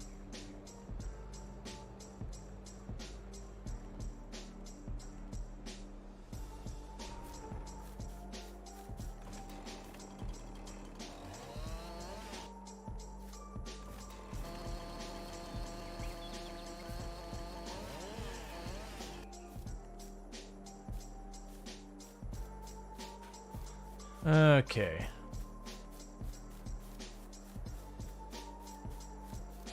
So I'll just run over here for right now. I believe the truck is off the side of the road in the tree line.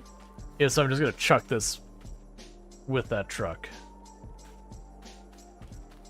Because while it's a really long tree, it's nowhere near as heavy as the ones... Like, we can pick up 200 kilograms. This is 128, so it's in our range to carry.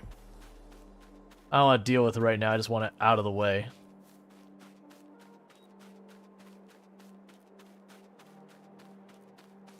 There you are. What I can do to make our lives easier with this thing.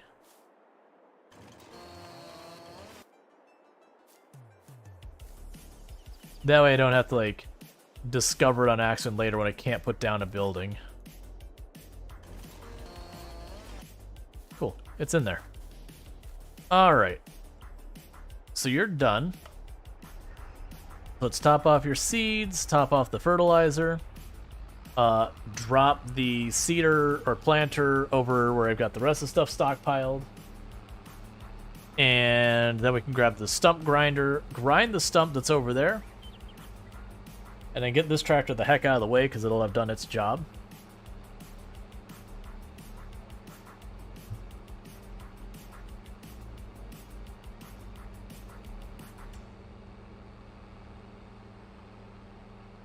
All right. And this time when we go to plant the field, we'll try and remember that it should have lime.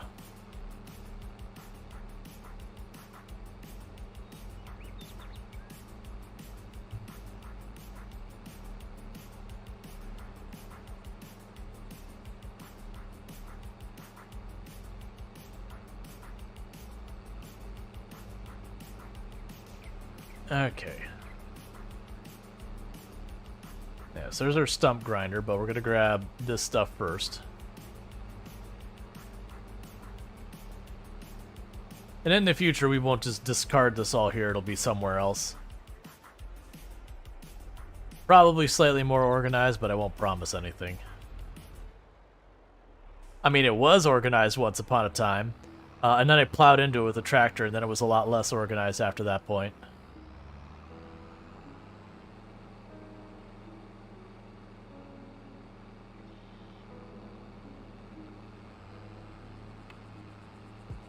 Okay.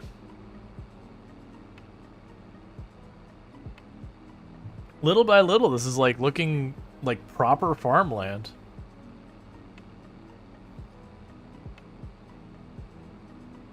Are you using solid or liquid fertilizer? So this one's using solid. That's what this takes, I believe.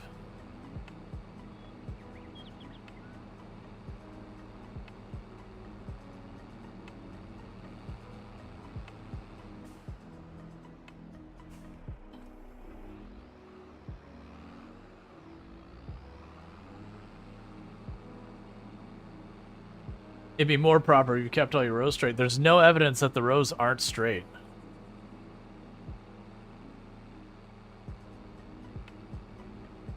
With the second application? Oh, I don't have an additional thing of fertilizer. If we look at the fertilize on these fields, like that, actually, none of them are going to show yet. Oh, none of, well, those are all marked as needs rolling. But a roller costs 50,000, so, you know, it's cool that it needs rolling. It's also unfortunate that I won't be getting it.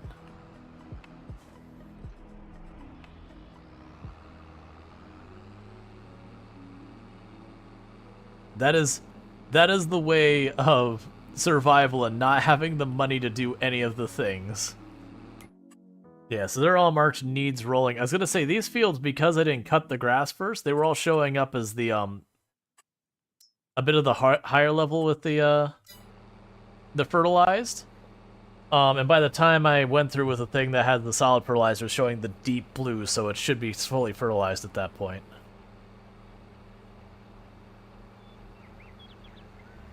Like, don't get me wrong, in the future I'm gonna have to redo the fertilizer.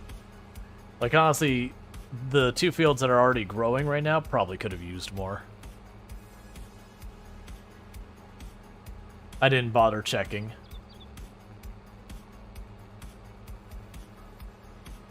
Isn't the second one? I have no idea. I mean, obviously fertilizer helps, but when you cut with the grass, like if you don't mow the grass first, you get a bonus to fertilizer the first time.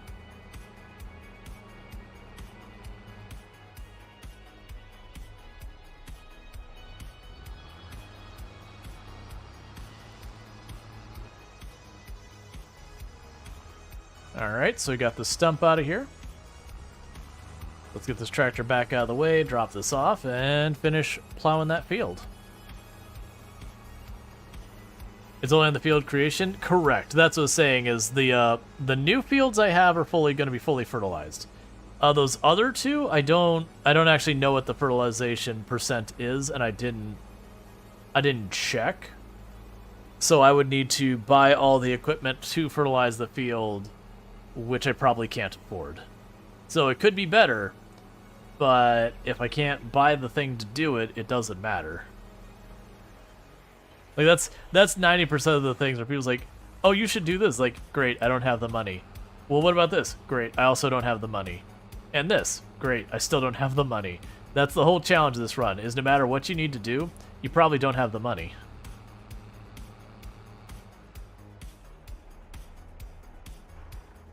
Yeah, so this field... Yeah, that one's got a really bad yield bonus. Yep. Yeah, so those two fields that are existing, we aren't going to get a good yield out of. And I don't think you can just fertilize randomly in the middle of it. Like, I know in real life when you're gardening, you can kind of... You know, when you're gardening, you can kind of, like, you know, get the little extra spray fertilizers or whatever, like the things you put in the ground to fertilize. I mean, but we're talking agricultural here. There's probably a very specific time they want to put down their fertilizers and whatnot. Which my assumption is, since some of the seeders and planters put down the fertilizer as you're planting it, that's probably when you're supposed to do that.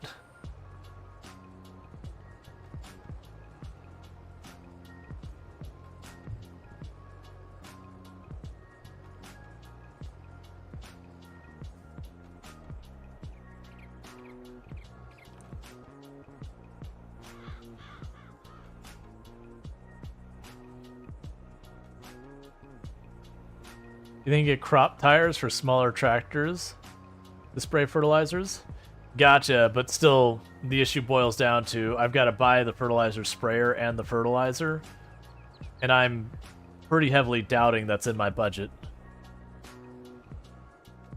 Like, maybe if I sat there and just grind chopping down the trees, we might be able to get enough, but...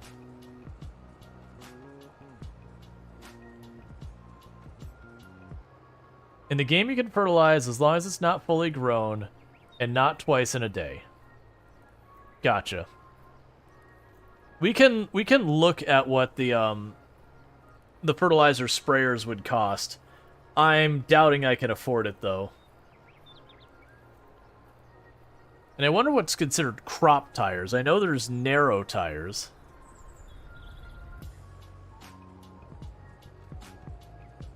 But it's under the assumption that narrow tires would still trash stuff if you drove over them. But I don't really know one way or the other.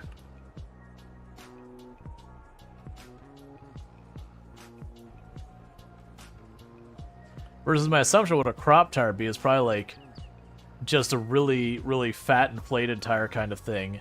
That way the amount of force you're applying to the surface area is significantly less because you're distributing the force over a much larger area. It's like tires that are effectively like a big balloon.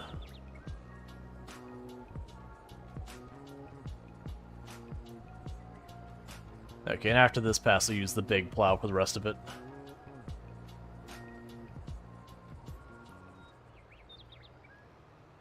Let's see, crop slash narrow tires are the ones that don't crush it. Interesting.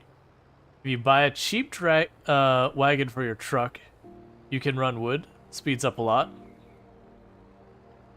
Yeah. No, I get that. I'm also trying to not sit here and just chop trees all day. Like, I actually was intending on keeping this set of trees. Like, I killed the set of trees over there because that's how we started the run. But I was going to keep the rest of the trees and all that. It's just, you know, money's tricky.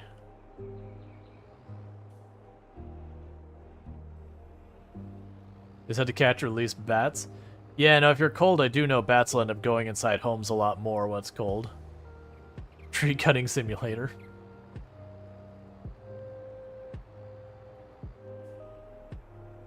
Alright, let's go get the big plow.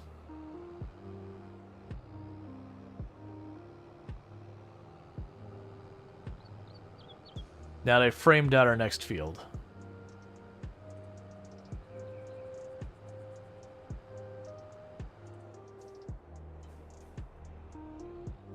And then we'll see what we can do about fertilizing these.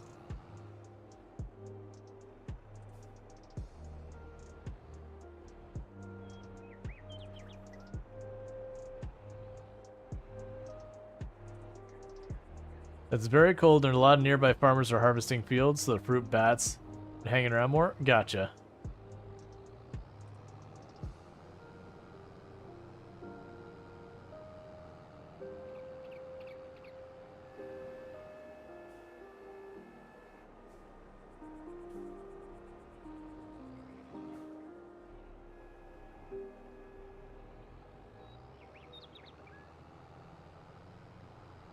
Okay. We're not going to get straight lines again because I have to do the same thing I did last time, which I'm basically turning to get the plow flat.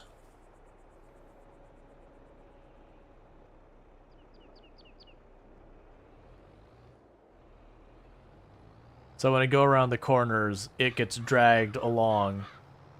It has pretty much widened the path so I can actually get the mower around here without tearing up everything.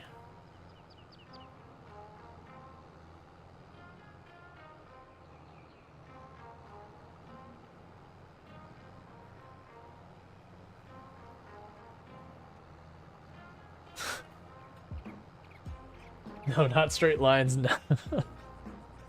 It is what it is, man. We're just trying to make it work.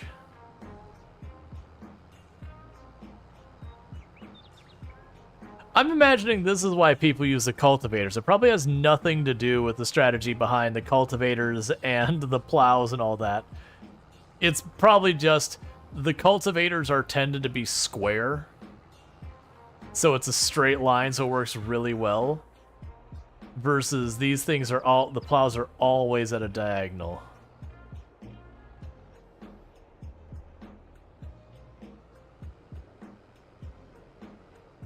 You hate plows?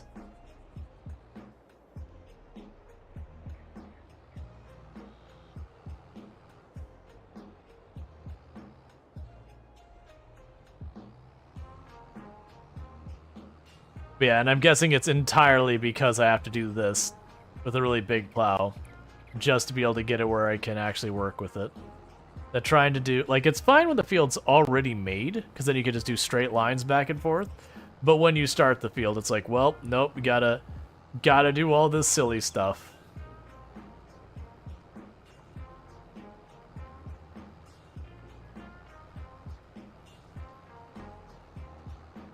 Alright, I can put the already plowed area on my right, and that should still work. Now I'm hoping what I could do is just keep the plowed area on the right, and it should just follow me around. Now that's not squared corners.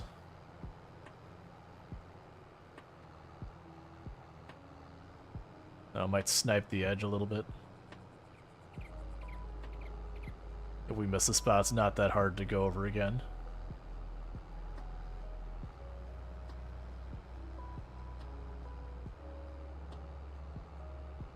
It says, in real life, you haven't ever plowed with anything, anything else than the kind you use right now? Well, yeah, that's most plows are almost always at diagonal. Like, if they're not that, it'll be like a diagonal, and then it'll be like another one, another diagonal, or be like a V or whatever. But they're usually just one big diagonal the whole way back from everything I've seen. I'm sure there's a reason for it, but yeah.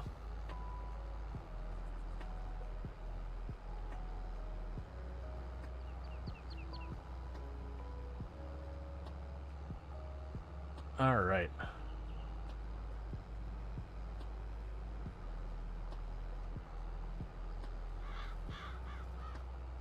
I imagine actual farming in like real life where they don't, you know, you just put the tool down, it's just going.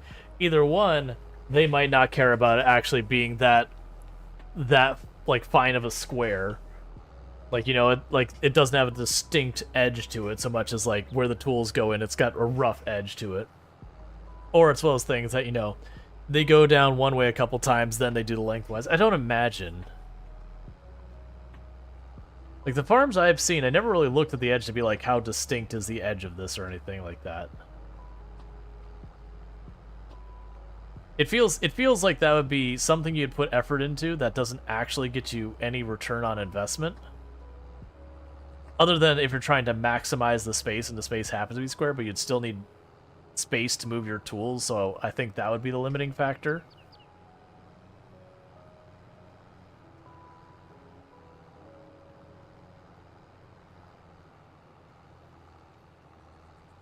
No turn shapes either, will crack the plow. Yeah, so I imagine it's just you put it down, you go straight, you know, you go the other way, you go back and forth, and like the edges of your field just have kind of a like a jigsaw pattern. That would make sense to me. Because, like, again, why would you care? Like, in real life, like, why would you care? Sure, technically you might be able to squeeze out, you know, whatever that square space is, like half of it.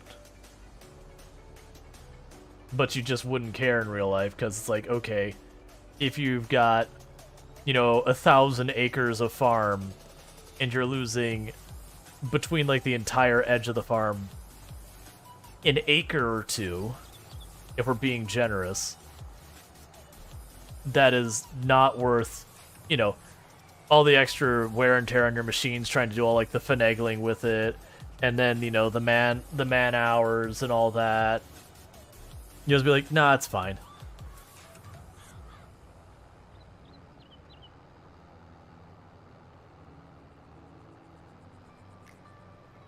Yeah, fuel and all that.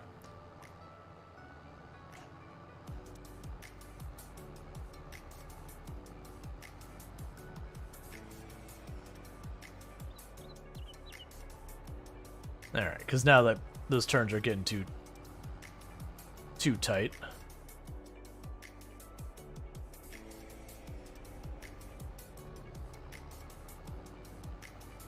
It's a balance, correct? Yep.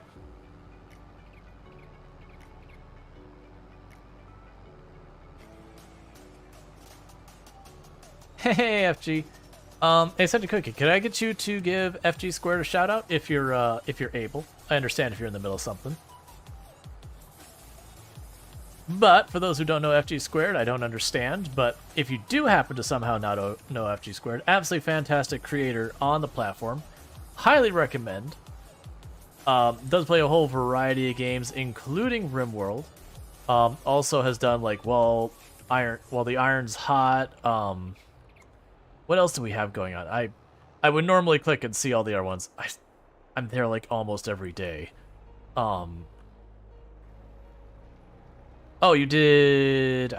Did you do House Flipper 2? Yes, you did do House Flipper 2. That's right. I was trying to remember what else. But yeah, so definitely good times there. American Truck Simulator. That's what I saw you playing the other day. You were playing with Lex. That's right.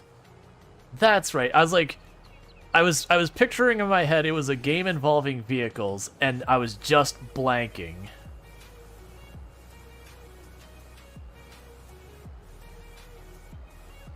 Is it still called RimWorld? You're surprised it's not officially called War Crime Simulator. So that's the thing. This might surprise you, but there are actually a fairly significant number of people who play RimWorld who it's not that they don't commit war crimes, but it is not the point of the game kind of that they play. I feel like for a lot of players, when they get to like kind of higher in the hour areas where like that kind of gameplay loses its novelty, that you kind of play reasonably and normally like a fairly decent person, with the occasional war crime when things get bad. You know, when one of your people gets a lung blown out and you've got a perfectly good prisoner there. You mean it's nearly impossible to play RimWorld without committing some form of war crime? Here's a question. If we think about the run I'm doing right now, what could I have that would be qualified as a war crime? I've taken literally no prisoners, like the entire time. Not a single prisoner. Like the only one we had is I think I took a quest where they had prisoners already. But we weren't doing anything terrible with them.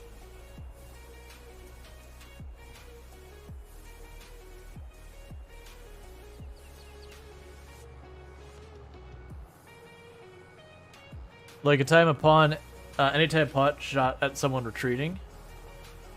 No, it looks like they're strategically repositioning. I can't be sure that they were properly retreating. They didn't break out the flag or play the trumpet or anything. They failed to communicate their intent.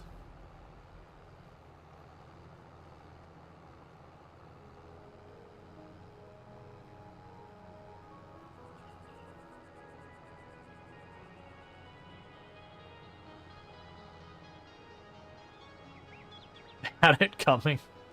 I didn't think about the retreating enemies. I'm like, yeah, no, I usually just maintain the line and not really take the effort. Unless like I have lots of injured people or something, then you know, the moment it says retreat, it's like, no, pick up the injured. We've got places we gotta be.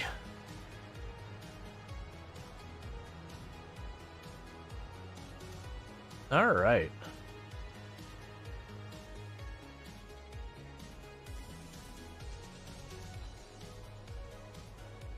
So we've got that planted. So I need to fuel up, and we're going to see if with the 12,000 I've got roughly, if I can actually get a fertilizer sprayer and some fertilizer to put in it. Because if so, you know, those two fields having a yield of 50%, probably something I need to address. Because if assuming that it's like 6,500 for 100%, and I get half of that, I might actually eat a loss on those fields between the operating costs of the tractors, the wear and tear, and the people planting them for me and all that. So let's make sure we're gonna actually get our money out of it.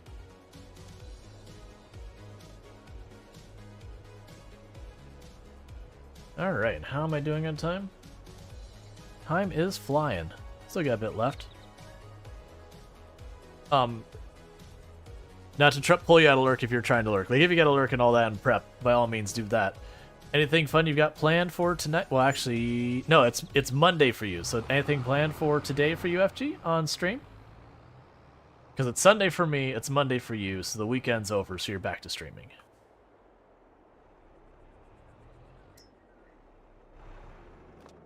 Don't forget, chat, time has no meaning. Ow, you're so expensive to repair that tractor. Okay, so the fertilizer.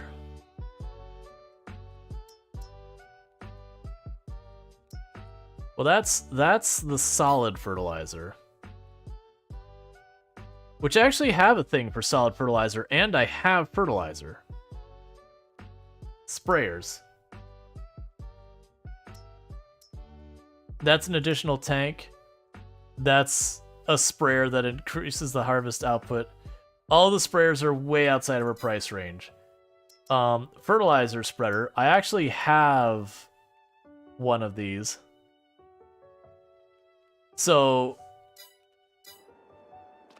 So here's the question. Here's the question. If I put down solid fertilizer at this point, does it still work? Because liquid fertilizer, out of the question. Can't afford the machine to put it out, therefore I cannot do it.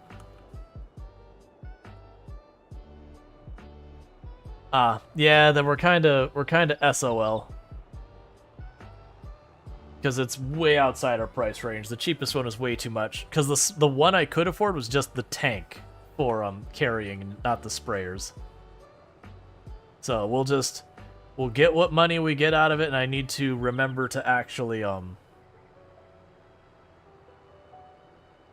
make stuff happen the next one. So you probably need to have your stones picked up and lime. Yep.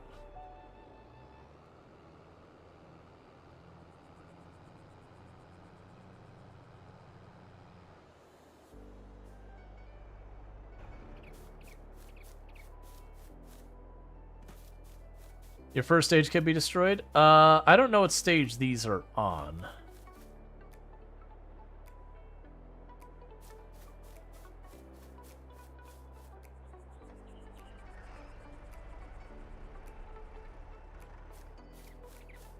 I mean, we can cut a corner with the barley and see if I lose a little barley. Actually, let's cut a corner on the wheat. Let's take a little. Yep, that's what we're doing. Is we're sacrificing a corner for science. Yep.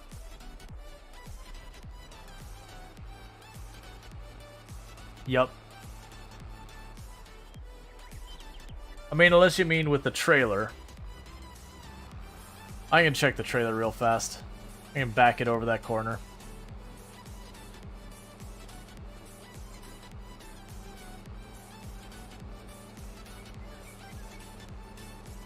You're gonna be checking out Outpath. It's like Forger, but first person and looks like Minecraft. Interesting. I haven't heard of that one yet.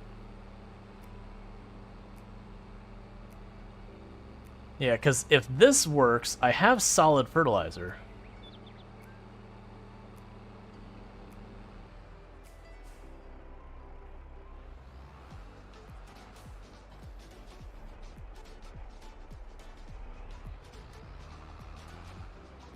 I have a very strong feeling this is definitely 100% without question going to crush some crops.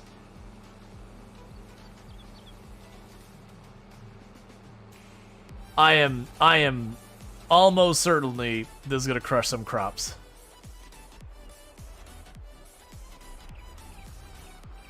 Yep. Okay. Well, we had to science it. So, like, technically I could put down fertilizer along the edge here. But, I don't think it's worth it. I think we just messed up and we gotta live with the consequences.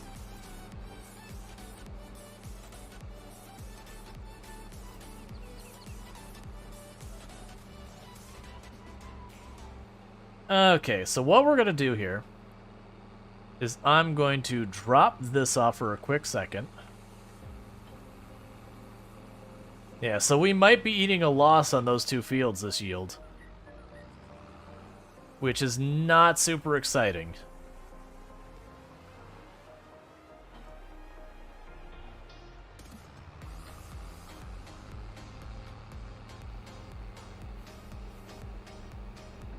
So I'm going to get you set up to start picking up the stone for me.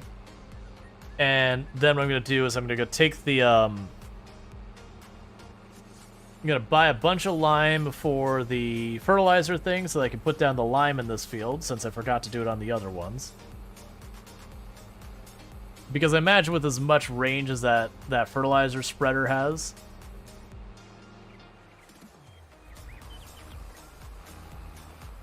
I can just maneuver around what's happening here real fast.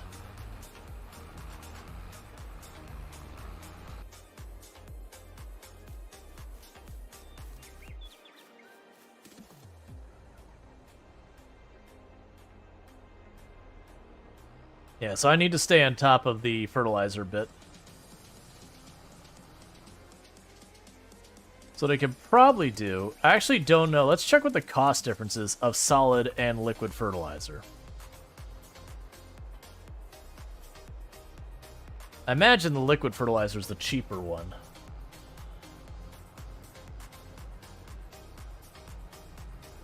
Because then I could swap out the tires on that one and set up to do liquid fertilizer.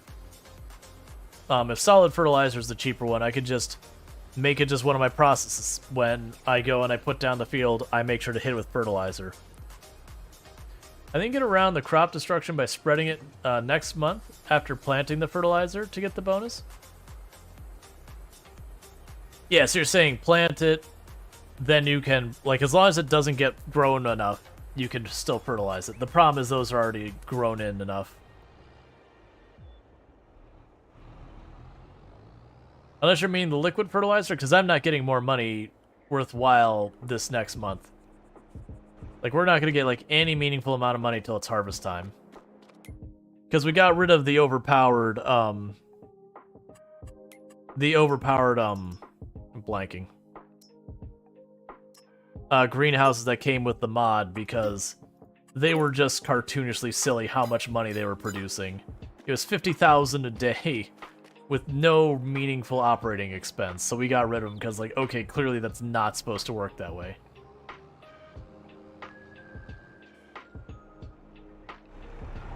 Yeah, no, it's the same thing. Like I could put down the fertilizer, but all right. So we start filling this all up with lime.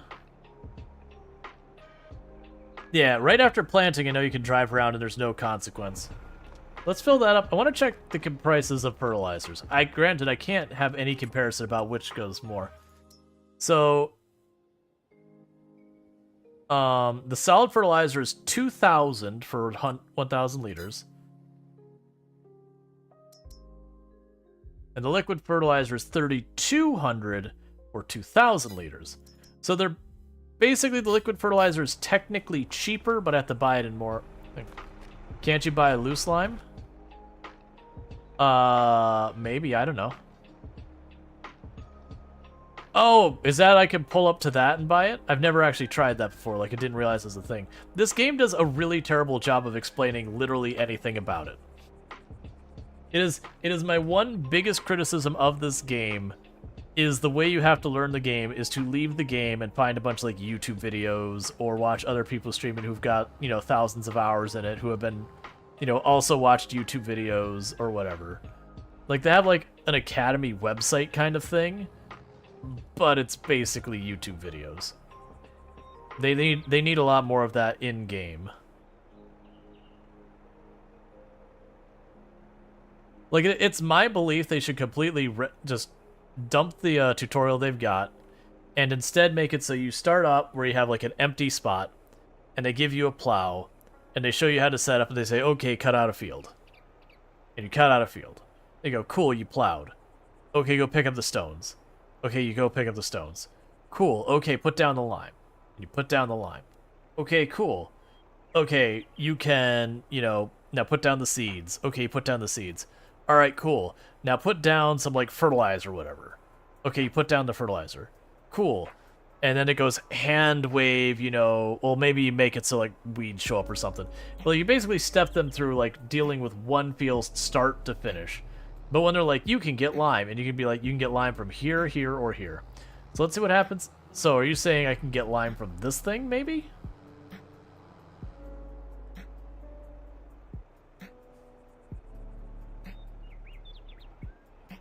No response, so I don't know. That's fine. Yeah, so you turn on the fertilizer spreader and unfold it and all that kind of stuff. Open the canopy. That's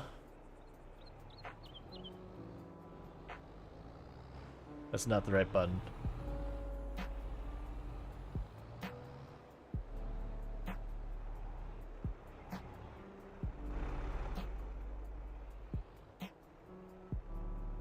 Yep, they do have it. I wonder how the price compares.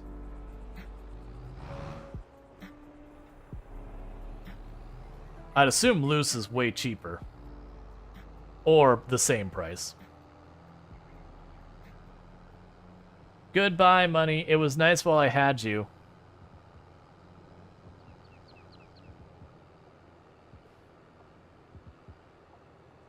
The speed you go through lime when you use it is painful. It's just so fast. Yeah, it's probably the same price. I think you'd be right. The convenience being, like, the big bags or whatever, you'd be able to load up and move as a big group over versus having to drag this around.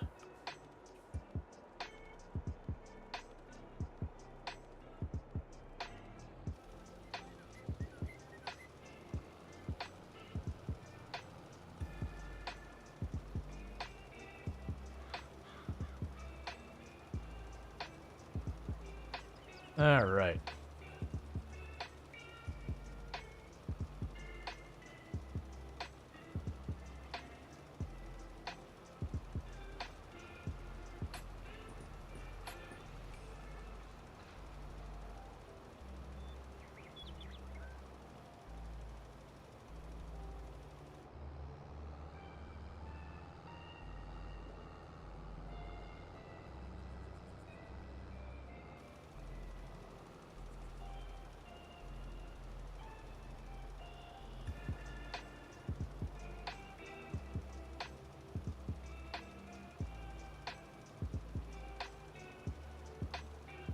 Let's see, I mean, you could go out there with the grain trailer, fill it with lime, haul it back, farm, unload it into big bags, and get around having to have load the big bags. This is true.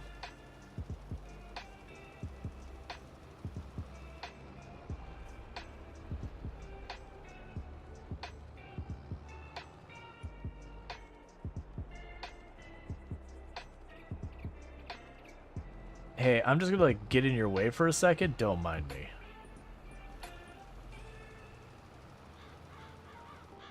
You know what? We'll just wait for you to finish that pass. That's not true. I'm not gonna wait for you to finish that pass. I'm gonna go a little bit wide over here because I can't quite finish this whole area in one pass. So go slightly wide, and then I'm just gonna have to cross down the middle spot.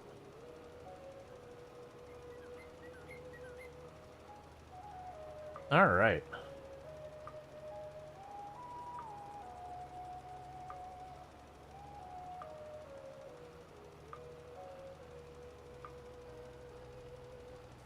Hey, buddy. You want to think about that? I guess not. I guess you're not going to think about it. You're just going to commit to it. All right. I mean, sorry.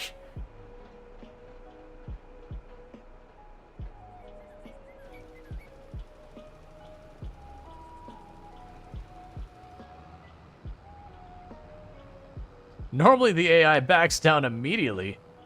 1 second. You're trying to do that thing, so let's do that. Okay. The TikTok going, you've been idle too long. Yeah, I'm streaming. I don't tend to... Stop pushing back. Wow, you are really aggressive.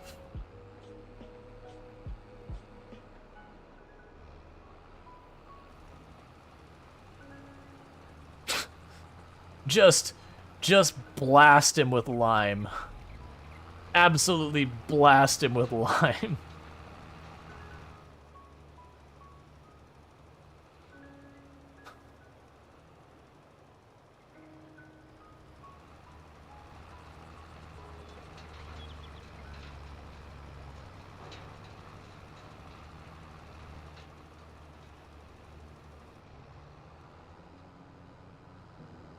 Okay, so we've got this all sorted out. So we have limed the field.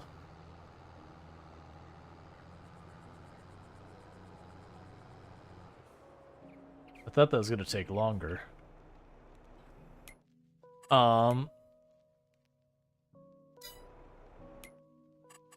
Yeah, so that's at like near max fertilizer. Well, no, actually I can go like one more phase fertilizer. That's fine. We've got all that sorted out. Look at our stuff we can plant. We planted the oats and we planted the sunflowers. None of the other stuff would be good for right now. I could plant another thing of oats. It wouldn't be the worst idea in the world. Just go with it, put down more oats, and be done with it.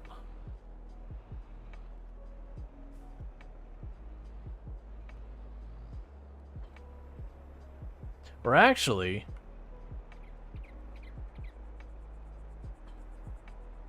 if I use the planters... How expensive is the potato washer? More than $5,000. It doesn't matter if it's a sink. It's going to be more than $5,000 in this game. We are full on broke.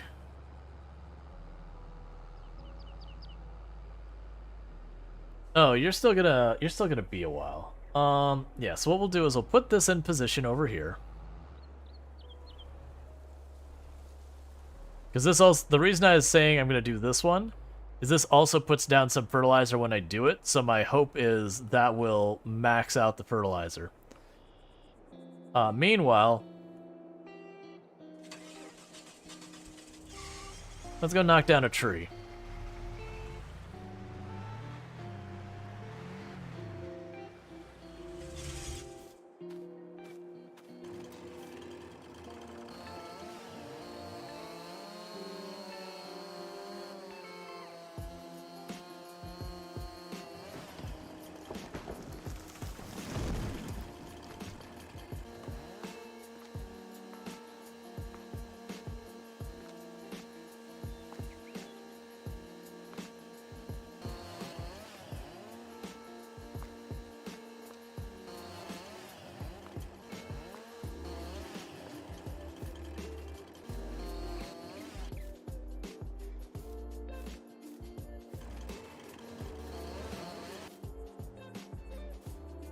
Okay.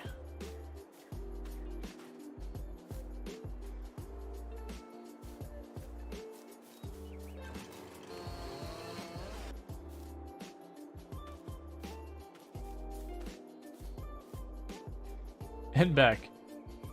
Just zooming around this morning? I mean, that's not a bad thing. There's definitely those days where you really wish you were zooming around. It's like, man, there's so much that needs doing. Alright, well, I just won't worry about those then, I guess. Alright.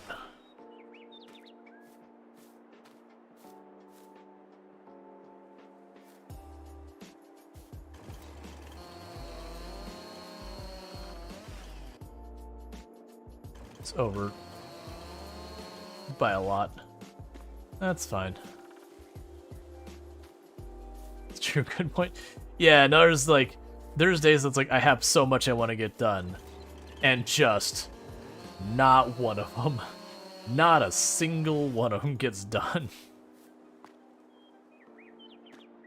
Now, granted, that's usually because I start on something that ends up more complicated. It's the main thing that matters, and it just eats up your whole morning. A day after work, you have an hour to get presents wrapped and ship. You know, if it's stuff time. Yeah, me and Tomb did our Christmas shopping yesterday, which was way after when we really needed to do it. I'm actually pretty bad about that. Like, I never forget the shop entirely, but it is one of those things that you're like, okay, I need to take care of this, and then, you know, a week or two goes by and you go, it's what day? That's not enough time. I've got to ship stuff across the country.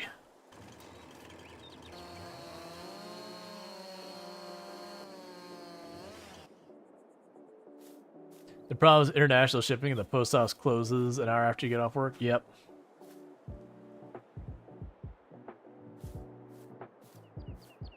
You're like every other mail. Hey, my wife is right there with me. Granted, she got some people taken care of on her side of the family in advance. Part of the problem is a lot of individuals in my family, and I won't say names because, I mean, I wouldn't say relationship, whatever, are really bad when they make their Christmas lists. Like, me and Tomb are bad about making one in the first place, so I don't really have a leg to stand on here. But then you get the list, and you're like, all of these things are either A, going to be a major project, or B, I'm going to have to, like, overturn some lost ruins to figure out where the heck I can even acquire this thing. Like, it's not even an expensive item. It's just, like, something really bizarre. Like, one of my brothers was requesting specific vinyl records. But, like,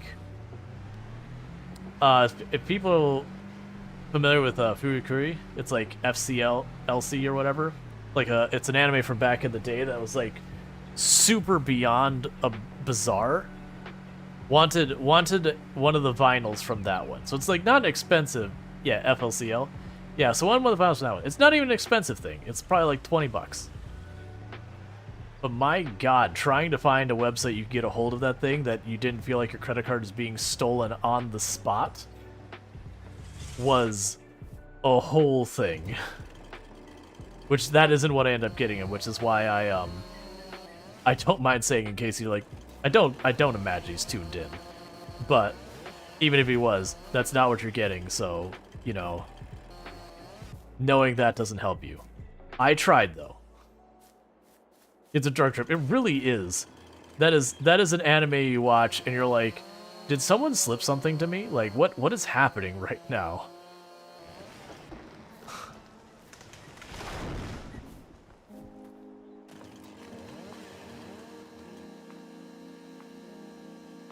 It's entertaining, but it is straight up, it's like, I don't really understand anything about anything right now.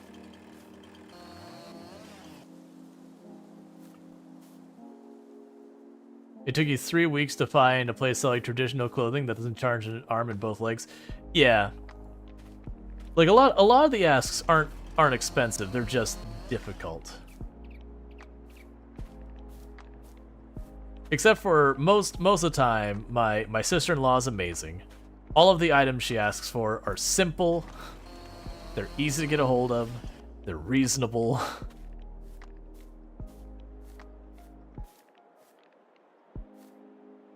The niece and nephew are easy to shop for because it's really easy to shop for little children. Especially when you live in an place where Disney is right around the corner. It's really easy to shop for children when Disney is nearby.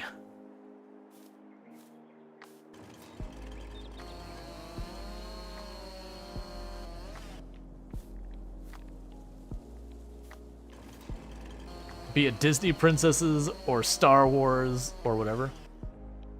Yeah, no, that's true. Like Soul Am says, I appreciate gifts that have meaning for the relationship way more than expensive ones. Right. Agreed. And don't get me wrong, again, I don't have a leg to stand on. I don't typically make a list. I used to because I used to get bullied into it. But like the last couple years, because Tomb also really doesn't like making lists. Which as a person shopping for her sometimes I find frustrating. But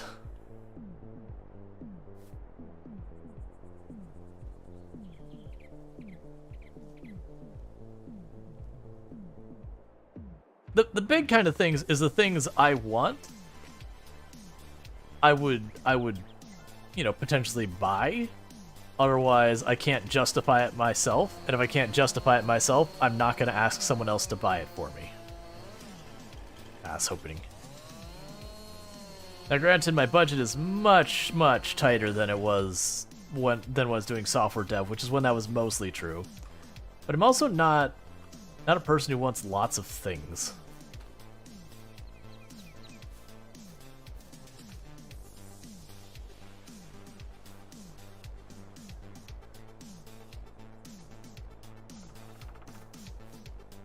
Like, the things I end up wanting are the things I end up needing kind of thing. So, like, if I have a screen burnout or something, then obviously I want a screen.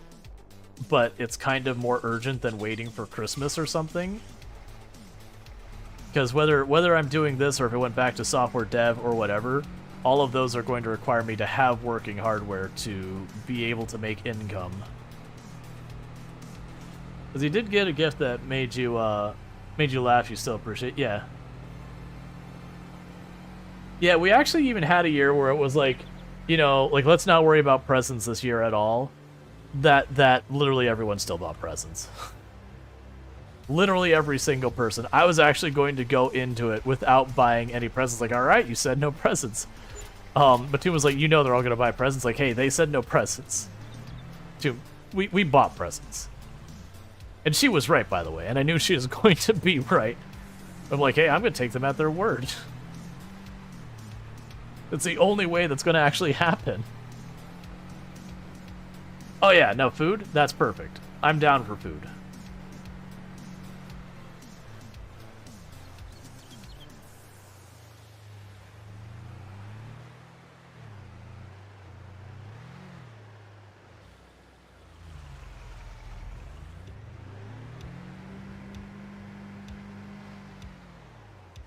Yeah, not said, these days our holidays are way less intense than they used to be. My grandmother used to host like a holiday, or nah, I was gonna say, okay, my grandmother used to host like a big Christmas Eve party and everything, and like just about everyone would show up, kind of thing. But you know, she's no longer around, and we do have a get together, but it's way more tame than it used to be.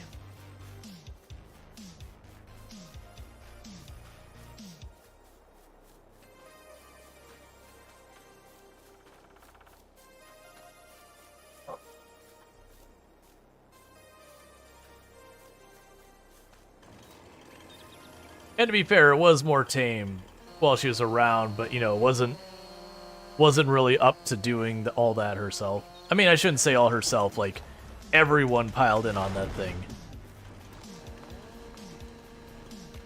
but it was kind of her who made it all happen. It also helps that there's not that many younger people in the family right now. Like there's some, but not like when me and my brothers were kids. Like at that point there was like 8 or 9 of us in the extended family who were all fairly young.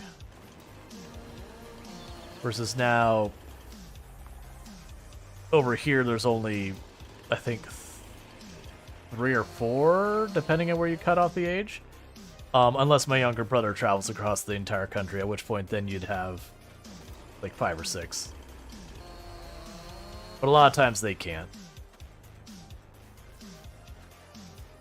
Tends to be a bit on the tough on the budget for when people have kids and all that.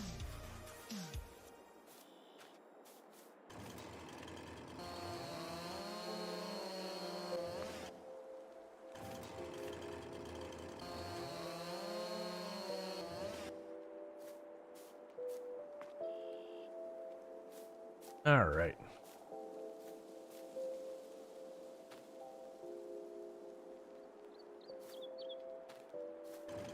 Also, for something that was really, really fun, Harley got to hang out, but thanks to chill background noise while I zoom around the house. No problem. They were hanging out. But, you know, I hope you have a good stream. More than likely, I will be over there. But, so, Toon was trying to come up with gift ideas. Because, you know, I did mention my family does have a tendency to make some more involved lists than people who last-minute shop like myself can handle. Which, again, I will accuse myself of last-minute shopping. That is on me. Guilty as charged. I mean, we're not last minute, but the point is later than I should be. But, so Toon was trying to come up with ideas for my dad. And so she just went onto Amazon and was like, okay, Amazon, you know, gifts for someone, you know, this old. Which, you know, he's retired and everything, so that can fill in the age without giving away the age. And there was this coffee mug that we all had a chuckle. We didn't end up getting it because, you know, may not be the best received. I actually think he'd be okay with it, but, you know, as well as I was like, maybe not poke at his age. But it was a coffee mug that's something like, wait, when did I become the same age as old people? And we're like, all right, that's actually pretty clever. If you've got someone you know who's getting up there in years, who is cool with that kind of thing, that's a pretty good mug. And so I was like, Toon, what do you want for Christmas? And she just goes into Amazon again and goes, you know, gifts for, you know, women who are, you know, this many year old. And the mug showed up there too, like as the first item as well. And I thought that was hilarious. And she's like, wait, no, don't do that. Even though there's like a 20+ year gap between there. It's like, wait, I'm not even 40 yet. I'm not allowed to be old yet. Come on.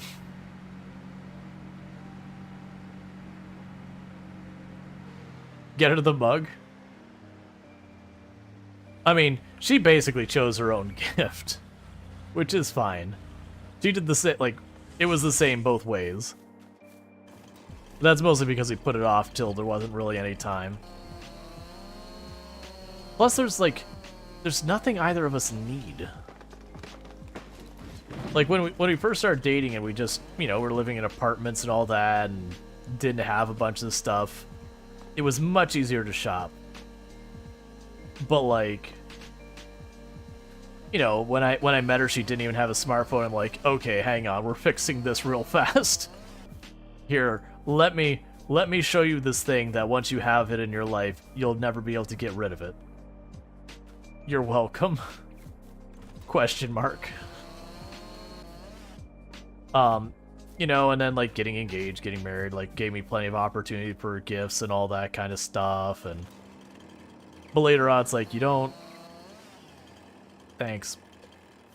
Like, you already have all the things. Not literally, but... Became harder, chat.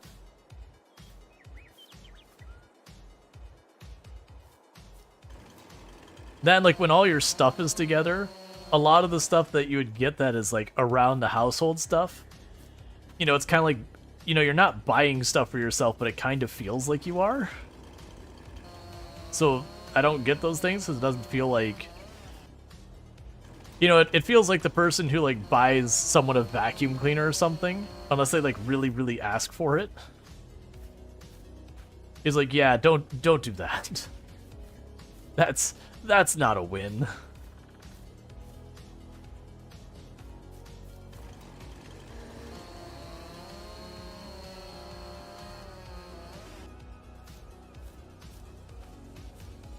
Yeah, so we both know what each other's gifts are.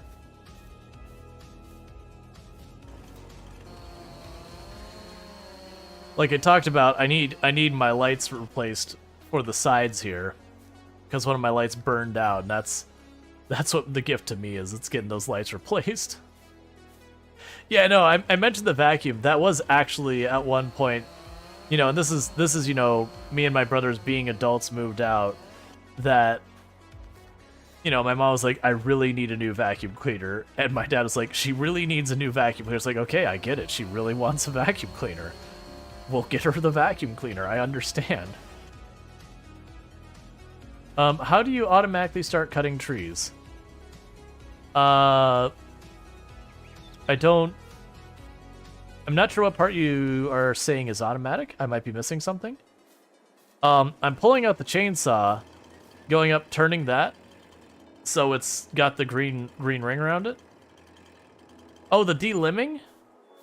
Yeah, so the delimbing, if you go along the tree and you like tag it a bunch of times, that's one way of going. If you can line it upright and just hold the mouse button and walk along it, it also works. I find that harder to do sometimes. Like sometimes it just doesn't want to cooperate. There we go. If that's what you're asking. Like right when you start the map. Oh, you can just go to the store and buy a chainsaw. It costs 1,000. It's weirdly... Here, I can actually show you exactly where it is. I'm hanging the store right now to sell, and on this map, it's right next to that. But under where you get trailers, there's a section called chainsaws, and it's for 1,000 in-game money. You can buy a chainsaw. There's 4 of them. There's no difference. What's the best map? That is a very subjective question. It really depends on what you want to do and all that. So, like, if you're wanting to create something from scratch where there's no existing fields, then you're talking No Man's Land. If you want to do a lot of, like, messing around with trees, lumberjacking, then it's Silver Run. If you want to just... Like, if you want to do contracts, you physically cannot do contracts on No Man's Land. But yeah, so if you go down here to trailers, you'll notice down here there's chainsaws. There's 4 chainsaws. They're literally all the exact same as far as their stats. It's just they have the different brands, so it looks different. So it's purely cosmetic, the difference there. So like this is the Husqvarna. But yeah. So there is no best map really. It's personal preference kind of thing. If you're a brand new player, there is a tutorial on, I believe it's called Elm Creek, that if you put on the easiest difficulty, Elm Creek, it'll walk you through like how to harvest a field, plow a field. I think plow a field, cultivate a field. I don't remember. It walks you through a lot of stuff. It really still doesn't give you enough information to succeed in the game, unfortunately. They just kind of show you, here's how you do this process, here's how you do this process, here's how you do that, but not like what order you do them in, when you need to do them, or anything like that. Unfortunately, that is I'm on PC. It is one of those things that I would say one of my big negative criticisms of the game is the best way to learn the game is either watch other people play the game, either on stream or find like YouTube guides or whatever. Yeah, so I'm holding the left mouse button. You'll see me like wiggle back and forth. Yeah, so you can see that's the one downside is occasionally it'll start trying to like bite in. It doesn't hurt anything unless you follow through with the cut. But I'm gonna cast Snags, which could throw off the flow. You been watching walkthroughs for about a week? Excellent. Yeah, that's... It's that or watching streams or YouTube playthroughs, or that is kind of, unfortunately, pretty much the best way to learn. Or to play the game with someone else who knows what they're doing. Thank you for the follow. Welcome to the stream.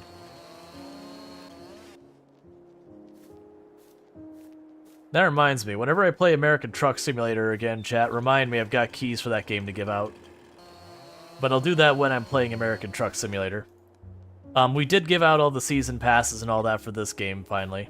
So I still technically have 2 of the regular packs. I'm not going to do those tonight, but maybe at some point I'll just toss them out there. Because they're not like big season packs or big DLC ones. They're just like for individual packs. I don't remember which ones they were, otherwise I'd say them. Like one of them was for like one of the specific brands of equipment that they got a couple things in that pack. If you have the season passes, you have them. Been hearing about a money glitch? Do you know if that still works? I mean, I don't see a reason to do a money glitch. If you want to just give yourself money, you can literally just go to the save file and give yourself money if that's really what you want. You just go to the save file farms.xml and just change the money to what you want. And the only reason I know that is for these challenges I've been setting the money down to 0.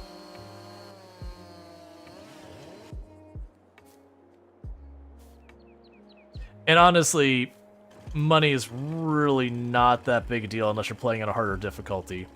At which point, if you're playing on a harder difficulty and then giving yourself free money... What's it called again? It's farms.xml. So if you save in the first save slot, it'll be My Documents, Farming Simulator 22, Save 1. Farms XML, and you'll just see a place where it has your money there. And just the big thing is to remember... It needs to be the same number of digits in the sense of it has to be to the 6th place decimal. I wouldn't worry about that. You could just take like the loan in game. The payments aren't that much. Just start beginner. You'll have more money than you know what to do with probably.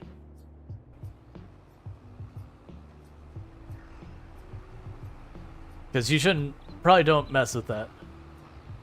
Yeah, no, do it legitimate.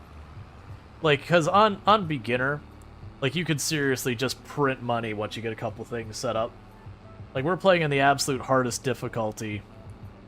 And starting with $0, and none of these fields even existed here. There's 2 more fields over there. I've got 2 greenhouses behind the hill.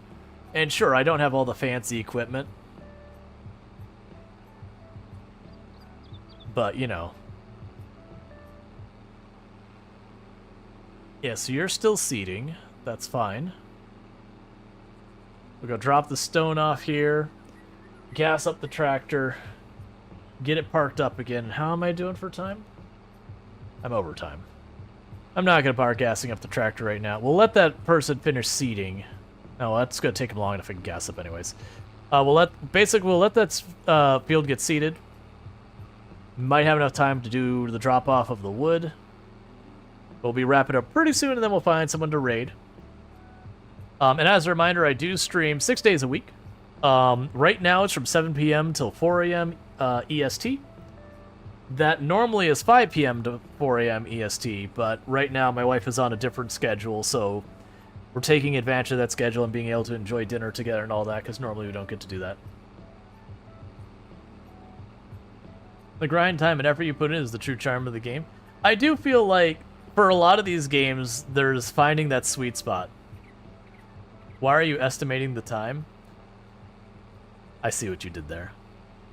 Yeah, that's kind of a thing with a lot of games. There's a lot of games that there's a progression to it that some people refer to as a grind. But if that's your main gameplay loop, and you find that a grind, that's not the best. Like, that's a thing that happens in Warframe a lot.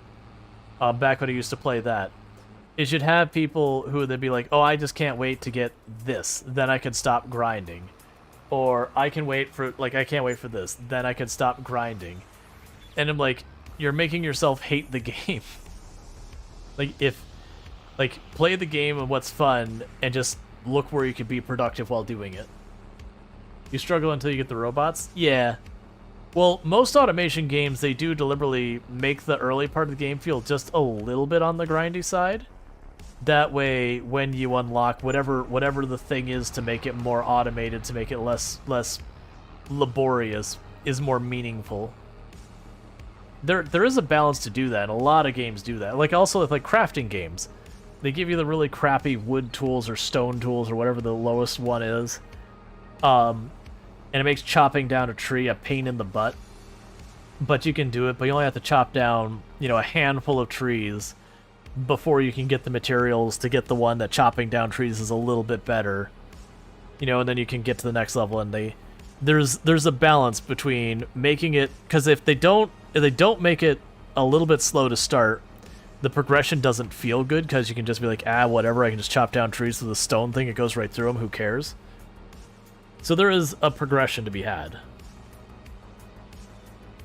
Versus, like, if you play a game like this and you start out with, like, the widest base tractor, the maxed out tractor, all that stuff, you make money, but then it's just a high score, which may, like, for some people that's enough, and that's cool. For a lot of people, are like, this game is dumb, there's no progression, so it is those things that I do like games that have that progression feeling. That's one of the reasons why when I play Project Zomboid, I play in like 16 times pop, and I give myself literally 0 stats, so 0 strength, 0 fitness, 0 everything. Because to me, the early game is the magic part of Project Zomboid. Once I get past that, you very quickly kind of... It gets very repetitive very fast. There's no real end game to Project Zomboid. And I know people sit there and go, well, they should do this and this and this to add an end game, and usually I will disagree with them. There's been some good ideas. But most of the time it's like, no, that's just, you're looking for a different game, I'm afraid. But for me, it's like, okay, so if the early game is the fun part, make the early game last as long as we can. Which is what doing all those stats and messing with the loot, turning it down, all that make happen. Alright. That's no. Well, today I learned if I hit P, I can go directly to the store. Well, what is P, normally? I have to think about it for all that. Because I actually don't use a QWERTY keyboard.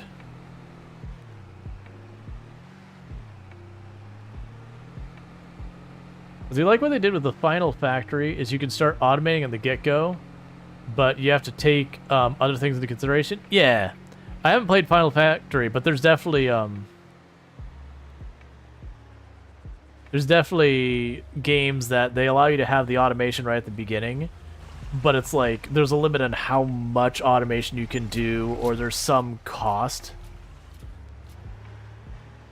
You don't use any unrealistic mods either. Yeah, so the one and only mod I have on here is the autoloader, which I've used just mostly for pallets. We did a little experiment with like 2 or 3 trees. It was pretty underwhelming unless you get the tree trailer or whatever. But I've mostly only been using it for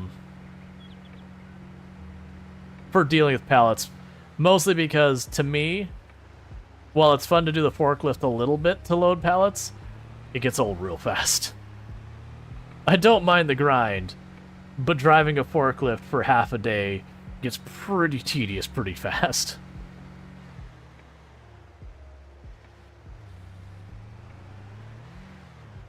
In Final Factory, you have to consider station stability and heat dissipation. Ah, I see. Makes sense.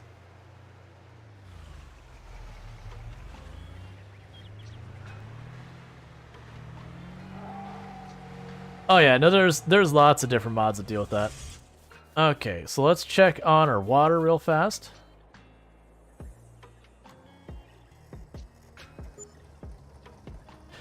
Yeah, so this is way better than the greenhouse that came on the map. I mentioned this, that for stream, I don't mind that we use those greenhouses, even though we did figure out after a while that they're not reasonable. Like, they're way overpowered.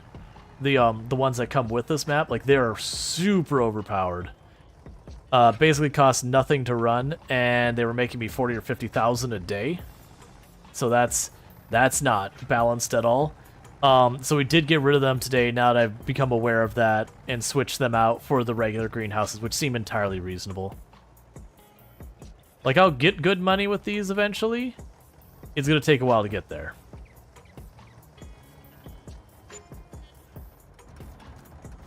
Yeah, that's the reason why the ground looks all weird here, is that's where the greenhouses were. Versus these, and that was like per day I'm talking about, you were making 40 or 50,000. Versus these ones, I'm getting these, probably 1 or 2 of these a day is what we're getting. And those 1 or 2 of these a day will probably fetch me a couple hundred each. Time to sell some produce? No, it's not the right time. If we look at the sell price for lettuce and all that, what was it? We are in March. Yeah, so March it's not terrible yet, but it's going down. We're gonna try and catch it on January. Like right by the end of January, we're gonna sell all of this. Because this actually has really good storage inside the building. If you look at these greenhouses versus the other ones we were looking at. So if we go down here, none of my stuff is even remotely close to full in either of these. They can each carry, it's something like 3,000 or 5,000 liters worth of stuff. I will have to,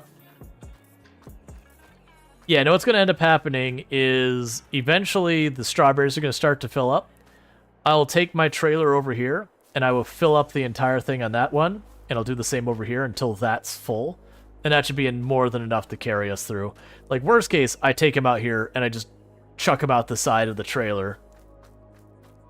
I'm not going to do that right now. Actually, we could do that right now. How are you doing over here? Yeah, we could do that right now. This thing will struggle to move them, but it'll be okay. I'm getting all turned around where I am because I've just relocated these over here. This thing is actually not really strong enough to pull that trailer with a load, but, you know, it can physically, technically make it move.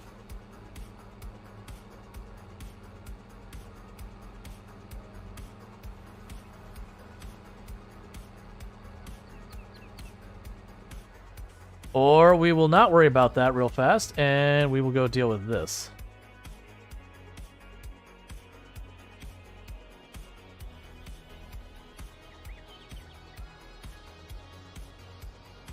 Ran out of seeds.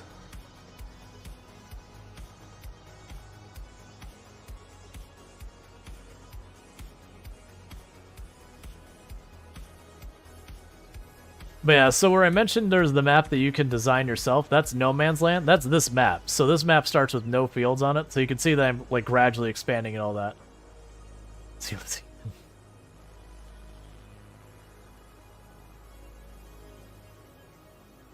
Yeah, so we just have all this piled over here because I didn't used to own the other tile. We got that new tile at the beginning of stream.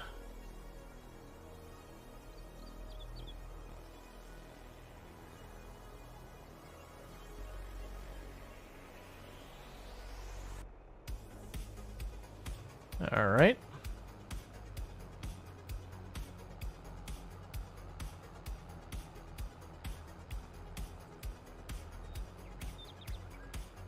And the plan is to put some production stuff in that green lot that I have everything parked in right now.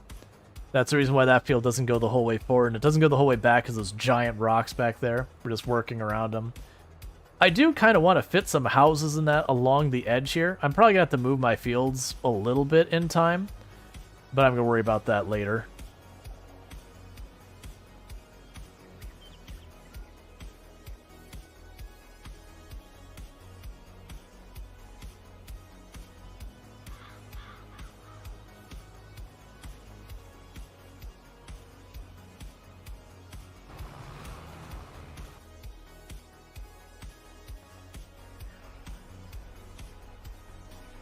You think there are seed and fertilizer towers you can build, but I'm not sure if you have to feed them or they're buy points. I would imagine, like, I could see them being either way, that you could get like a tractor full of seeds, like something like this full of seeds, and bring it over there and top it off.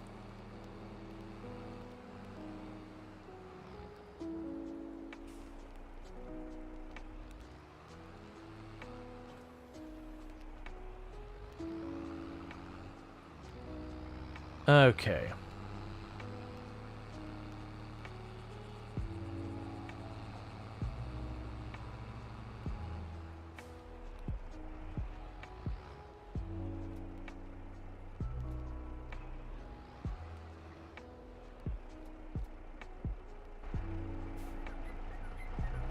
Yeah, so that's what the auto loader does, is it just lets you do this. I'm gonna try and back this out.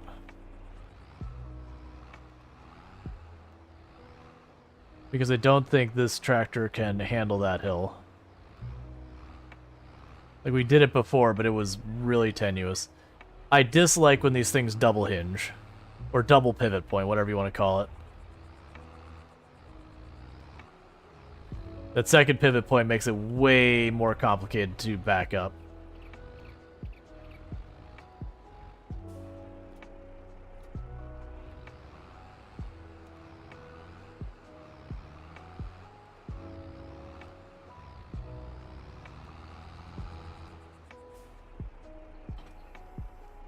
And for right now, I'll just leave that right there.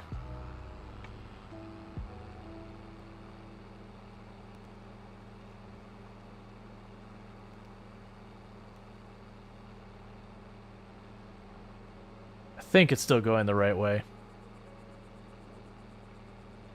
But yeah, no, I think you're right that you can put those out in the map, because I'm pretty sure I've seen where what people do is, like, on a map like this, when they're really far away, so, like, let's say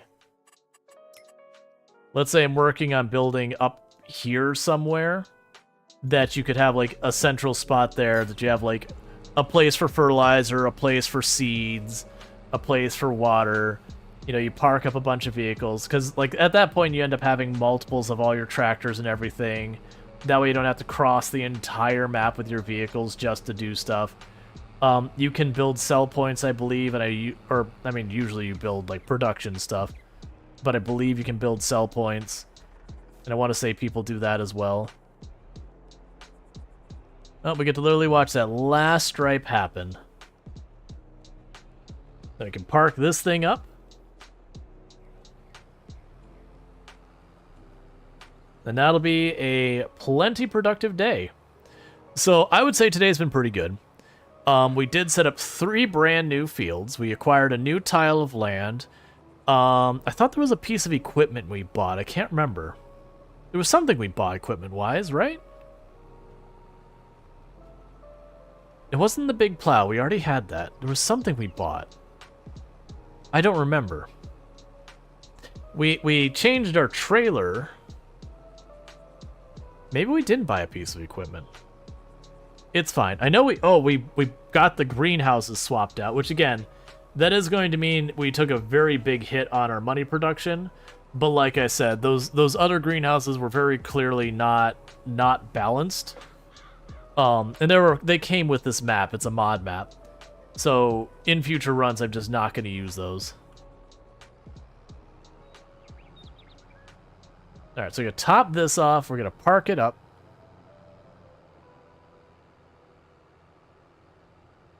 It's going to be pretty nice. Part of me is also thinking where I've got the grass on the edges here, then we're going to replace that with something else in time. I do plan on still putting the streetlights along the left side here, not the right because I need room to turn around and all that, but put some streetlights along there to light up this road. And like gradually just... I almost want to make this like grow like a city actually does, because you have a lot of times where you'll have your agricultural spot, you know, pop up, and if there's enough going on around the area, you'll usually have like the occasional like little restaurant or a gas station or whatever pop up to support, you know, where you've got a bunch of different farmers working. So I'm kind of thinking about like that kind of thing where we'll put this cobblestone road in here. We'll get the cobblestone road going the other way. We'll build, you know, the granary, the oil mill, maybe put a bakery here on the main road itself. Put a couple of random houses in there that serve no real purpose other than for aesthetics. You know, slowly make it look like a little farm town. All right. And with that, let's not forget to save the game. But thank you so much for tuning in. For all of you checking this out over in YouTube land, I'm going to be saying goodbye to you, so don't forget to like and subscribe over there on YouTube. And then for the people over here on Twitch and all that kind